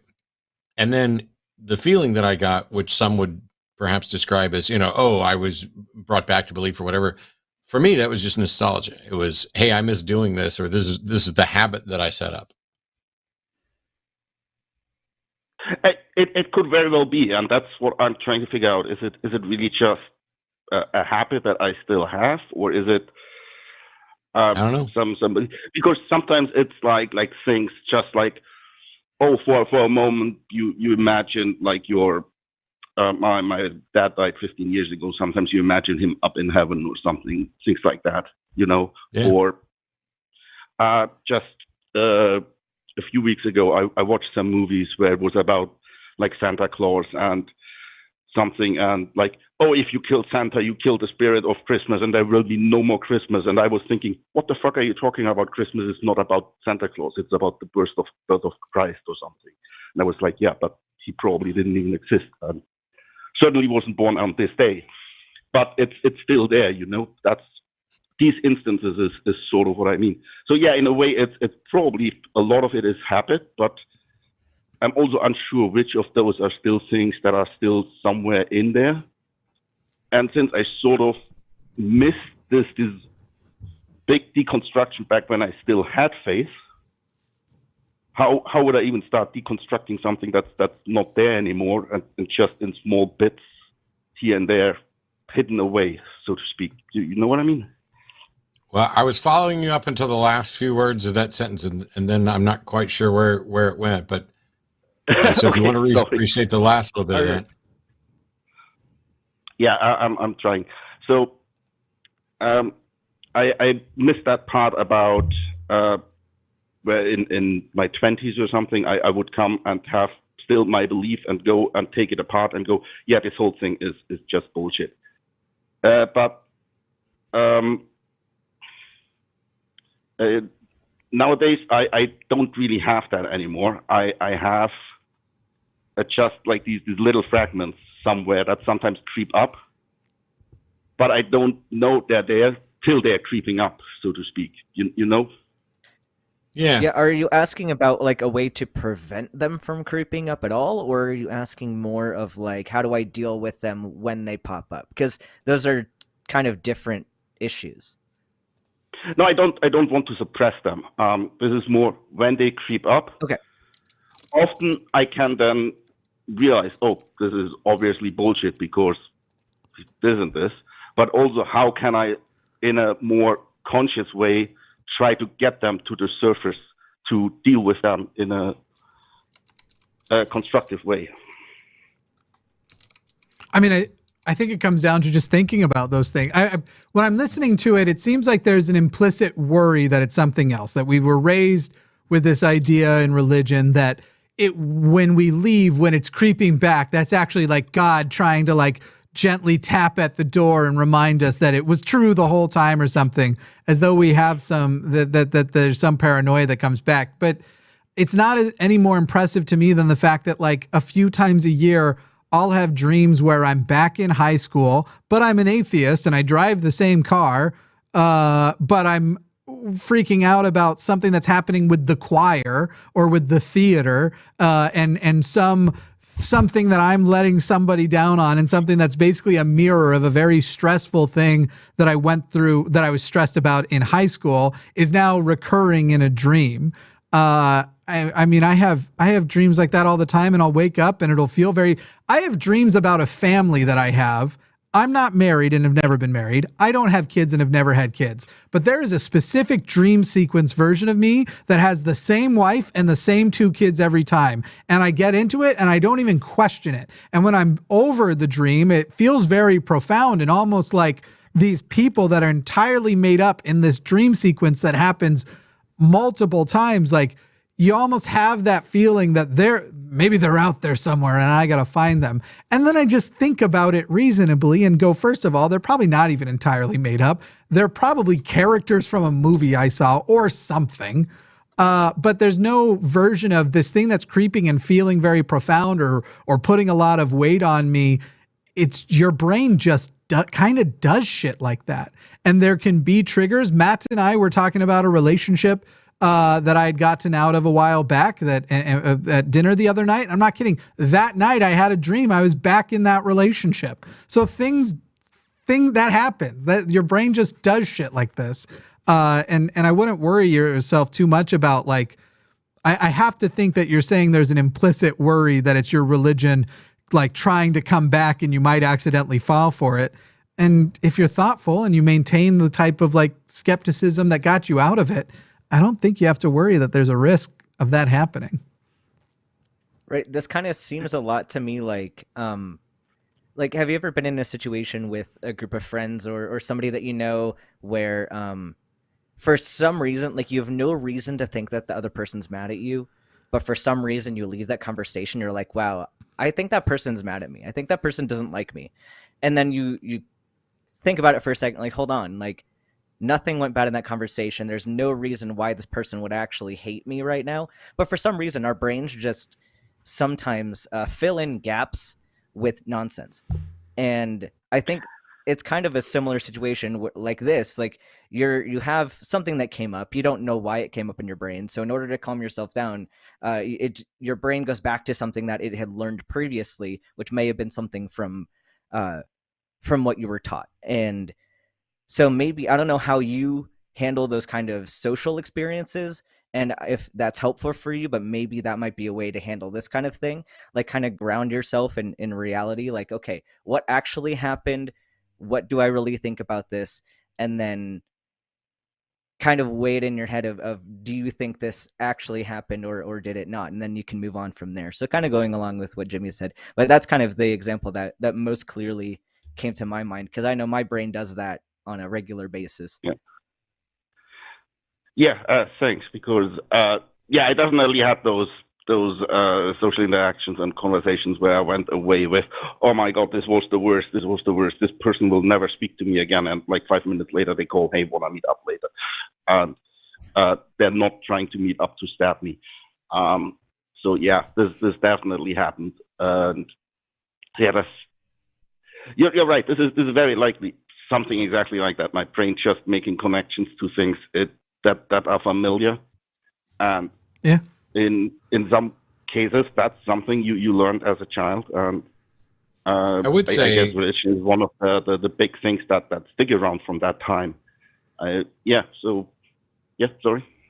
I would say that while we try to give you answers for what our thoughts are and everything else, is absolutely nothing wrong with just saying, you're having these thoughts, you're having these feelings from time to time. You're not completely sure why. Maybe it is a God trying to reach out to you, although it seems like a rather ineffectual way of doing it.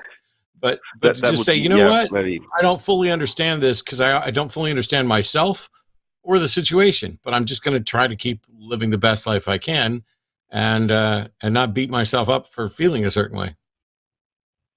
Well, I definitely don't think it's a God that I believe doesn't exist is reaching out to me.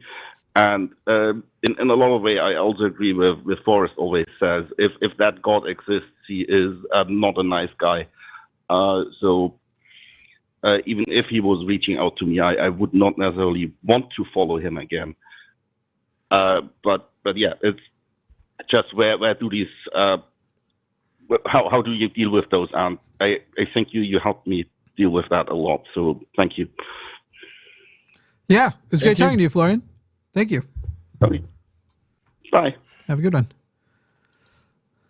Let's do Evan in, I promise to not rant about everything Mormons believe as much this time. We've got Evan in Washington State. Evan, can you hear us? I can hear you. Can you hear me? I hear you just fine. It's good to talk to you. Awesome. How you doing? I mean, it's Christmas, so not too shabby, I guess, is what I'd say. Cool. So I've been out of Mormonism for roughly 10 years. And I don't know exactly when, but maybe 5 years ago or something, I kind of landed in the atheist arena. I've learned that atheist can be a broad topic where there's confusion, but having watched you guys, I think you get it well enough. Here's my question or thought. It being Christmas, I kind of wanted to stick on theme. Some of you, having been Mormon, understand the great value or placement on family. Mm-hmm. And I don't, not saying I don't have a family, but I don't have a lot of access to that kind of arena. So my question is not about self-worth or about loving yourself. It is about outside of religion, with no God being your father and not having tangible access to family love. What things have you three, since you're all on, found in your life to kind of, I don't want to say fill the void of self-love, but fill that void of something tangible, because God isn't there anymore. I don't have that. And it was a very powerful tool for me with the tragedies of my life. Yeah. Who wants to go first? Do you all want me to go first?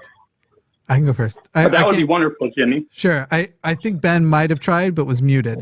Oh no. Sorry, I'm no, also you go for it, Jimmy.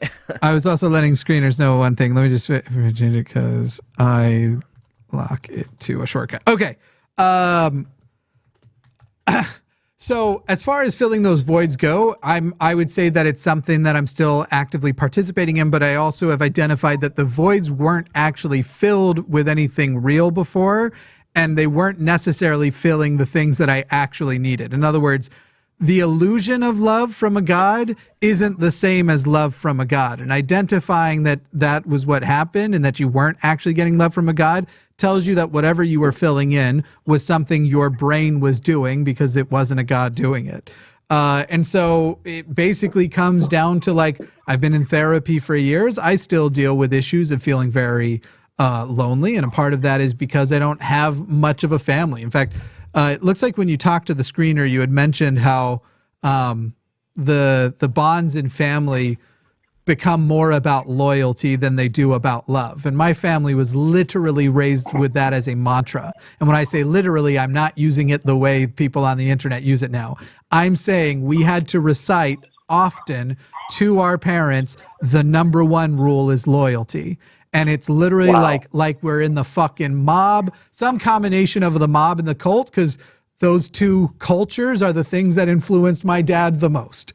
And so it was very much a, you know, you don't call the cops on family. You don't tell other adults things that are happening to you. If your brother hurts you, you take that to your father. And if your father hurts you, you take that to your grave. Like, those were the fucking rules, and very consistent with a lot of families. However, I was always very envious of other Mormon families that at least attempted to try and earn each other's love and loyalty. It wasn't a mandate. You had people, I always thought it was weird, and that these were the creepy families of, like, kids who wanted to hang out with their siblings. That was gross and strange and odd to me. So yeah, part of it's also recognizing, Jimmy? like, go ahead. Oh, may I kind of loop back to something that you'd said that I have also been thinking on that I think is really relevant. Yeah, go ahead. And well, that was, you know, that love of God. It wasn't real, right? Right. And I'm glad you mentioned that, because that was kind of the pivotal of what my struggle has been, I guess. But boy, I just lost my train of thought. Well, Evan, let me expand on it too. When I think back to that love of God, we talked about this in an earlier call. If I'm missing it, it means I'm romanticizing it. It means I'm only remembering the times that I felt comfort and thought that was coming from God, and I'm ignoring all of the times that I was harming myself because I couldn't stand to be alive as such an abomination to what God's intentions were for me. Right. Go Here, ahead. let me put a pin on the pivotal point of my question, because you're really answering a lot of things, conclusions I've come to. What I want to hone in on, if I may, Sure. Everything you said has been wonderful, Jimmy. But is that because with my family, it's not that there isn't love, right? But it is been my experience. There's always a black sheep, right? Sure. And so that is very much an effect. So what my question is seeing as outside of like beyond my children, but aunts, uncles, cousins, love there isn't an area that I feel is worth the energy to give into. I'd rather give into the energy of my kids and having a different placement. How different does the love you have for your kids look from the love that your parents had for you? And this is a tough Can question. you ask that again? Yeah. How different would you say the love you have for your kids looks to the love that your parents had for you as their child? Do you think it's different, or at the core, are they the same thing? I believe they're extremely different. Yeah. And this was the hard realization with, I don't even have kids, but I can still do it hypothetically. My parents don't know how to love. They know the loyalty mandate, and they're pretty good about it. My dad, to this day, while I'm sure he has stretched it, I'm sure if I killed somebody and I showed up at my dad's door, he wouldn't call the police. And he would probably be excited for the opportunity to try and leverage that to see if he could reconvert me to Mormonism. But he's got this loyalty that sticks through beyond it all. But as far as love goes, my parents don't know how to love. Right. And so that's sort of the hard thing to realize, that like we use this term like it's universally positive, and it's hard to let go, because it's like saying, I don't want to let go of something as positive. Love is the most positive thing. Forget all of the people who stayed in abusive relationships because they loved their abuser, which is what trauma bonding is. Forget all of the people who have made brash decisions and gotten married too young, only to find out that they're asexual, but now they feel obligated to be in a sexual relationship with somebody and are essentially... the word consent here isn't great because of what it actually represents, but are essentially having sex that they wouldn't consent to if they felt like they had the choice, but it feels like an obligation. Forget all but they did that for love. Forget all of the bad things that love has. We hone in on this term, and we're afraid to live a life without love. I'm afraid to live a life without love, and I tend to not believe I have as much love in my life as I probably do. And this is where things like therapy and guidance from people who are modeling it well are what you have to, there's no real alternative besides those things. Therapy has been an excellent resource for me. Yeah. I want to ask another question specifically for Matt, if I could.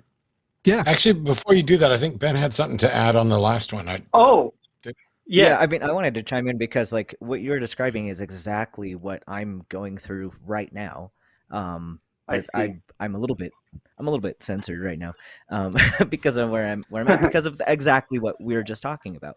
And I can't stress enough the importance of a chosen family and not disregarding the people that you aren't related to, but you can build community with. And I have a few different ways that this has manifested in my life. So there's obviously this community here on stream.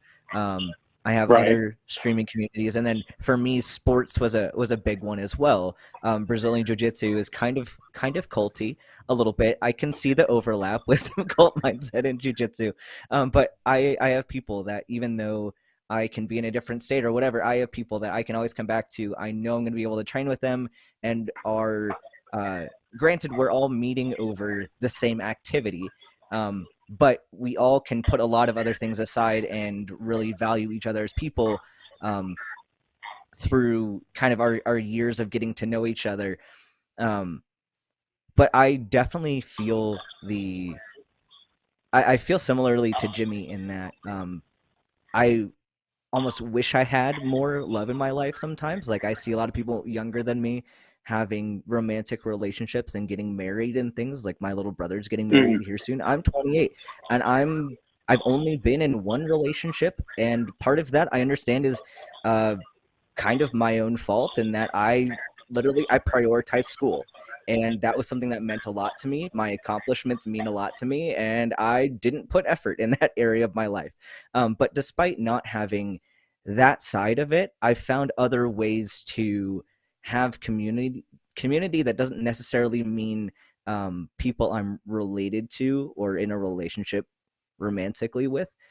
So there's options. And also a great thing too is I got a pet hamster who's my new favorite, and it's might not be feasible for everybody to get a pet, but I do think pets are very helpful in a lot of those ways too.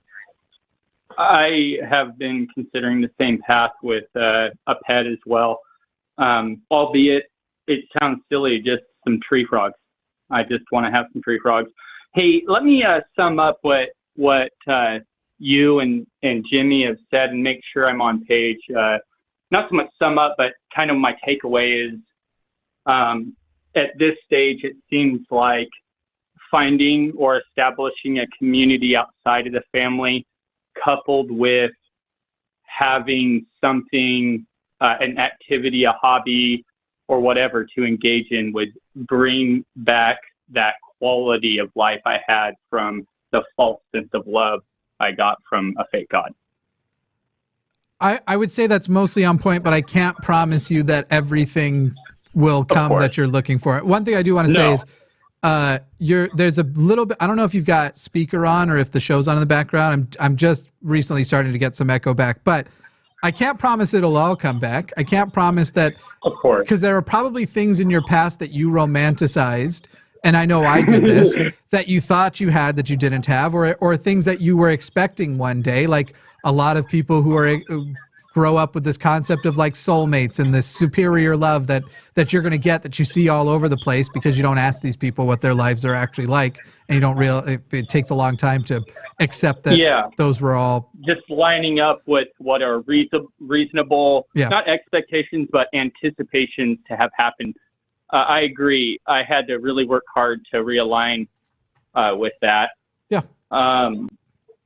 I don't want to cut your guys' thoughts short, because I mean, I listen for hours a day on my free time to you guys. All I do. But go ahead, ask Matt your question. I really am curious to ask Matt something. Certainly not as a challenge at all. But just kind of, here's the thought, Matt, if you could help me with this one, because when I left religion, okay, I at that time felt I needed to have something that I viewed as greater than myself. I don't know if that was as much me as it was pressure from religious people, but what I landed on in my mind is that not that humanity is a divine being, but that humanity as a whole is bigger than myself. So I don't necessarily view that as God. It's just where I've put the placement in my life, just to kind of keep myself in check on humanity is greater than anything else. And it's kind of really helped me put a placer on God is not great, but humanity is great. What are, not if this is right or wrong, but what are some critiques that you would add to help me have a healthier way of viewing, if there's anything wrong with that thought at all? Well, I don't know how much I would be willing to say it's wrong. I mean, I've been asked before. I got asked during a job interview if I thought there was a higher power or something bigger than me that I appealed to. It was just their way of asking whether or not I believed in God. And I gave an answer that I won't go into, but I don't mind and wouldn't have any objection to the notion that we are bigger than me. As a matter of fact, the bulk of humanism is recognizing, even in game theory, that because we live cooperatively, even if I don't care about any one of you individually, the fact is all of you have an impact on my life, whether I want to or not. I don't live in a vacuum. My actions have consequences for me and others, and so do yours. So recognizing that and thinking globally, acting locally, thinking within the big picture and acting, with respect to the individual, all that makes perfect sense to me. Where I would maybe exercise caution is if you're trying to use it as a crutch or a pacifier to kind of to wean you off of God, like, oh, for now I'm going to go with, we are bigger than me. Just as long as you are cognizant that that's what you're doing, I don't know that I see an easy path towards a problem. That. No, I agree with you. I definitely wouldn't view humanity as like a deity or somehow tangibly greater than me. But I don't know, for one reason or another, it has really helped me just, I don't know, it ties back to that love thing, I guess. For me, that was I understand it's a falsehood, but love isn't a falsehood in general. Anyways, I think it would just go to rambling at this point. There are so many callers, I'm sure, and I've waited for so long. I'm really grateful for your guys' thoughts.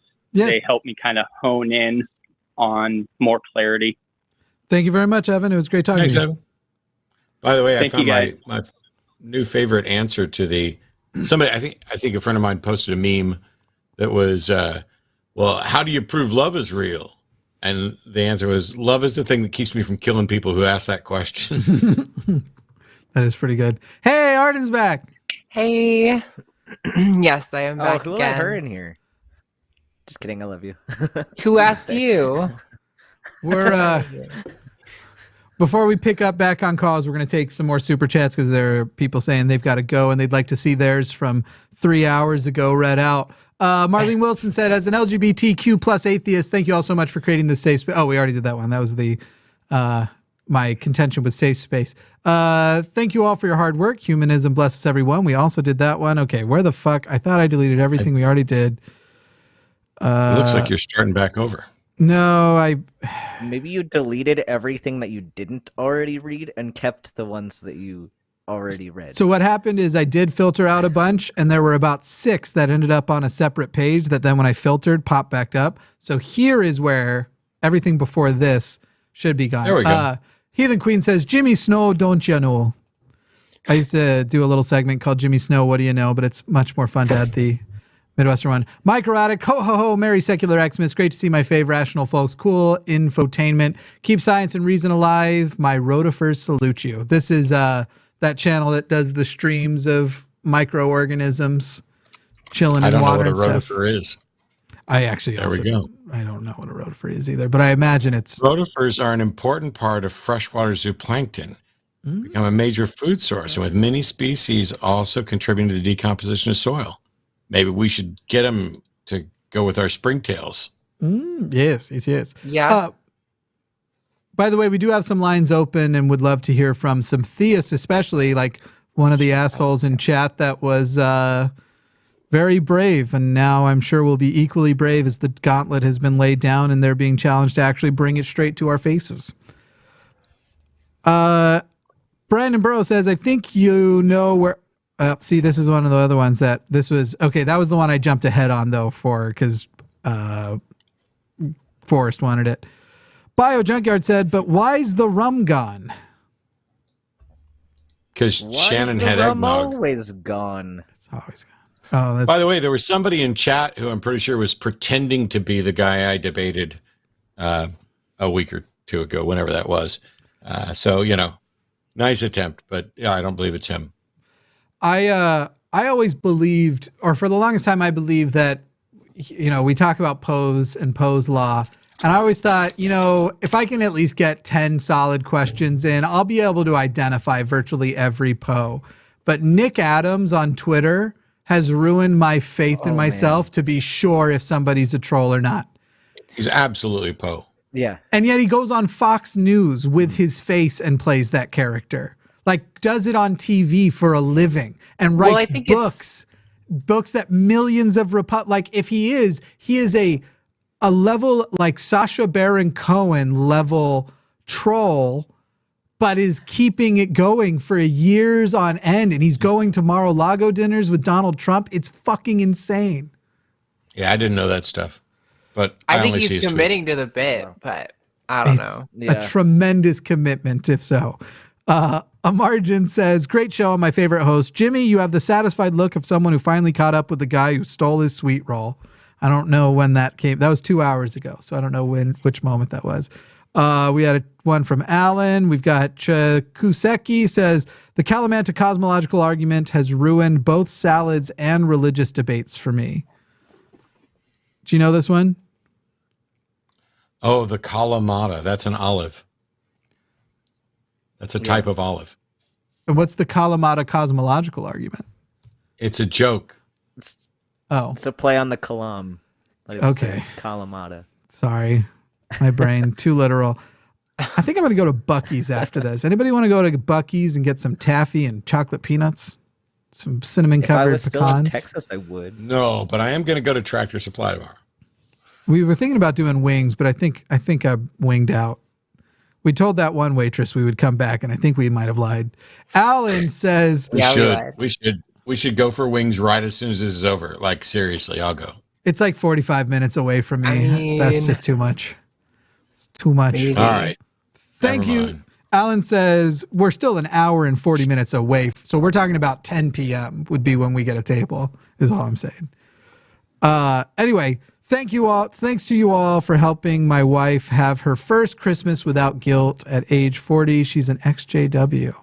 Very cool. Yeah, that's one of those funny things where I'm like, I don't really care if anybody celebrates Christmas. Unless you were a Jehovah's Witness and now you're not, have a Christmas. Enjoy. You have a couple and then whatever.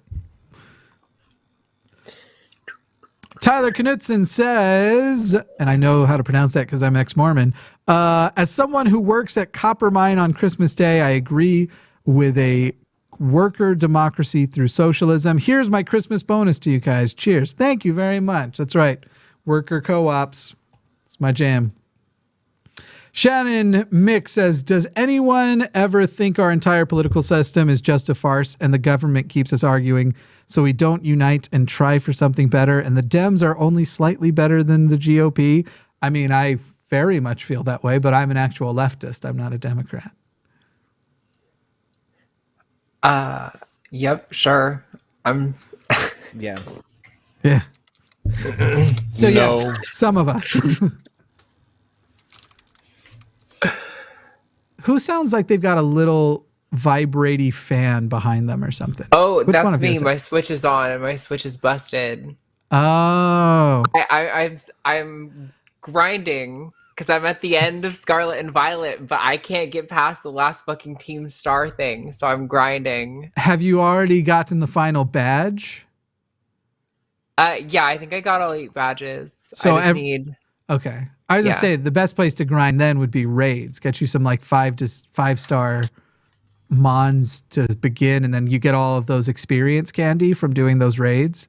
I was doing that, but I can't really do like higher than 4-star on my own with my current level. So I did Encounter Power Normal Sandwich, gave a Lucky Egg to my first, and then went to the top area because Chansey spawned there. And that's working out pretty well.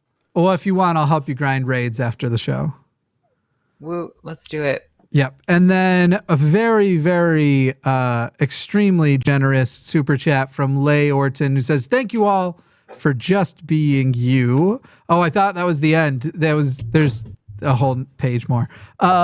Brandon Burrow says, many public atheists have had reactionary positions regarding trans issues and wokeness. What are your thoughts on the reactionary skeptics? I'll let the most affected people go first. Yeah. I mean, I don't know. I think it's like a cascade thing. It starts with someone like Dawkins who has a platform and he reads a news article or like Abigail Schreier's book and doesn't look into the actual sources backing up those claims and then posts it for his whole audience. And then a bunch of like chuds think that now it's the intellectual position to be transphobic, and it just kind of like becomes an identity thing more than like a thought out or reasoned position.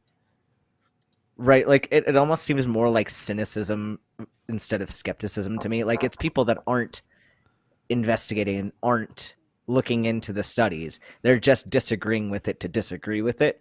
So it's like they claim the skeptic label, but I wouldn't say that they actually fit the definition of a skeptic. It would be more of a cynic to me. Yeah, I think that's all good. I had thoughts, but I'm not going to add on to it. I think yours were good enough. Atheist libertarians are unbearable. That's the only thought I'll add. Hank says, gave $8. Thank you. Agreed. David Ethan Morris says, speaking of Hovind, have you seen him on the Ali G show? We just watched it. Hilarious. I assume this must have been an old, but no, I haven't seen I've only seen what Ali G stuff is like been clipped into memes. I don't think I've ever heard of Ali G. Oh, it's a Sacha Baron Cohen. Sacha Baron Cohen. Yeah. Oh, okay. It's one of his bits. It is very funny, but I have not seen that one. Shannon Mick says... It's the one that I think resonated least outside of the UK. Yes, that's definitely true, I think. Yeah. Jimmy, how much of the crazy stuff is kept from you until you've worked hard enough to get a temple recommend?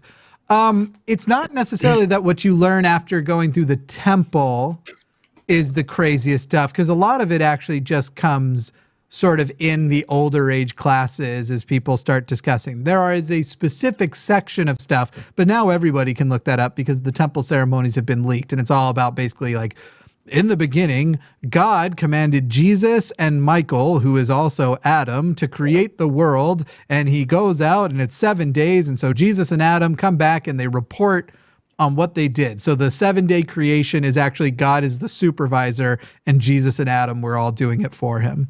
Other than that, I mean, you're not learning tremendous stuff until you actually get to hire more like offices within the church. And because I grew up with a dad who was often in bishoprics and stake presidencies, I got exposed to a lot more than at earlier ages than a lot of people did. Brandon Burra says, what gives y'all the right to take away our metaphorical substrate? Should I have said that with a Kermit the Frog accent? I would think so, yeah. Might land home better, yeah. Yeah. Clean your room. Make your bed. What is God? You forgot to cry about music or something. Come on. Well, talk about what was the thing you cried about recently, that incels were being disenfranchised and silenced? You know, I thought the silence were supposed to have a voice. It's all. That was when he was on with Pierce Morgan. Weird Arnie says, we have not said the name of who I'm talking about. Everybody watching knows who I'm talking about. That's my favorite part of this. We at no point acknowledged who it was. Weird Ernie says, I've been an atheist as long as I can remember. I've been watching for years and never had a reason to call, but you've given me a lot in regards to skepticism and logical fallacies. Love to you all. Thank you so much, Weird Ernie. Thank you. Nathan Arndt says, why can't religions modernize, drop all supernatural BS, and just go by principles? This is who we hold God to be, and this is how we use this to be more decent human beings. Because from the ground up, the whole thing is a goddamn scam, and if the version of doing it for people instead of for themselves is humanism, and then you would drop the God bullshit. Yeah. The goal of religion isn't to make people more decent human beings. That the religions that are pointing to gods and that are appealing to the supernatural, they do not have a goal to make you more decent human beings in the sense that you and I would recognize the term. For example, with Christianity, the goal is to worship God, and if you're lucky, you will be one of the elect, the ones granted by God's grace, the faith to endure and live forever in eternity, and blah blah blah. And, phrase it 25 different ways. At the end of the day, none of them have anything to do with actually being a better fucking human being right here in the one and only life that we know we're going to get. Right. Any thoughts down there in the bottom rows? Well, I have no thoughts. Yeah, I mean, it's head empty. It's easier to get money to not put work into it. Right. True. Mr. S says, keep up the good work. Well, I failed that one already. That was my impression. That was a reference to, oh shit, what's that show called? Arrested Development. But it's actually Mr. F. But anyway, it doesn't matter. Nathan Arndt says, Prometheus is an Xmas movie, and Alien Isolation is one of the top 5 greatest games of all time. I will die on these hills, Dark Souls time. You'll die alone on those hills. I haven't seen any of these movies, or to a movie in a game. I've not played Alien Isolation. I've not played Dark Souls, and I've never seen Prometheus. I hated Prometheus so much. I bought it on DVD. That's how I watched it the first time. And my former roommate really liked it. And so I was like, you can have my copy of it. And so he never gathered it, so he didn't like it enough to get this copy. So I've still got a copy of Prometheus sitting around here somewhere. By the way, the reason I say Xmas it's not a thing I'm doing. I'm not part of a movement. It's because I watch Futurama and it slowly became my habit. That's literally it. Just because they call it Xmas and Futurama. Mark Crawler says, Shannon, oh shit. What value do you think there is? Oh, okay, she already got that one. So that was another one where we moved ahead. Michael Hansen says, thank you all for always spreading the gift of reason, secularism, and humanism. And of course, for the consistent content that I always look forward to. Happy holidays to you all. Ho, ho, ho. No, no, no. You're done. Did you tell Matt about our JOI idea on Thursday? Whoa. Wait. Whoa. What? Wait, that this sounds like something that should be discussed elsewhere. Someone brought JOIs up on Transatlantic Collins show, and we were talking about what our JOIs would be like. And mine, I don't remember. It had something to do with wood stuff, and I was like, Matt's would end with no, you're done. That's fair. Yeah, that's pretty good. I forgot it was Ben and Katie, not Arden. It was and Katie and me this week, so Yeah. I wasn't even there. I was waiting. for I it. was like, wait, did we talk about something like that? I'm It was a weird. It was a weird episode. going on this week. either. It was a. We were all in a weird headspace this past week, so definitely go watch that episode if you haven't yet. I looked for Aron super chats before he left, but I didn't find any. This one was for Aron, but you spelt it a run. I'm afraid that's why I didn't find it, because I just typed it in. What does the blue goatee represent? Matt, what is your chess win-loss record tonight? Oh, I can answer the Aron one. He didn't like that it was going gray, so he dyed it blue. I figured it'd be something simple. I'm not quite sure. Oh, yeah, let me see. At the time that this was asked, let me go back far enough. I've played too many games today, but I definitely lost a bunch. Trying to find, people are trying to direct me to a super chat I missed. Hopefully it's one that, okay, we'll just get the next. Here, somebody else start reading these so I can be looking for it. I think we broke Arden. No, Chad is just calling me out really hard. It's so funny. Why? I'm sorry, you guys. I'm here. I'm present. Well, somebody Who's going? $20 from Toweru. My favorite movie for the season, Better Off Dead, a wonderful and heartwarming tale. I haven't seen it, but it doesn't sound heartwarming. But I don't know. I could be wrong. I hate Christmas movies. Sorry. That's the only response I have to that. Same. I'll send the next one. Someone else can get that. $5 from Nathan Arndt. Damn it, didn't realize that was a $2 super chat. Is KK Slider the greatest musician of all time? I don't know who that is. Nope, me neither. I don't know Evidently either. not. No idea. I mean, potentially. Okay, I found the one I have from RB, but we actually did hit this one earlier. Oh, but I said we'd bring it back around when we had actual trans people on. RB, I think calling might have been better, but I'm a gay, angry atheist, very supportive of transhumans, especially impressed with your brains. The question is regarding sports early transition advantage. So that's the chat. If either of you want to take on the issue of a early transition advantage, I'm not aware of that. You're allowed to compete when you're early in transition, but y'all tell me. Yeah, I mean, there's a lot of conflict between sports and what they're allowing, and certain sports potentially, but like sports are so broad, and it always bugs me when people kind of assume that all sports have the same advantages like across the board, when like you take something like weightlifting versus gymnastics and it's very, very different in terms of what gives you an advantage. I think, I don't know, this topic might be good for like a call for TACIS, because I probably would take a while to address it.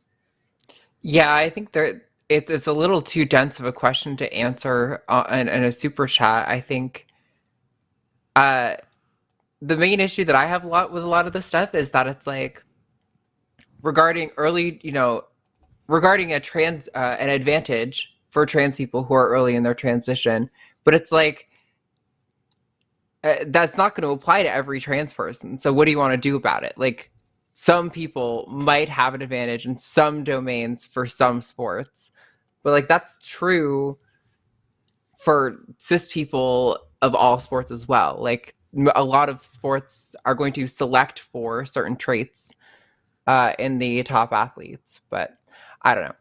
It's a really dense question, and there's like 15 different points to cover, and can't do that all right here. Definitely not right now. And on Transatlantic, we routinely have trans athletes on. I don't think no one tonight is a trans athlete, so we routinely have them on as well, and we'll have them on. Ben's kind of an athlete. I'm an amateur right now. I was more competitive. I'm not competitive right now, but sure. I'm definitely not a fucking athlete. Sure.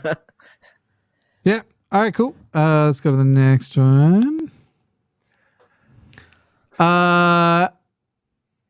Dante Verona says, Matt, know what is President Bartlett's favorite film? It's The Lion in Winter. Technically, it's also an Xmas movie. A heavy drama, but surprisingly funny. But oh man, it's malicious as hell, just like Christmas. I probably did know that, although I wouldn't have been able to recall it. I mean, I've watched the entirety of West Wing 10 times. And so I'll remember that one. That one didn't resonate with me because I haven't seen it. So I've watched West Wing so few times that I wasn't sure who President Bartlett was, but now I get it. Cyberhex says, why was the snowman smiling? He could see the snowblower coming down the street. Happy holidays. Nice. That is good. That is good. And the wife and kids from your dreams are obviously your family from the pre-existence, from Andrea Batella. Thank you, Andrea. Yes, I'm sure. And they're like, why aren't you having us, Dad? You promised before we were born. Sam Sullivan says, can you briefly tell about how you lost so much weight, and do you put any effort to keeping off during the holidays? And did drinking Coke Zero have any part in your weight loss? I am impressed. Oh, I'm going to guess that might have been me since they mentioned Coke Zero. Yeah. I lost the initial massive amount of weight because I was dying and didn't know it. Basically, I had had multiple heart attacks and had no clue. And so that plus the diabetes and all that stuff. So no, I do not recommend that path to losing weight. After the surgery, a year ago yesterday, I had triple bypass heart surgery. And then I sat in a chair for a couple of months doing absolutely nothing and started putting that weight back on. Since then, it's just been a nice gradual kind of zigzaggy little loss. I don't like Coke Zero anymore, but I think that may be one of the medicines that they put me on, which I'm not on right now, is what the hell is it? Manjaro? Yeah, that's what you told me it was, Manjaro. Yeah. That changes what tastes good and what you want to have. So since then, I don't like Coke Zero. We stopped at a gas station. I grabbed a Coke Zero the other day, and I had like 2 or 3 sips out of it, and I was like, nah, I don't like this anymore. So. Y'all speaking in brand names when like I only know generics.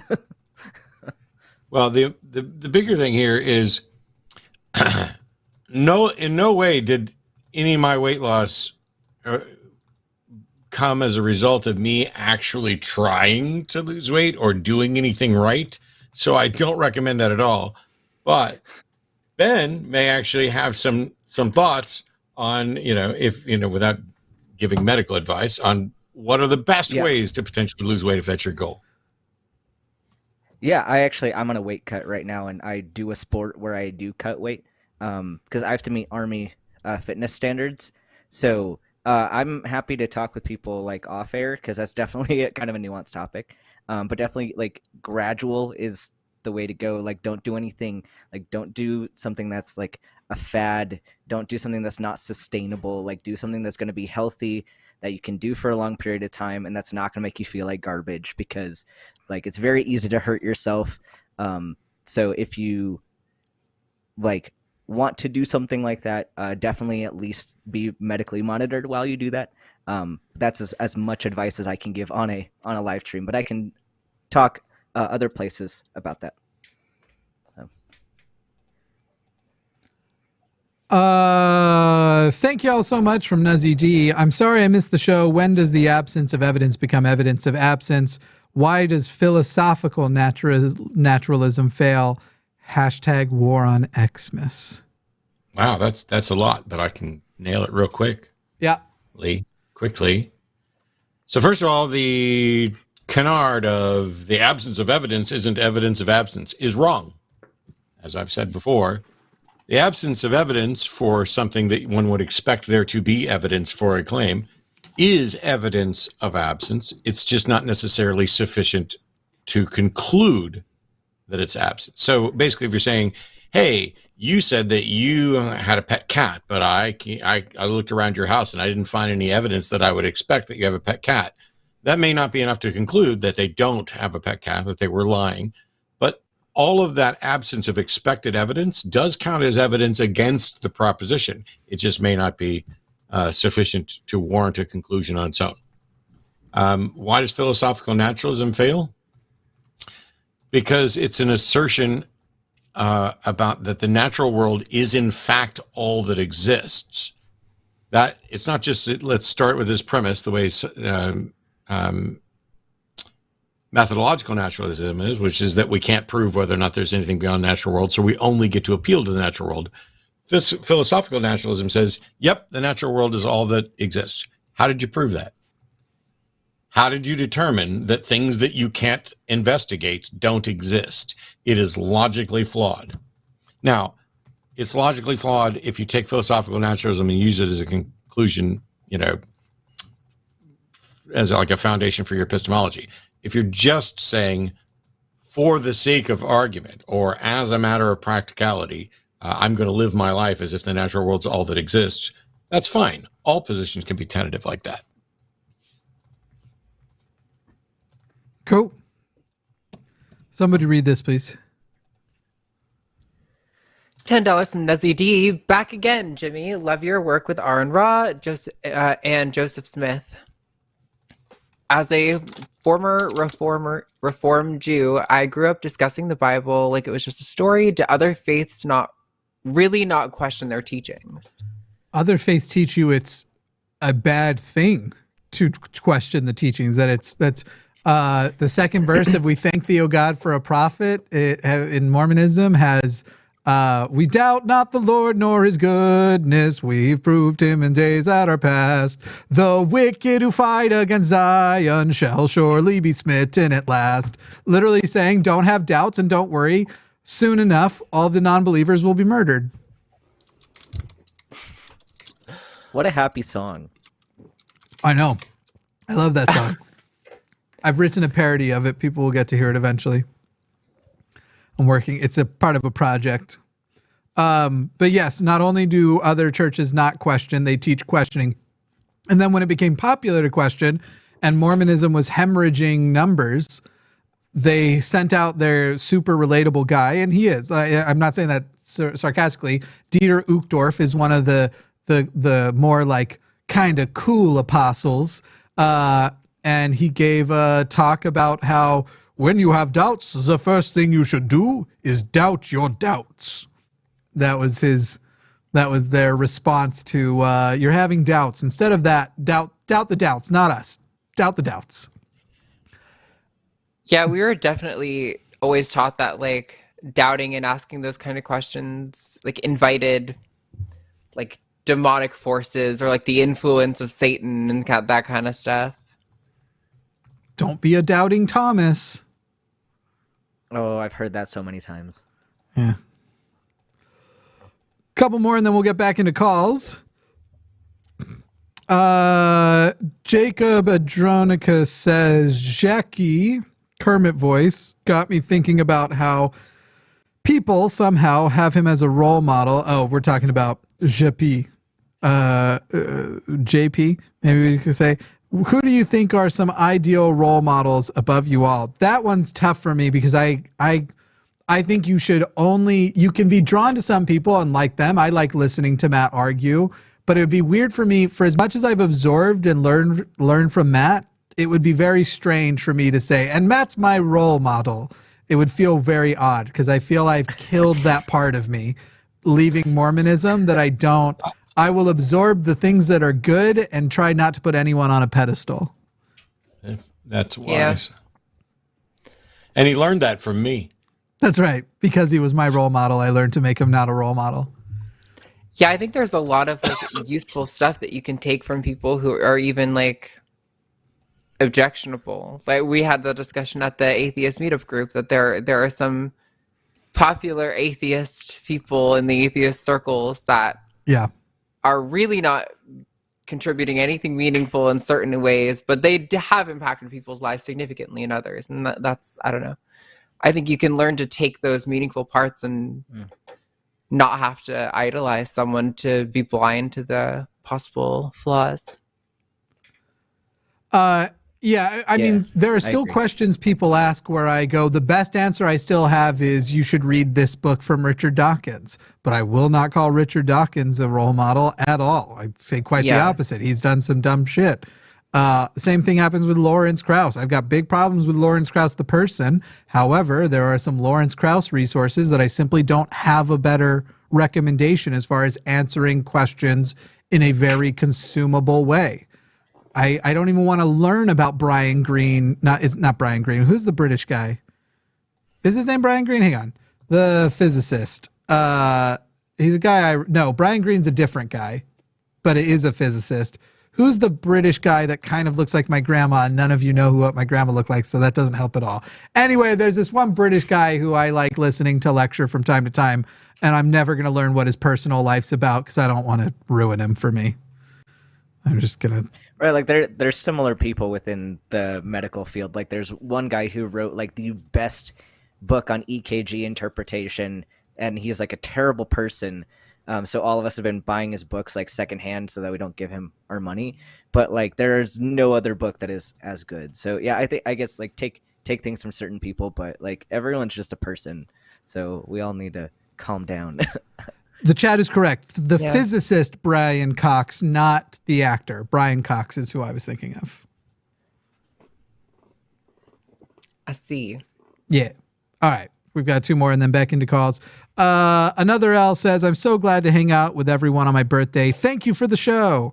Unfortunately, it looks like Katie's not going to be able to make it.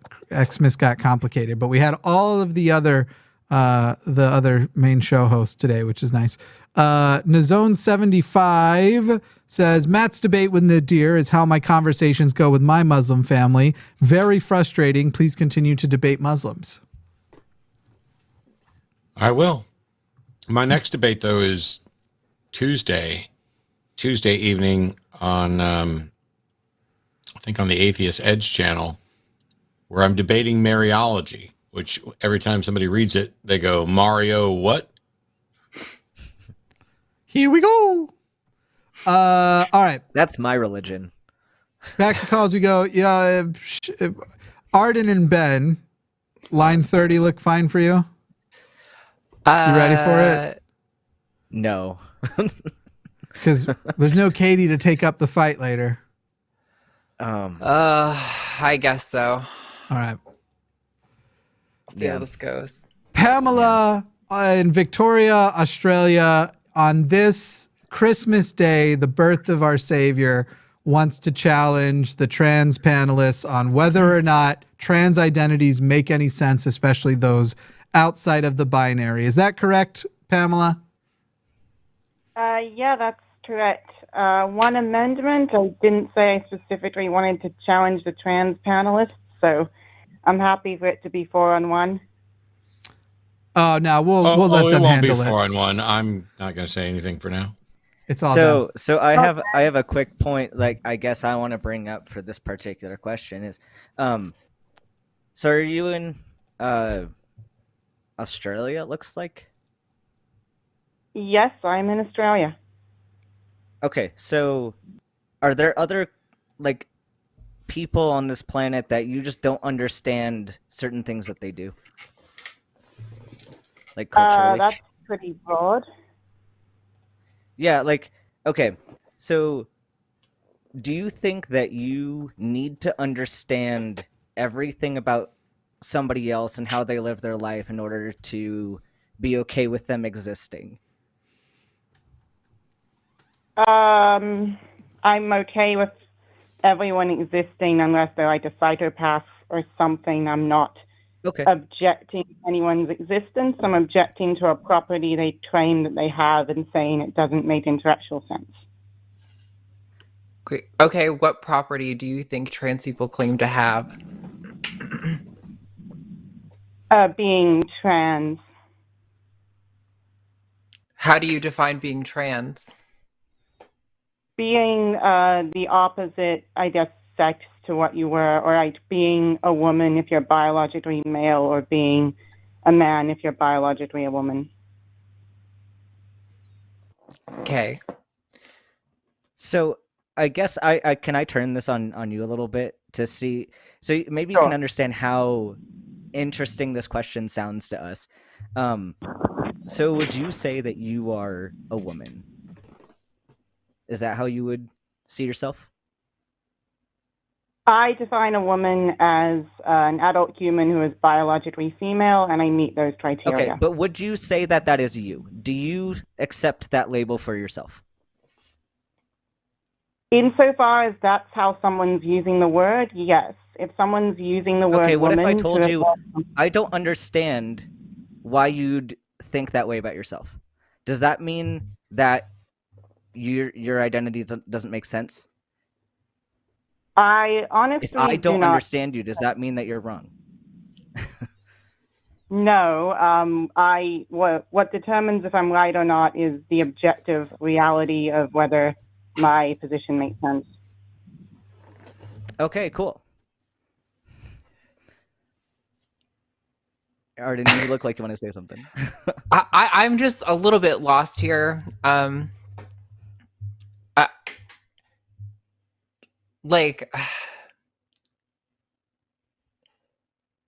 don't. So, do you think like definitions are objective, or I'm so confused about like, I don't know. My definition for a woman is an adult human female. I think I'm happy to use other definitions of woman, but I haven't heard another one that makes sense to me. Okay.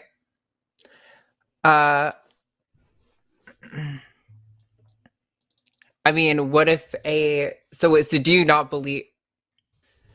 I'm sorry. I'm trying to. I was not prepared to get into this right this We second. were not. So We got thrown into this.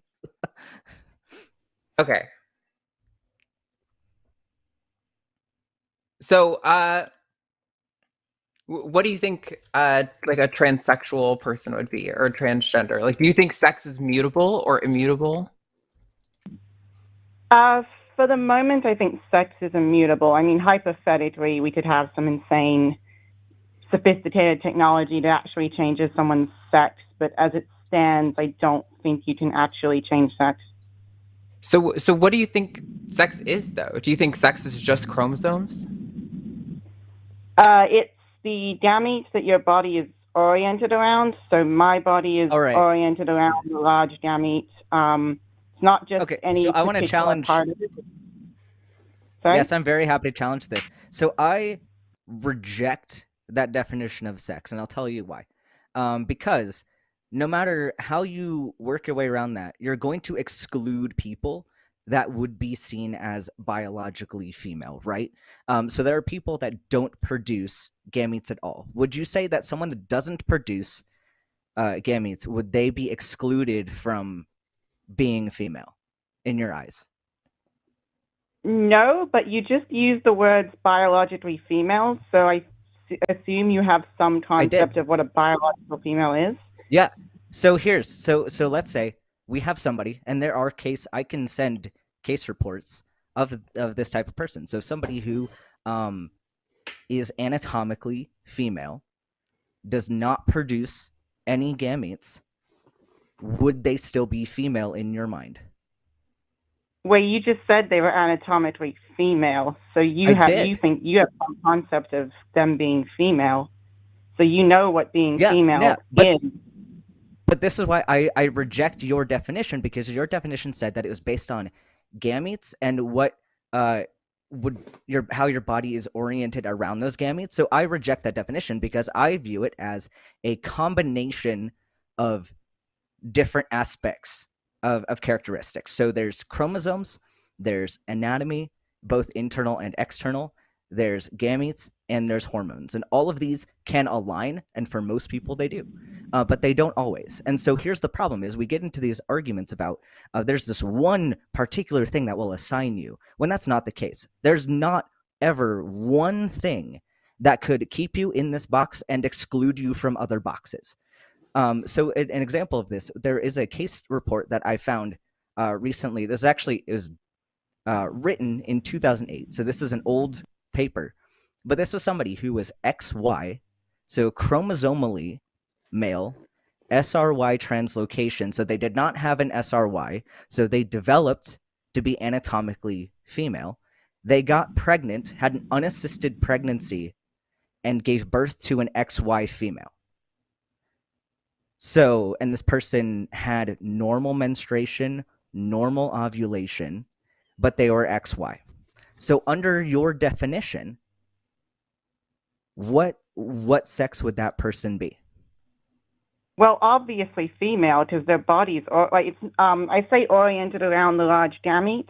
What I mean by that is that there's a particular set of physical traits, and that includes like all the anatomy and like chromosomes and whatnot. But so you agree that the combination. So you agree that the combination matters.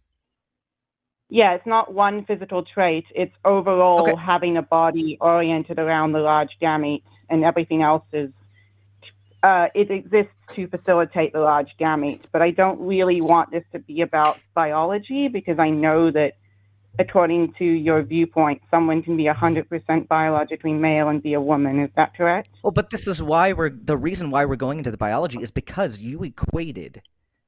You said that this doesn't make sense because I define female or I define woman to be within this biological context. So that's why we went to the biology. I'm happy to talk about these issues more separately, but if you're going to relate this definition together, you have to discuss it then as that combination. So, Arden, do you have any thoughts on that? Yeah, well, my point was going to be, so you acknowledge that it's not just about the existence or presence, either, here now or in the past, of like large immobile gametes or small mobile gametes, that it's a collection of characteristics, but all of those are physical characteristics which can change. So this was kind of to the point of, let's say I accept your definition of woman as an adult human female. Well, that may or may not be fine. It doesn't tell us anything about whether or not somebody can change their sex characteristics such that defining them or describing their body as a female isn't a better definition for that person. All of those, what my body is organized around is subject to change. Okay, that's why I said it's not currently possible to change sex. Like, I think maybe in some crazy sci-fi future we could just rebuild someone's body so it can be described as oriented around the opposite gamete. But again, the reason I don't want it to be about biology is because your position is that someone can be 100% biologically male, do nothing to change their body, and call themselves a woman, and that has to be accepted. Is that your position? So actually, while I can appreciate that you don't want to go here, I think the real reason is because it points out a flaw in how you're defining a woman that would open up the possibility for somebody to change their sex and to rightly be defined as a woman. And I'll also remind you that this is not your show, and this is the direction we're taking the conversation. So we're not going to try to bump it back a ways. We're going to stay on where we're at. But so you're saying that like in this crazy future, but we don't need the crazy future. We can do it now. Any person assigned male at birth can go get an orchiectomy. Their body is no longer then organized around producing small mobile gametes. The physical characteristics necessary for their body to be, quote, organized around that are gone. So what are they? If they're not a female by your definition, they're definitionally not male by your definition. So are they just something ethereal, non-sexed body?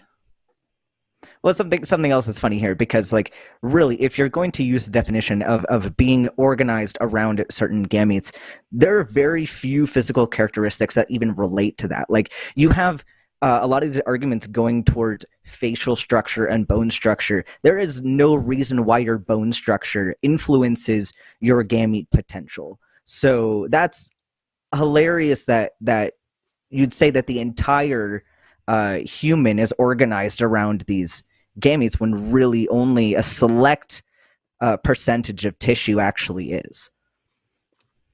Well, the reason I say that is because I'm looking at it from a broader sort of evolutionary perspective, and also you're the one who sort of argued for a holistic definition of sex, and I agree with that holistic definition of sex. So if the male who, I don't know, I guess loses their male genitalia, their body was still, you could sort of still look at their body and see that they would have had, I guess, some kind of pipes, or that you could sort of look at the physical structure and anatomy of their body and see that it was meant to have those parts in the same way that, like, with evolution. The fact that you're giving any intent to, there's no intent to the way that the body turned out that way. Can I ask you, what do you believe caused those anatomical features to develop in the first place? What specific factor caused those? I believe that hundreds of millions of years ago, life evolved the ability to. I mean, okay, no, I'm not going back to evolution. Just go back to that individual person when that person was developing as an embryo. What specific factor caused that body to be that way? I guess it would be, I'm not an expert in this stuff, but from what I understand, bodies, like, we evolved to facilitate one of the two roles of Okay, you're not answering my question. I can give you the answer because I've studied this, and the answer is hormones.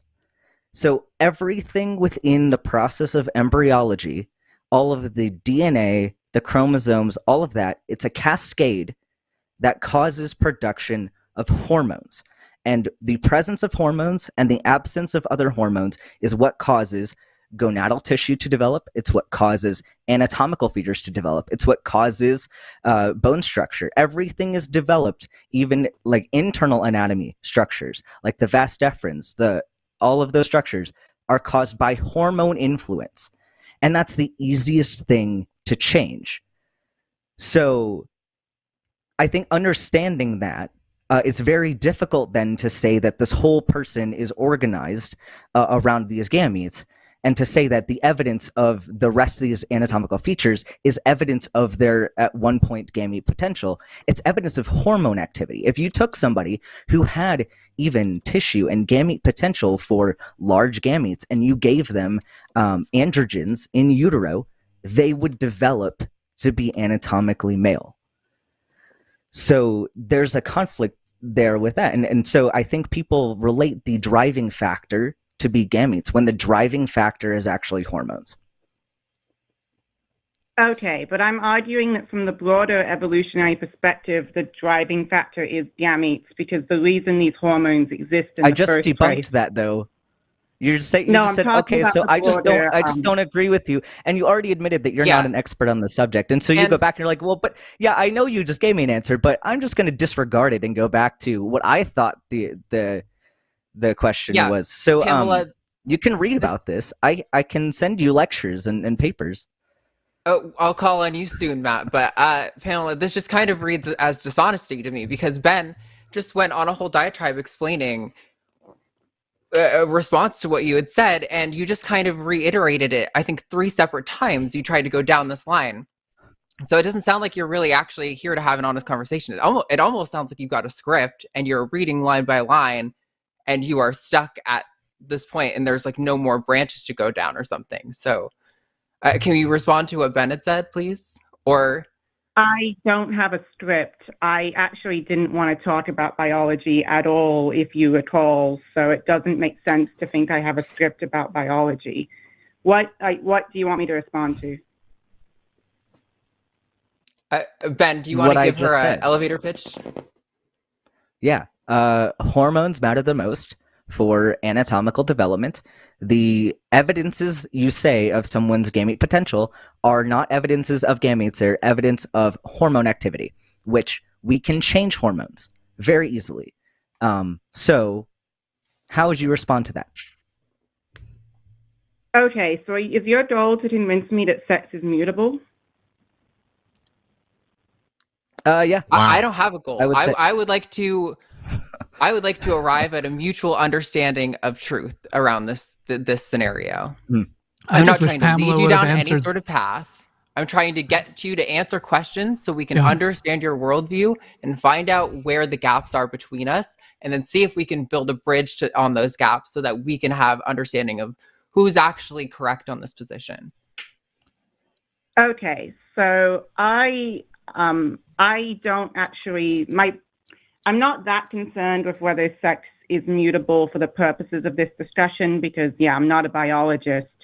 I know that your position is that if somebody is 100% male and doesn't change their body in any way, they can still train to be a woman. Hey, So the question of I'm whether going to ask sex this is to immutable Ben and Arden. is not Do you relevant. want me to keep this call going when Pamela is still not answering Ben's question, and it's been asked multiple times. What is the question?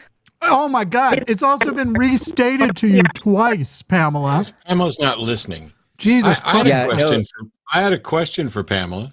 Pamela, are you suggesting that someone who's biologically predisposed to favor their right hand couldn't be left-handed without doing anything to change their biology? That's what I thought. So, okay, you're asking whether a right-handed person can be left-handed? Yes. No, if their biology is built so that writing with the right hand is easier for them than their right-handed. if I'm actually able to write with both hands, and I just opt to be left-handed, or if my right hand gets cut off, I'm just fucked. See, you don't understand that the genetics that make someone predisposed to favor what we call right-handedness or left-handedness, which actually is about which side is dominant with eyes, ears, and everything. That can actually be different as to which eye is dominant as opposed to which hand is dominant. And people can sometimes write with either hand. And someone who we've had a tradition in the Catholic Church and in private schools where left-handedness was sinister. So people who were born left-handed and naturally left-handed were forced to be right-handed. And people can be ambidextrous. The fact that you're stuck on this biology dictates everything. Yes, we are generally speaking a sexual species that, from the standpoint of biology and reproduction, relies on generally two different sexes. But what we're talking about is sex and gender being different. There is not a trans woman on the planet, I hope, that is actually claiming to be a cis woman. And there's not a trans man on the planet, I hope, that is not actually claiming to be a cis man, which is why we have those adjectives there. And so you can spend all your time saying, I don't understand this. If they're biologically this, how can they be this? Because you're no longer talking about the same subject, which is why you didn't want to go to the science and to the biology of this. It would be better if you would just actually pause and say what Ben started with at the beginning when he asked if it was important or if it mattered that it made sense to you. Because whether or not it makes sense to you, how someone identifies or what this is independent from whether or not they deserve to be treated with dignity, whether or not they deserve to have rights, whether or not it's a decent thing to do to respect their pronouns, their names, everything else. All of those things are about how we interact with each other as human beings. And one of the things we shouldn't be doing is sitting around going, well, what you say doesn't make sense to me. Therefore, no, there's no therefore. The only therefore, after determining that what somebody else says doesn't make sense to you, the only therefore is, therefore, I will listen and try to understand. And until I understand, I'm not going to stand in opposition to it. That's the way it's supposed to go. Okay, Yes. but would you take that approach with Christianity? If someone said Christian things that didn't make sense to you and then said, yes, because of it's these literally Christian what I've things, spent you should 20 be fucking praying? years doing since I left, is asking people to explain what they believe and why and arguing and debating about it. That's literally what I've done for decades now. Okay, but if a Christian says, this is what I believe all these Christian claims, and because of that, I think you should be praying, otherwise I feel disrespected. Is that all right? Is that all right? No, for them to no demand trans that? person on the fucking planet is suggesting that you need to be trans. That's the direct analogy to someone telling me that I need to pray. No. Yeah. What they're suggesting, this is about Okay, whether or not but- you're willing to use somebody's pronouns. This is about whether you actually consider them a value as a person. You can't even make an analogy that doesn't break on your first attempt. But when I use she, her pronouns not for somebody, in my mind, I'm affirming something that's not true. No, what you're doing is you're respecting another human being and you're acknowledging that you are monumentally ignorant about some things, which is something that you need to really come to grips with, Pamela. But I don't think it's true that a don't person give who a is shit. 100% biologically... Pamela, why should we care when you've demonstrated multiple don't care. times when people have explained things to you in great detail? Two trans people here have explained to you in great detail, and the next words out of your mouth were an admission you didn't listen to a fucking word they said. And then every time that you were pushed into a corner, you went, I don't want to talk about biology because I fucking lose when we do. Yeah. I got news for you. You lose Well, when you it's don't. because I Here's am the not thing. qualified. No, well, you're not Okay, qualified. That's such a Okay, hang bullshit on. thing to fall back on. That's Are you a fine- qualified it's a to fine comment on admission. trans issues at all? I have thought Are you about this a qualified great to deal. I think comment that on makes me trans issues at qualified. all? Are you qualified to comment on trans issues at all? Philosophically, yeah. I think I thought about, I understand, I You're have so a full of philosophical shit. approach rather than a scientific. I don't even think she's real. Why do you not opt for the scientific approach, Pamela? Is it because all of the scientific consensus agreed upon by like multiple international medical organizations have said that trans people are real and valid and deserve respect and dignity. Is that part of why you don't like the science and why you try this philosophical approach? Scientist and I'm not qualified. Wait a second. Right. So, It is because I I'm love not a this. scientist Okay. and I don't Yeah, can I talk? So my favorite thing about this. So I debunked your points, right? And then you fall back on I'm not qualified. Okay, so that's a fine admission, but now you should not sit back and be like, oh well, I'm not qualified, so I'm just gonna like pretend like I know what I'm talking about. No, the right answer is I'm not qualified. I should learn more. And I should do more investigation, and I should listen to people who are qualified. I just don't know the nitty-gritty It doesn't science. sound... You won't even listen, Pamela. Fuck you. Yeah, I don't know if this is a worthwhile conversation, but like really the thing here is you walked in here with an argument that was basically saying that this issue is black and white, and said that this doesn't make sense to me because my view on this is black and white, and I've shown you multiple examples of why it's not black and white. Here's all of the shades of gray that we're dealing with in this discussion, and you just basically said, yeah, I don't care, I like my black and white, and I'm going to keep it there. Well, and it's okay sometimes to simplify it down to a black and white, but you cannot say that this is the simple thing that I learned, and I'm only going to exist in this dumbed down version of reality when the nuance is happening on this side of shades of gray. So, like, and that's something that kills me is the basic science arguments. Well, yeah, like basic science is basic. It's the bare minimum to get you to understand, but you have to build upon that. Like, you can't take a first grade level math class and then say that you understand everything about math. And I just don't understand calculus because I was taught this in first grade. Like, that's absolutely ridiculous. So I think, I don't know if this is really worth our time anymore.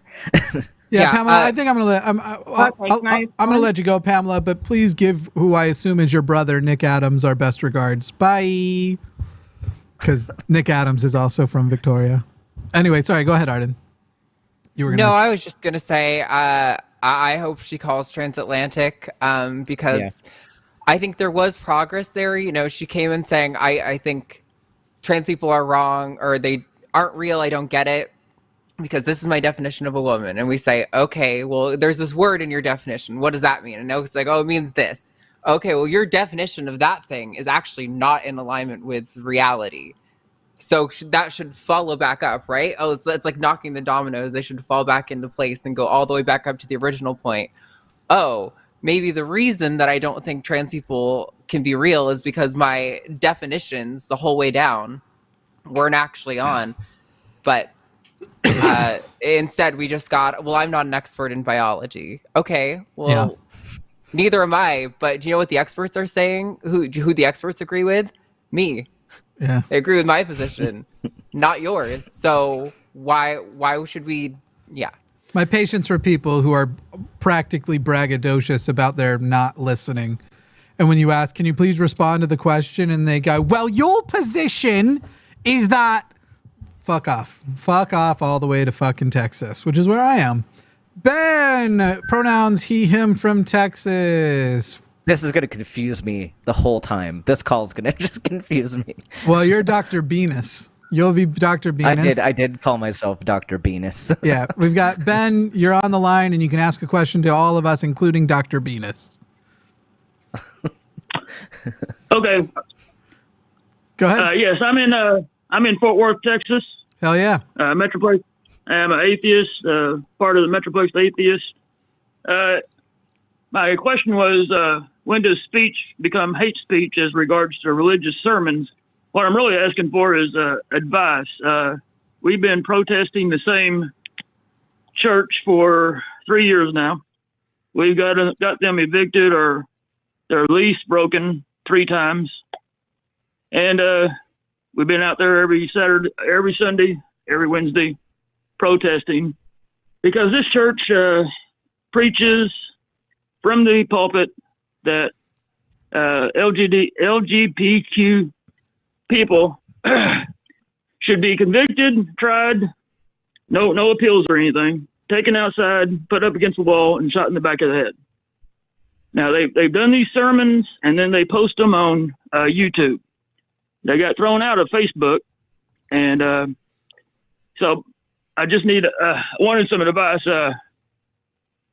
Do y'all think that the protest is going to bring any positive changes, or are we just beating our heads up against the wall? Or no, I think sunlight is good, and you're providing sunlight. Where you can expand that, where protests increase exposure, that becomes helpful. If they are saying, it's hard to say, because like you have some states that are so ridiculous with their free speech laws. Like they'll say, you had when the whole Carol Baskin thing was happening with the Tiger King, the reason, even though he would say he's going to kill her, they said that's speech. We don't interfere until he starts to kill her.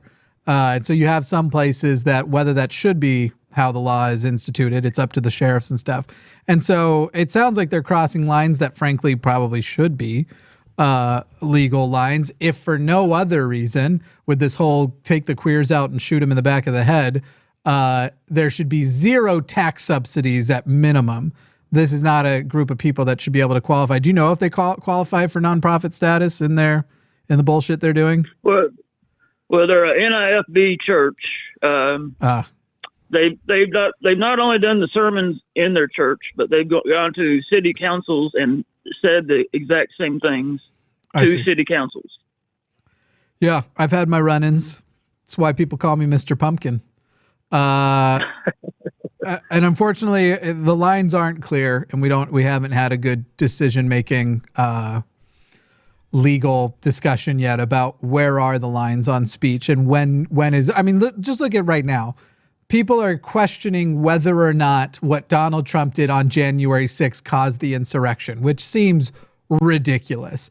And yet, that's the debate that's being had. Is that speech actually a call to violence? Which, unfortunately, I can't understand why that doesn't go to the level of treason myself. But well, there you go. I've never heard the word treason be touted. So maybe it should be more. But so as far as the question on like where the lines are between hate speech and with religious sermons and stuff, that's for society still to decide. But I'm glad to hear that you're out doing protests and getting sunlight on a situation that needs disinfectant. And there's that whole sunlight is it's not actually proven to be true, but sunlight is the best disinfectant is often true, just not always. Yeah. Some have talked about it in our circles and stuff like that. Some people will say, well, you're giving them advertisement. You're shining light on them. They're getting their message out and stuff. Well, they're getting their message out with or without us anyhow, when they put it on YouTube and stuff. We had one person stop by yesterday and asked us what we were doing. And when we told him that this hate group was listed hate group with the SPLC, he said, well, what does that matter? I said, well, it matters to decent people. Yeah, that's true. What did you ask, Matt? So without getting into hate crime, hate speech legislation, stuff like that, Ben, do you think for a second this church is unaware of what you and others think of them and their statements? No. Oh, no. They know exactly what we think of them. Yeah.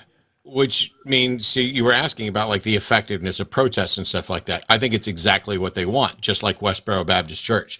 Westboro Baptist Church was looking for lawsuits, but they were also looking for publicity. There are countless just absolutely terrible preachers that have their own YouTube channels, at least for a while, that they have a church with like 50 bigots at most in their local area. And you know who pays the most attention to them and what they say when they post it online?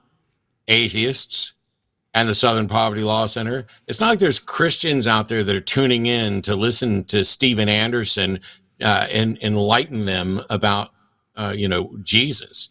I mean, I have family members that listen to some online YouTube preachers that are just a whole new level of batshit. And it doesn't even approach what these hate groups are doing. So I think, when you talk about people saying, you're advertising them, you're promoting them, you're giving them what they want. I think that's partly true, because I think there are a bunch of nobody would give a shit about these tiny little hateful channels that are out there. I want them out to have just enough confidence in their ability and their rights to speak their opinions, because if you put an end to that, what you haven't reduced the number of bigots, you've reduced the ability to find out who those bigots are. I want to know who the hateful bigots are. I don't want them to be, closeted, and when you're trying to find out, oh, did somebody get fired because they were gay? Well, if you've got a history of this person saying, hey, we should take them out and shoot them, then you now have a much stronger case for saying, yes, you were wrongfully fired. You were in a protected class, and that deserves protection. So I'm not telling you not to do it. I'm just saying right now, the people who are most paying attention to these people are us. Well, thank you for that. Yeah. When we started, it was just atheists. Now we got we got believers, and we also have the LGBTQ community out there with us. Y'all get a chance, you can see what the job that they're doing from No Hate in Texas. It started out in No Hate in Hearst, but then they got kicked out of Hearst, so they had to go someplace else. But, I appreciate the show and everything that y'all do, and we'll keep on doing what we do. Thanks, Ben. Other Ben. It's tough sometimes in the heat of Texas, and now in the cold of Texas, but it's going to keep on being done. There you go. Thank you, Ben. Thank you. Say bye to Dr. Venus. Goodbye, Dr. Mina. Oh, it's strange because I have, and we're not going to get into it. I have lots of thoughts about hate crime, hate speech legislation, and stuff like that. Where in many ways I'm actually opposed to them, but not strongly opposed. So like whatever act they're doing is either already illegal or it isn't. And judges can already consider things like motive, recidivism rates, community impact, ongoing risks, when they're sentencing people. And so the one nice thing about having kind of hate crime laws, even though I'm generally opposed to them, are that it sets everybody up on a fair ground to begin with. The law now reflects not what the community takes seriously, and it makes the sentencing less arbitrary. So if you like the fact that a judge can say, oh, well, let me look at this and make up my own mind, you lose that once we start codifying the hate crime laws, which is the biggest reason that when I say I'm opposed to them, it's a principle thing about free speech. I'm not opposed to them in practice because I trust them more than I trust the courts right now. I don't trust the courts at all. Ben and Arden, can I get you some popcorn? Because we're about to take Slave of God Emmanuel, who wants to call in and talk about the importance of slavery. And I think the three of us will probably just eat some popcorn. I'm going to go get a bearded dragon. Okay. I'll be back. Go get a dragon. Oh, yeah. I'll probably use the bathroom and I'll be right back as well. All right. Emmanuel, you're on with Jimmy and Matt for the moment. Oh, that was not the topic that I was going to talk about. Well, then why did you write it? That's what you put. Slavery importance as your... No. Yeah, I didn't have time. You didn't have time for what? You didn't have time to not give the wrong answer? What are you talking about, Emmanuel? No. What I was saying was that it just came out wrong. The thing what I was talking about was the interpretation of slavery, so I wrote it wrong. All right, go ahead and posit your slavery defense, whatever it is. So God told to Prophet Moses that they could buy slaves from the heathens, right? And that's found in Exodus 21. So Scripture is very clear why you can't actually, own a Hebrew slave if that Hebrew slave was That's poor. not true. I'm sorry, but that's not true.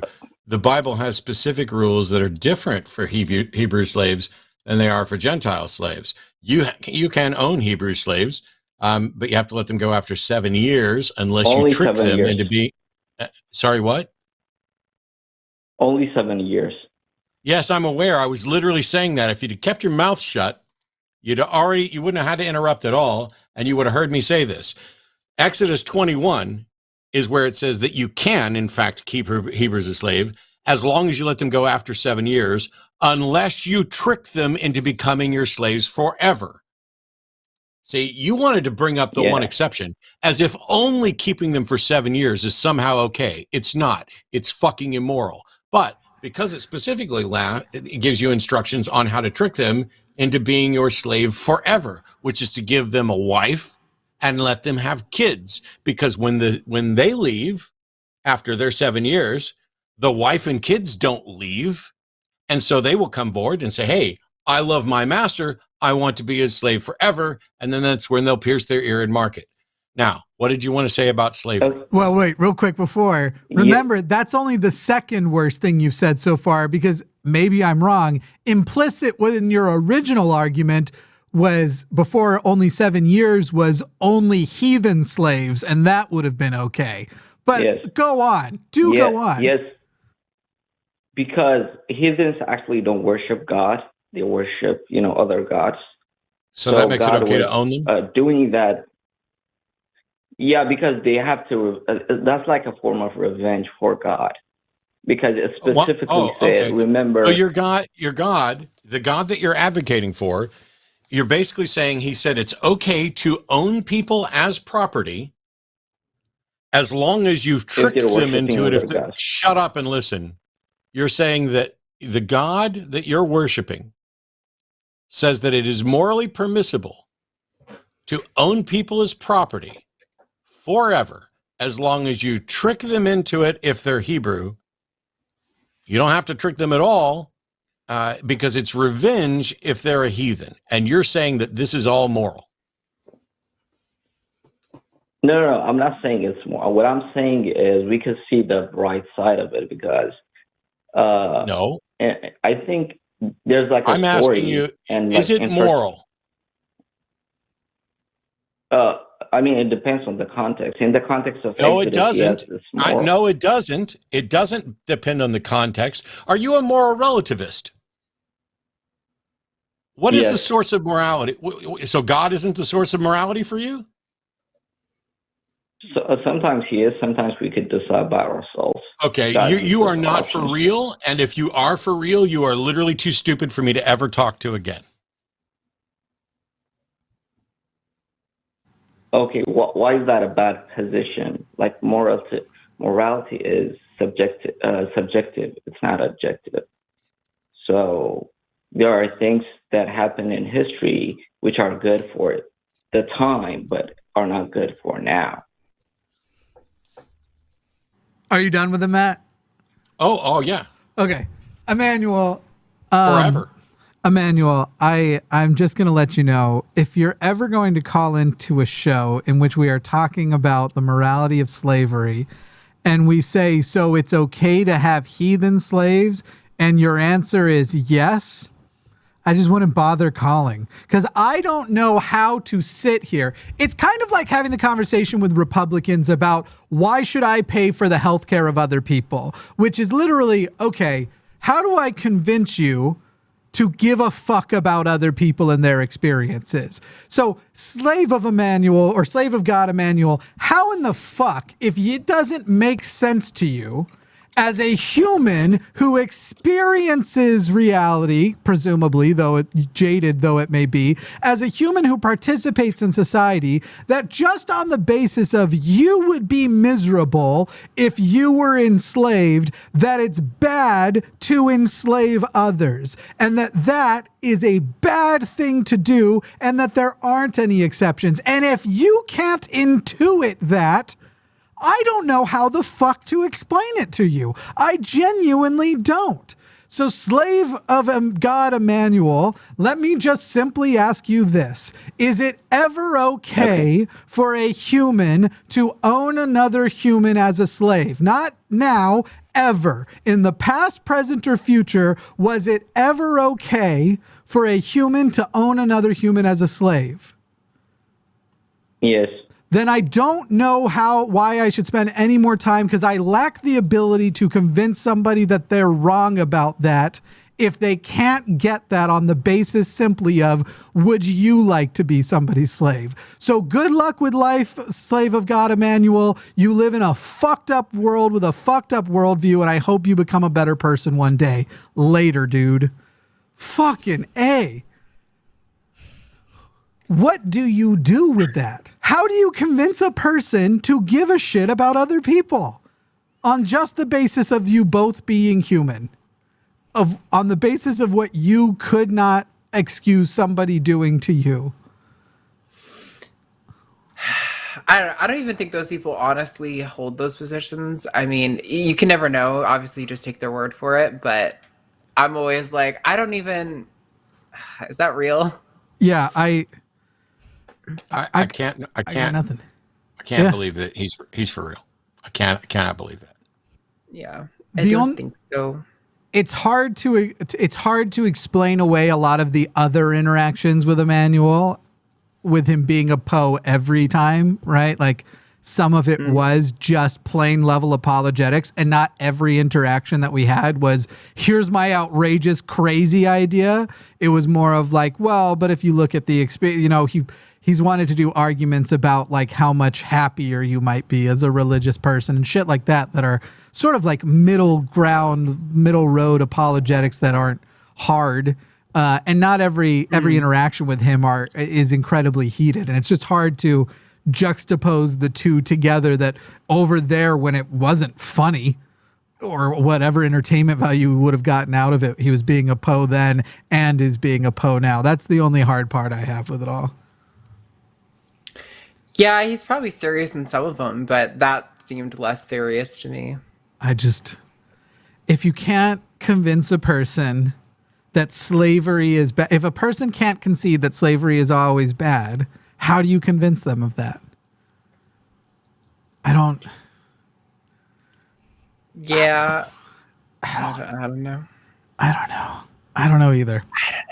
It's sort of one of those things where it's like, we can talk about whether God exists. He's lost every single one of those arguments, but I don't know what to do with, I think slavery's bad and you think sometimes it's fine. Well, fuck, there's no point in wasting time, because fundamentally I can't even sympathize with your position. So let's go with somebody who I can sympathize with, maybe.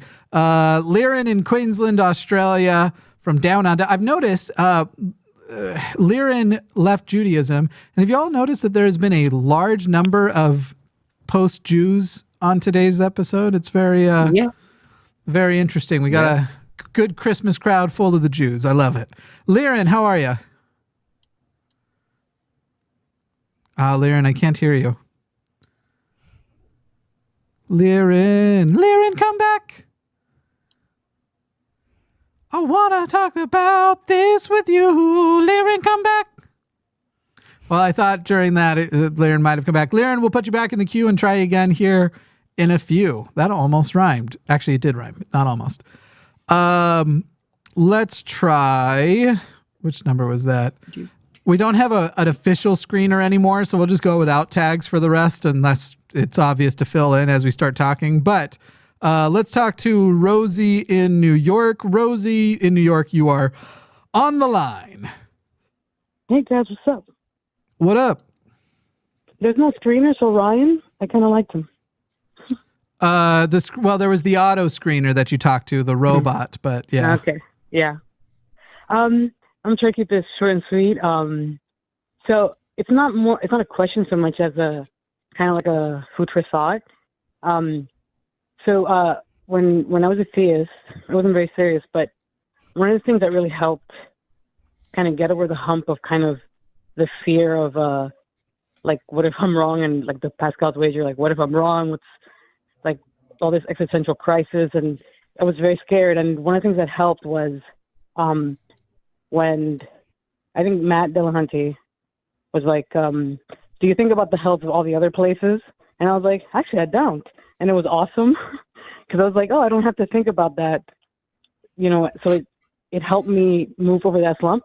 So I was thinking, it's not a fully formed idea. So it's more like so when approaching theists, right, kind of approaching them with like the in a kind of emotionally, like because so much of theism is like knocking people down for like things that are natural that they feel and that they're naturally like kind of free to do if religion didn't make them so ashamed and filled them with so much fear.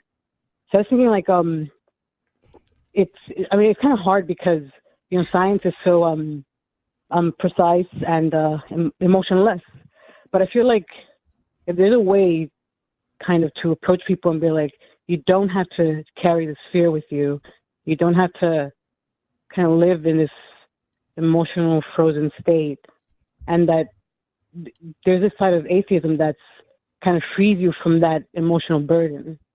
And that's as far as I got thinking about it. Hello? No, we're here. I think we're absorbing, because I don't think there's necessarily a queer. Do you have a question in there, or is it more just wanting a commentary on these sort of thoughts? A response, but if you guys don't have any, that's cool too.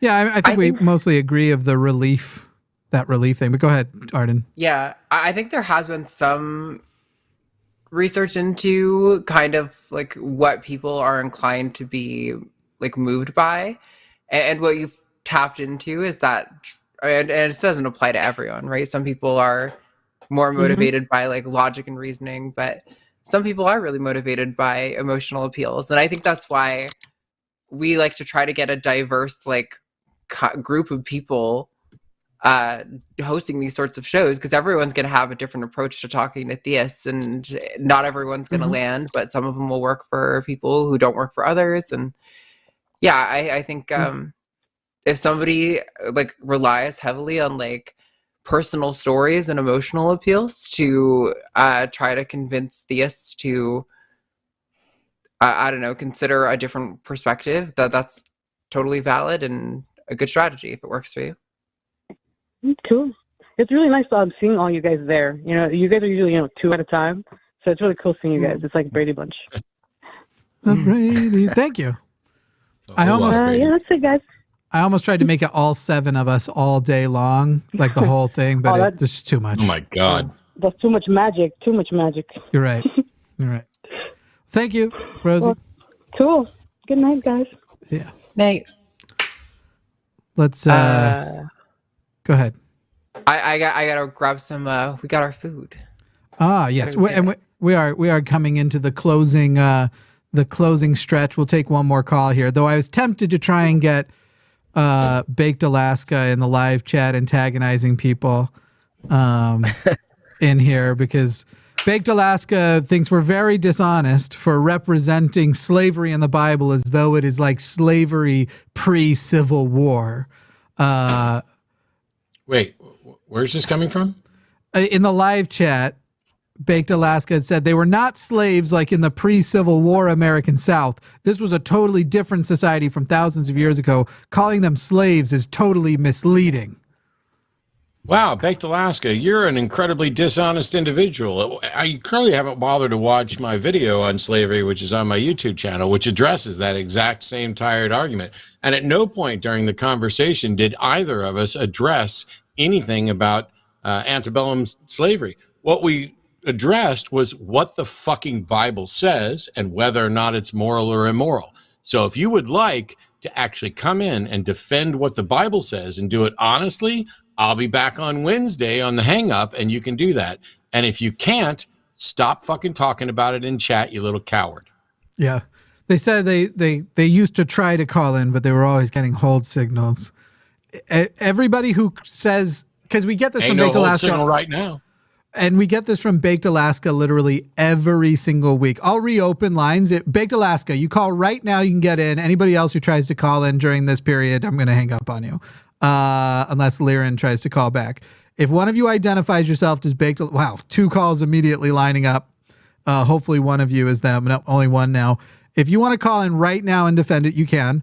But all these people who always say they have these plans to call in and just own the atheists, who never call in at the beginning of the show when there are always fucking open lines, is just ridiculous. So I think Hang on, just because we don't have time. I don't think this is the same person. Hey Joshua, are you Baked Alaska in live chat? I'm just a caller. I wanted to talk about a few things. Gotcha. Yeah. I'm not sure what we're kind of sure more what that is. We're kind of more coming to the end, so right now we're only going to take the Baked Alaska call, but we'll take you next Sunday or Wednesday or on the next show if that's cool.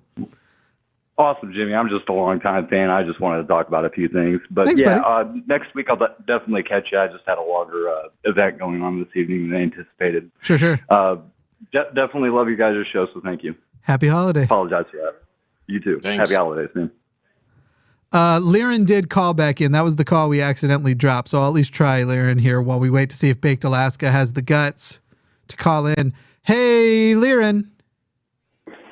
Hello, can you hear me? I sure do. You want to talk a little bit about leaving Judaism? If we can, because we're getting to the end of the show, we want to do some super chats. If we can do a brief summary and then the question. Sure, yeah. So while it says I'm from Australia, I was originally born and raised in Israel until I moved here.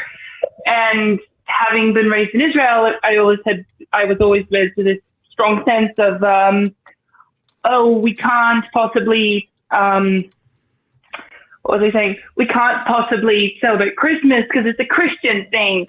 And like, we would never, it's not us, it's them.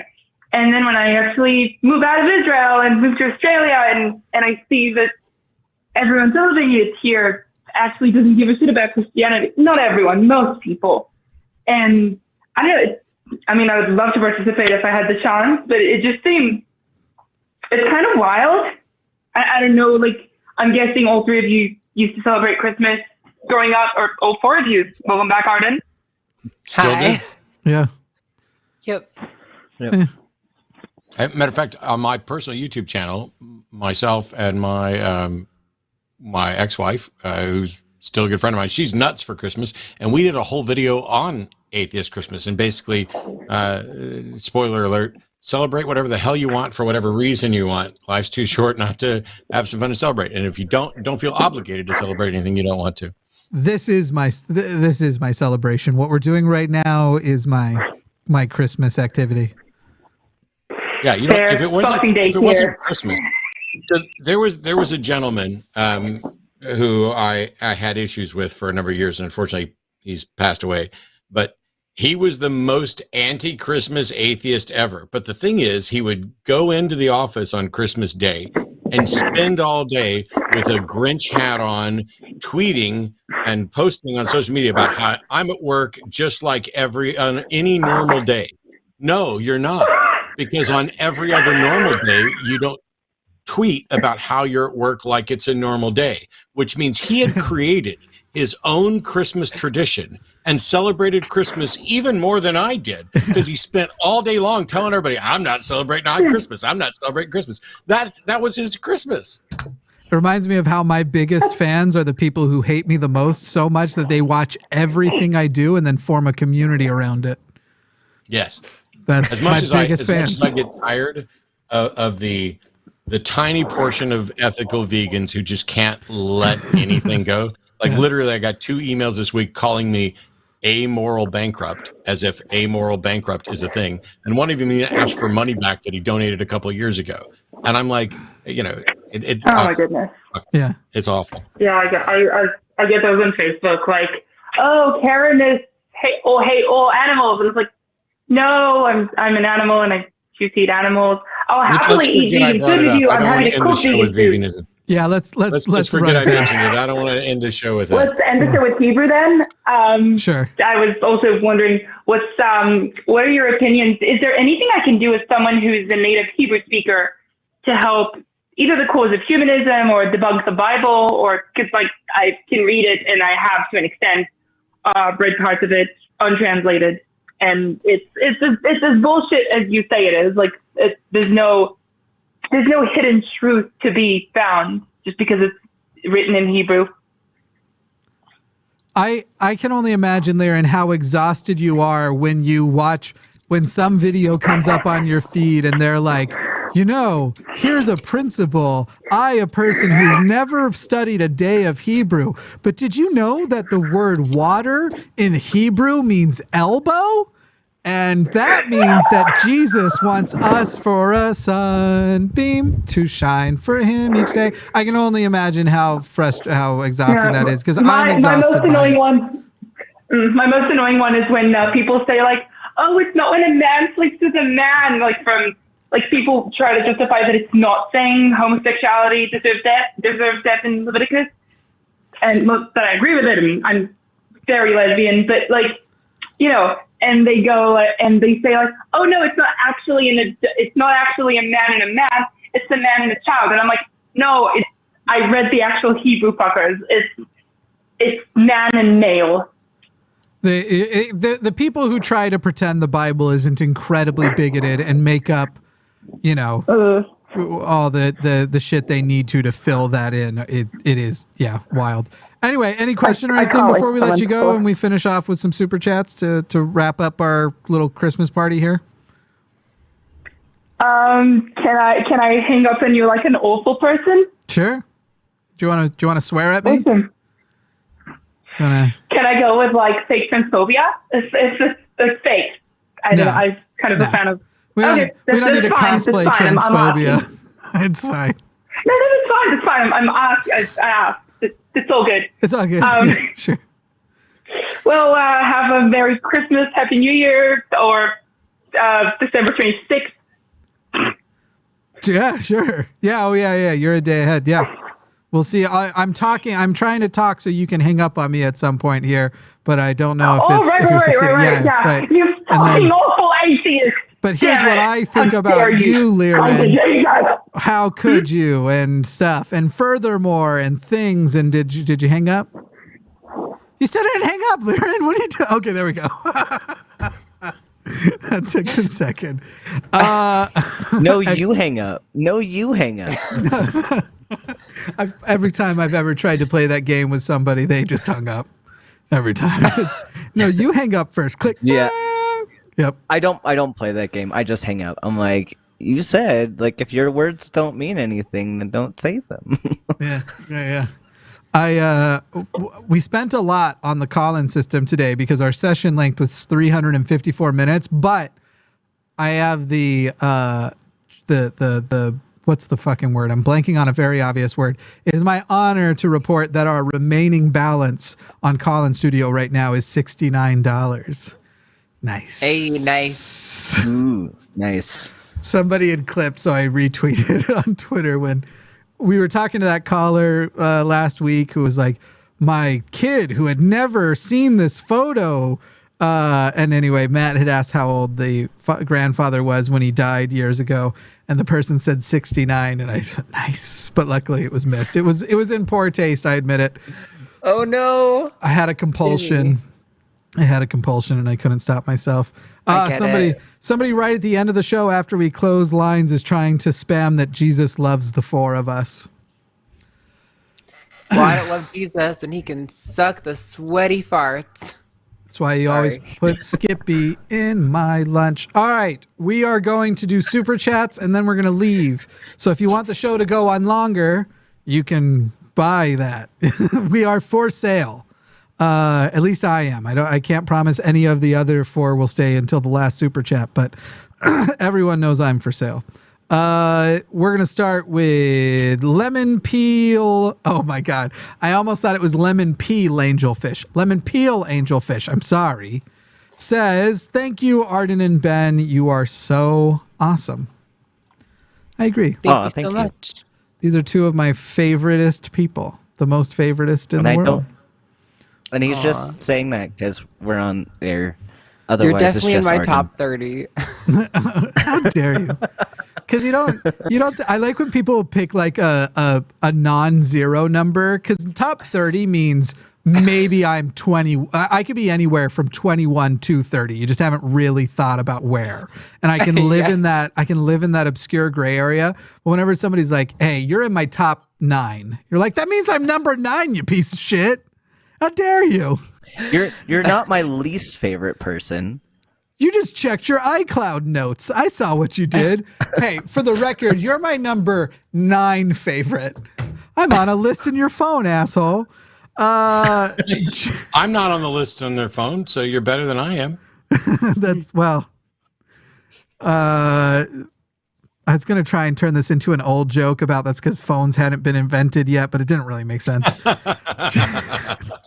Jeff Meager says, Dr. Ben and Arden, you guys, no, this is a different one. Someone said almost the same thing and then added, Dr. Ben and Arden, you guys rock. Also, this sounds very self-serving. It's really on the screen. I'm reading it. Jimmy Snow is a legend. You see? You guys are at least in the top 3 of the 4 of us for Jeff. Hell yeah. Hell yeah. There is a little bit, Jeff, I understand this because I also don't understand social things very well. But this is almost an insult because it specifically says Ben and Arden rock and then that I'm a legend, which means they aren't legends, Ben and Arden. Yeah. It's like, yeah. It's almost like walking up to somebody and being like, hey, you guys look nice today and your outfit is amazing. Yeah. You're basically saying someone's better. There's 4 of us here. Yeah, and it's like walking up to you're at the club and there's a group of 4 people standing there and you compliment 3 of them. Yep. It's like, oh, you look really good. Yeah. Oh my God, that's an amazing dress. So anyway. Which is only something I would do on purpose to like someone I was mad at. I love it. Low PNC1 says SDB will need a new name soon anyway, so why not Dr. Venus? For the record, Ben came up with Dr. Venus. I saw a chat earlier that made me think people thought I was being mean to Ben. It was Ben's idea. No, this is a nickname I've been given like a while ago, and I've just embraced it because I think it's hilarious. So it would make my life to be in a hospital and hear paging Dr. Venus. Dr. Venus, please report to whatever. Just wait. My co-residents are going to find out that people call me that, and I'm not going to hear the end of it. Go ahead, Arden. You were going to say something. Oh, no. What? No, I'm good. Okay. I'm sorry. Oh, no. Andrea Batella says the problem with not shutting down hate speech is that it makes the social climate way worse for the targets of that hate speech. It's also like there's a hardness to maneuver everything because on hate speech was less of a threat when communicating every thought to everybody in the world at every instant wasn't possible. And now it's so it can be. And so it's almost like not necessarily what is the responsible legal way to handle it, but what is the responsible social way to handle hate speech too? Because right now we have an unprecedented technological ability to spam slurs 1 million times a second if we so desire to design a bot to do just that. I mean, it's so everywhere. And then at the same time, it also starts to become like, man, I've become so desensitized to being called the F slur. I just don't care anymore. Somebody calls me that anymore, I'm like, you're goddamn right I am. So there's 2 sides to all of these coins, but there's also multiple coins. The coins are non-binary. Deal with it, theists. Wow, I feel enlightened. Anybody got a thought on that? Yeah, No. I think I don't know, just reiterating everything everyone else has said, like hate speech is a problem. It's obviously bad, and I think it's good for communities and like organizations and like Twitter and Facebook and all that to have terms of service against that stuff. But as far as like legally penalizing that church, I don't know if that's makes any sense. Yeah. Although to whatever extent I would be in favor of that, it's got to do with what we're doing is we're standing up as a community saying this far and no farther. And if you cross this line, there are going to be consequences. You know, you're allowed to harbor your hateful thoughts and even share them. But when you reach the point where you are inciting hate and inciting action and calling for action against it. It's like the person who sits around in their attic and plans the perfect crime. Have they done anything wrong? No. But as soon as they take the first step towards that plan becoming an actual reality, which may even mean enlisting someone else beyond just the speculative, now it is a crime. Yeah. Cool. We've got Light Halcyon says, Atheist Jew here. I didn't get my Chinese food in a movie today, so you guys are the next best thing. That is a common Jewish tradition on Christmas in America. Common American. How many more you got? Like 9. Let's crank. I got food downstairs getting cold. Yeah, there are veggie samosas that I smell ate really my good. sandwich on air, so I don't know what y'all are doing.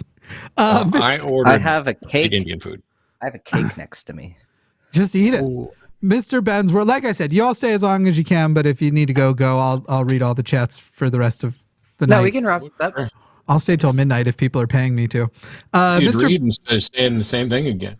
Mr. Ben's World says, hello from Thailand. My Christmas ended yesterday, and it was totally un-Christian. Sounds Well like played. a good Christmas. Mm-hmm. We, as Jimmy said at the start of this, we have won the war on Christmas. It's true. Lucky Dog says, as always, great to listen to Matt and Jimmy. Huge love to Ben and Arden. So See? Lucky Dog loves the two of you, but could use it if you would talk a little less. Yeah. Man. All these backhanded. This is great, though, compliments. because now, every audience member is going to have to give another $10 to say, no, that's not what I meant. We already got one of those coming in. Now, this is my love language. You got a little bit of bullying's required. Neg me all night long. I'm single as fuck. It'll work. Zachary Loner says, joyous Saturnalia. As a Mormon, I used to watch atheist versus Christian debates and wonder why the Christians couldn't do a better job defending their faith. Eventually, I realized that it wasn't just the debaters, it was the arguments. So I did the same thing. I remember watching Bill Maher argue with people back when I was Mormon, argue with people about religion, and just thinking like, oh my God, I would own Bill Maher. And Bill Maher's another one of those people where it's like, Bill Maher's done some very good things. The movie Religulous is great. Bill Maher, not so great anymore. But Matt's reappeared. Matt's here twice. And so, yeah, I did the exact same thing. I used to think it would be easy to take these people on. Rub in. I thought he was done. Rub in how alone I am. Oh, did you mute? No, you're on. Sweet. I didn't hear what he said, though. I can't hear Jimmy, but I can watch him. I don't know what he said. I didn't hear you. He said, I can't hear you guys, but I can watch. Well, I heard that. I didn't hear what he was trying to insult me with. Captain Red Bull says, all the hosts have helped me in various ways at some point in time, including tonight. You are all great. Thanks for all you do. Much love for you all. Micah Fain says, didn't know you were live, lol. Happy holidays, Matt and all. See, only Matt gets the happy holidays. We all get a medium holiday. He's feeling left out now, huh? He's coming back to join. Yeah, I think so. I couldn't. He said something to me as he left, and I couldn't hear because I have like one brain cell, and if you guys are talking, it definitely cannot pick up external signals. Richard Conrad says, Jimmy is my 119th favorite person. You know, Richard Conrad, I don't even know who you are, so that's still a compliment. Matt, your screen's still blacked out. Halloween says, Merry Christmas. I love all of you. Matt, can you share a favorite memory you have of Christopher Hitchens? No, because he and I never had a conversation at all. I was at the Texas Free Thought Convention, the last speaking engagement he did before he died. And so, yes, this is kind of an answer about that. I was one of the speakers, and we were up in the green room afterwards. It was after his last talk, and they had, put him in a car to take him home. And we were all sitting around up there talking. And I mentioned to somebody that he and I, while we stood right next to each other, we'd never actually had a conversation. And like 5 people turned and looked at me, and they're like, what? Because everybody just assumed that we'd had 23,000 conversations or whatever else. And his caregiver said, if you want, I will drive you over and have you talk to him right now. He's up for it. And I was like, nah, I'd rather keep my memory of him the way it is, because we didn't, there were things we dramatically disagreed on. But I didn't want to shatter it. Here he was, on his way out, and still standing up on stage and saying wonderful, brilliant, beautiful things. And that was good enough. Yeah. I've many times expressed how thankful I am that he died before certain issues came about, because I don't know for sure where he would have fallen down, but a lot of his friends have fallen down on the wrong sides of this shit. So I'm pretty glad about that. Jeff Meager says, I suck. Legends, all four of you. Jeff, thank you for the clarification. Yes. That's very nice of you. Jeff, you're a legend. I appreciate that you did that out of guilt and not authenticity. I appreciate that you think I'm a legend, and thank you, Jeff. Rose Northcott says, thank you all for doing this stream. I was homesick today, and it was a lot of fun to watch. Oh, yay. Thank you, Rose. My friend Begon Thought sent $5. Begon does streaming on Twitch if y'all want to watch someone play games. She's a nice person. Lemon Peel Angelfish says, Matt and Arden are so cute. Fuck you. Fuck you. Matt and Arden are plenty cute, but I noticed there are 4 of us here, Lemon Peel. So Ben and I are what? Chopped fucking liver? Yeah, exactly. Yes. Compared to us? Yeah, I mean, that's just honest.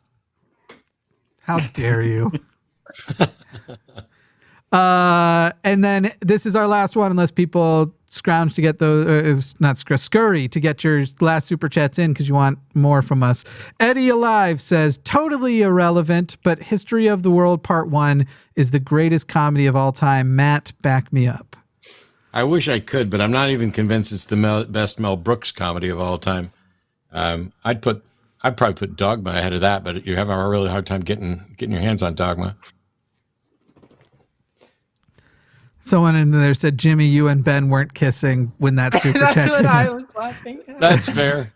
That's true. And as Ben is now my employee, that will never happen. Exactly. That will not happen. Yeah.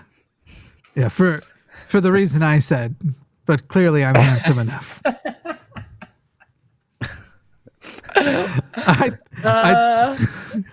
Hey, what does it mean when people write Dark Star? I've been seeing that a lot.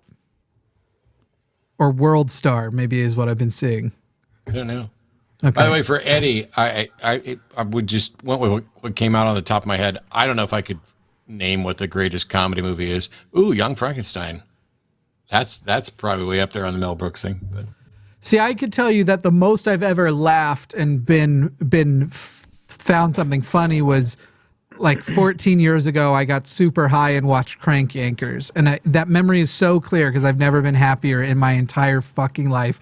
Eating Doritos. I'm super high right now, and you couldn't pay me to watch Crank Yankers. But it was the perfect combo of Doritos and Crank Yankers, and laying on this couch that suddenly became way more comfortable. Oh, we got a couple more in. It was just incredible. Shannon Mick says, thanks, y'all. This was so super awesome. Fergal Burgle, Manergal Burgle. Yep. I see Eddie Alive's on there. Here we go. Oh, it didn't change. Shannon's up. Then Mr. Monster says, Hail Satan, happy Yule, lol. Lemon Peel Angelfish. Okay, Ben and Jimmy are so cute too. Wow. Thanks for the afterthought. Wow. Wow. Cannot be pleased. No, of course not. Lindsay says, hashtag Bucky's Fund. Oh, that's not how you spell Bucky's, but I get what you're saying. Yeah, for sure. Buy me some Laffy. No, it's not Laffy Taffy. It's watermelon saltwater taffy from Bucky's. Buck-E-E. Yeah, BUC-CEES, right? Or is it 2 C's? I believe it's pronounced Bussies. It is Bussies. You're right. I apologize. I apologize, everyone. I meant Bussy. I'm going to go get some Bussy after this. Matt's gonna claw his eyes out. I wish. If you go to Torchy's, you have to order the nookie. I've never had the nookie. For real. It's one of the best desserts around for having at least once. But yeah, when you go to Torchy's Tacos, order the nookie. I will. Mr. Monster says, have you ever seen Meet the Feebles? I have not. I was forced to watch part of it once. Awesome. It's time for veggie samosas. You're like, don't send more super chats. It'll make Arden mad. You will. I really would like my chana masala and veggie samosas, please. Good night, everyone. Happy holidays. Matt, you can give your message, Ben, and Arden, and we'll just do that. I just want to thanks to everybody because this was fun. I had a great time. And yeah, we'll do it again sometime. I'll see you Wednesday. Yeah, I would like to talk to Pamela when I'm not extremely fucking high. And Ben, what's your goodbye? And for those of you who understand kind of my lore and humor, I'm going to go eat a big chocolate cake. So, have a happy holiday. We'll see you tomorrow for Skeptalk with Forrest. We'll see you Tuesday for HOSTility with myself and Beat the Cult. Wednesday, Matt will be doing a snake show with Aron Ra. And on Thursday, they still haven't decided who's going to be on the Transatlantic Call-In Show. And then I will see you back here on Saturday evening, and we're going to count in the New Year's together. Everybody's welcome, but I know I'll be doing it. We'll do a fucking New Year's show. Fuck yes. Good night, everybody. That's the wrong one. They're both playing. Okay, that's fixed.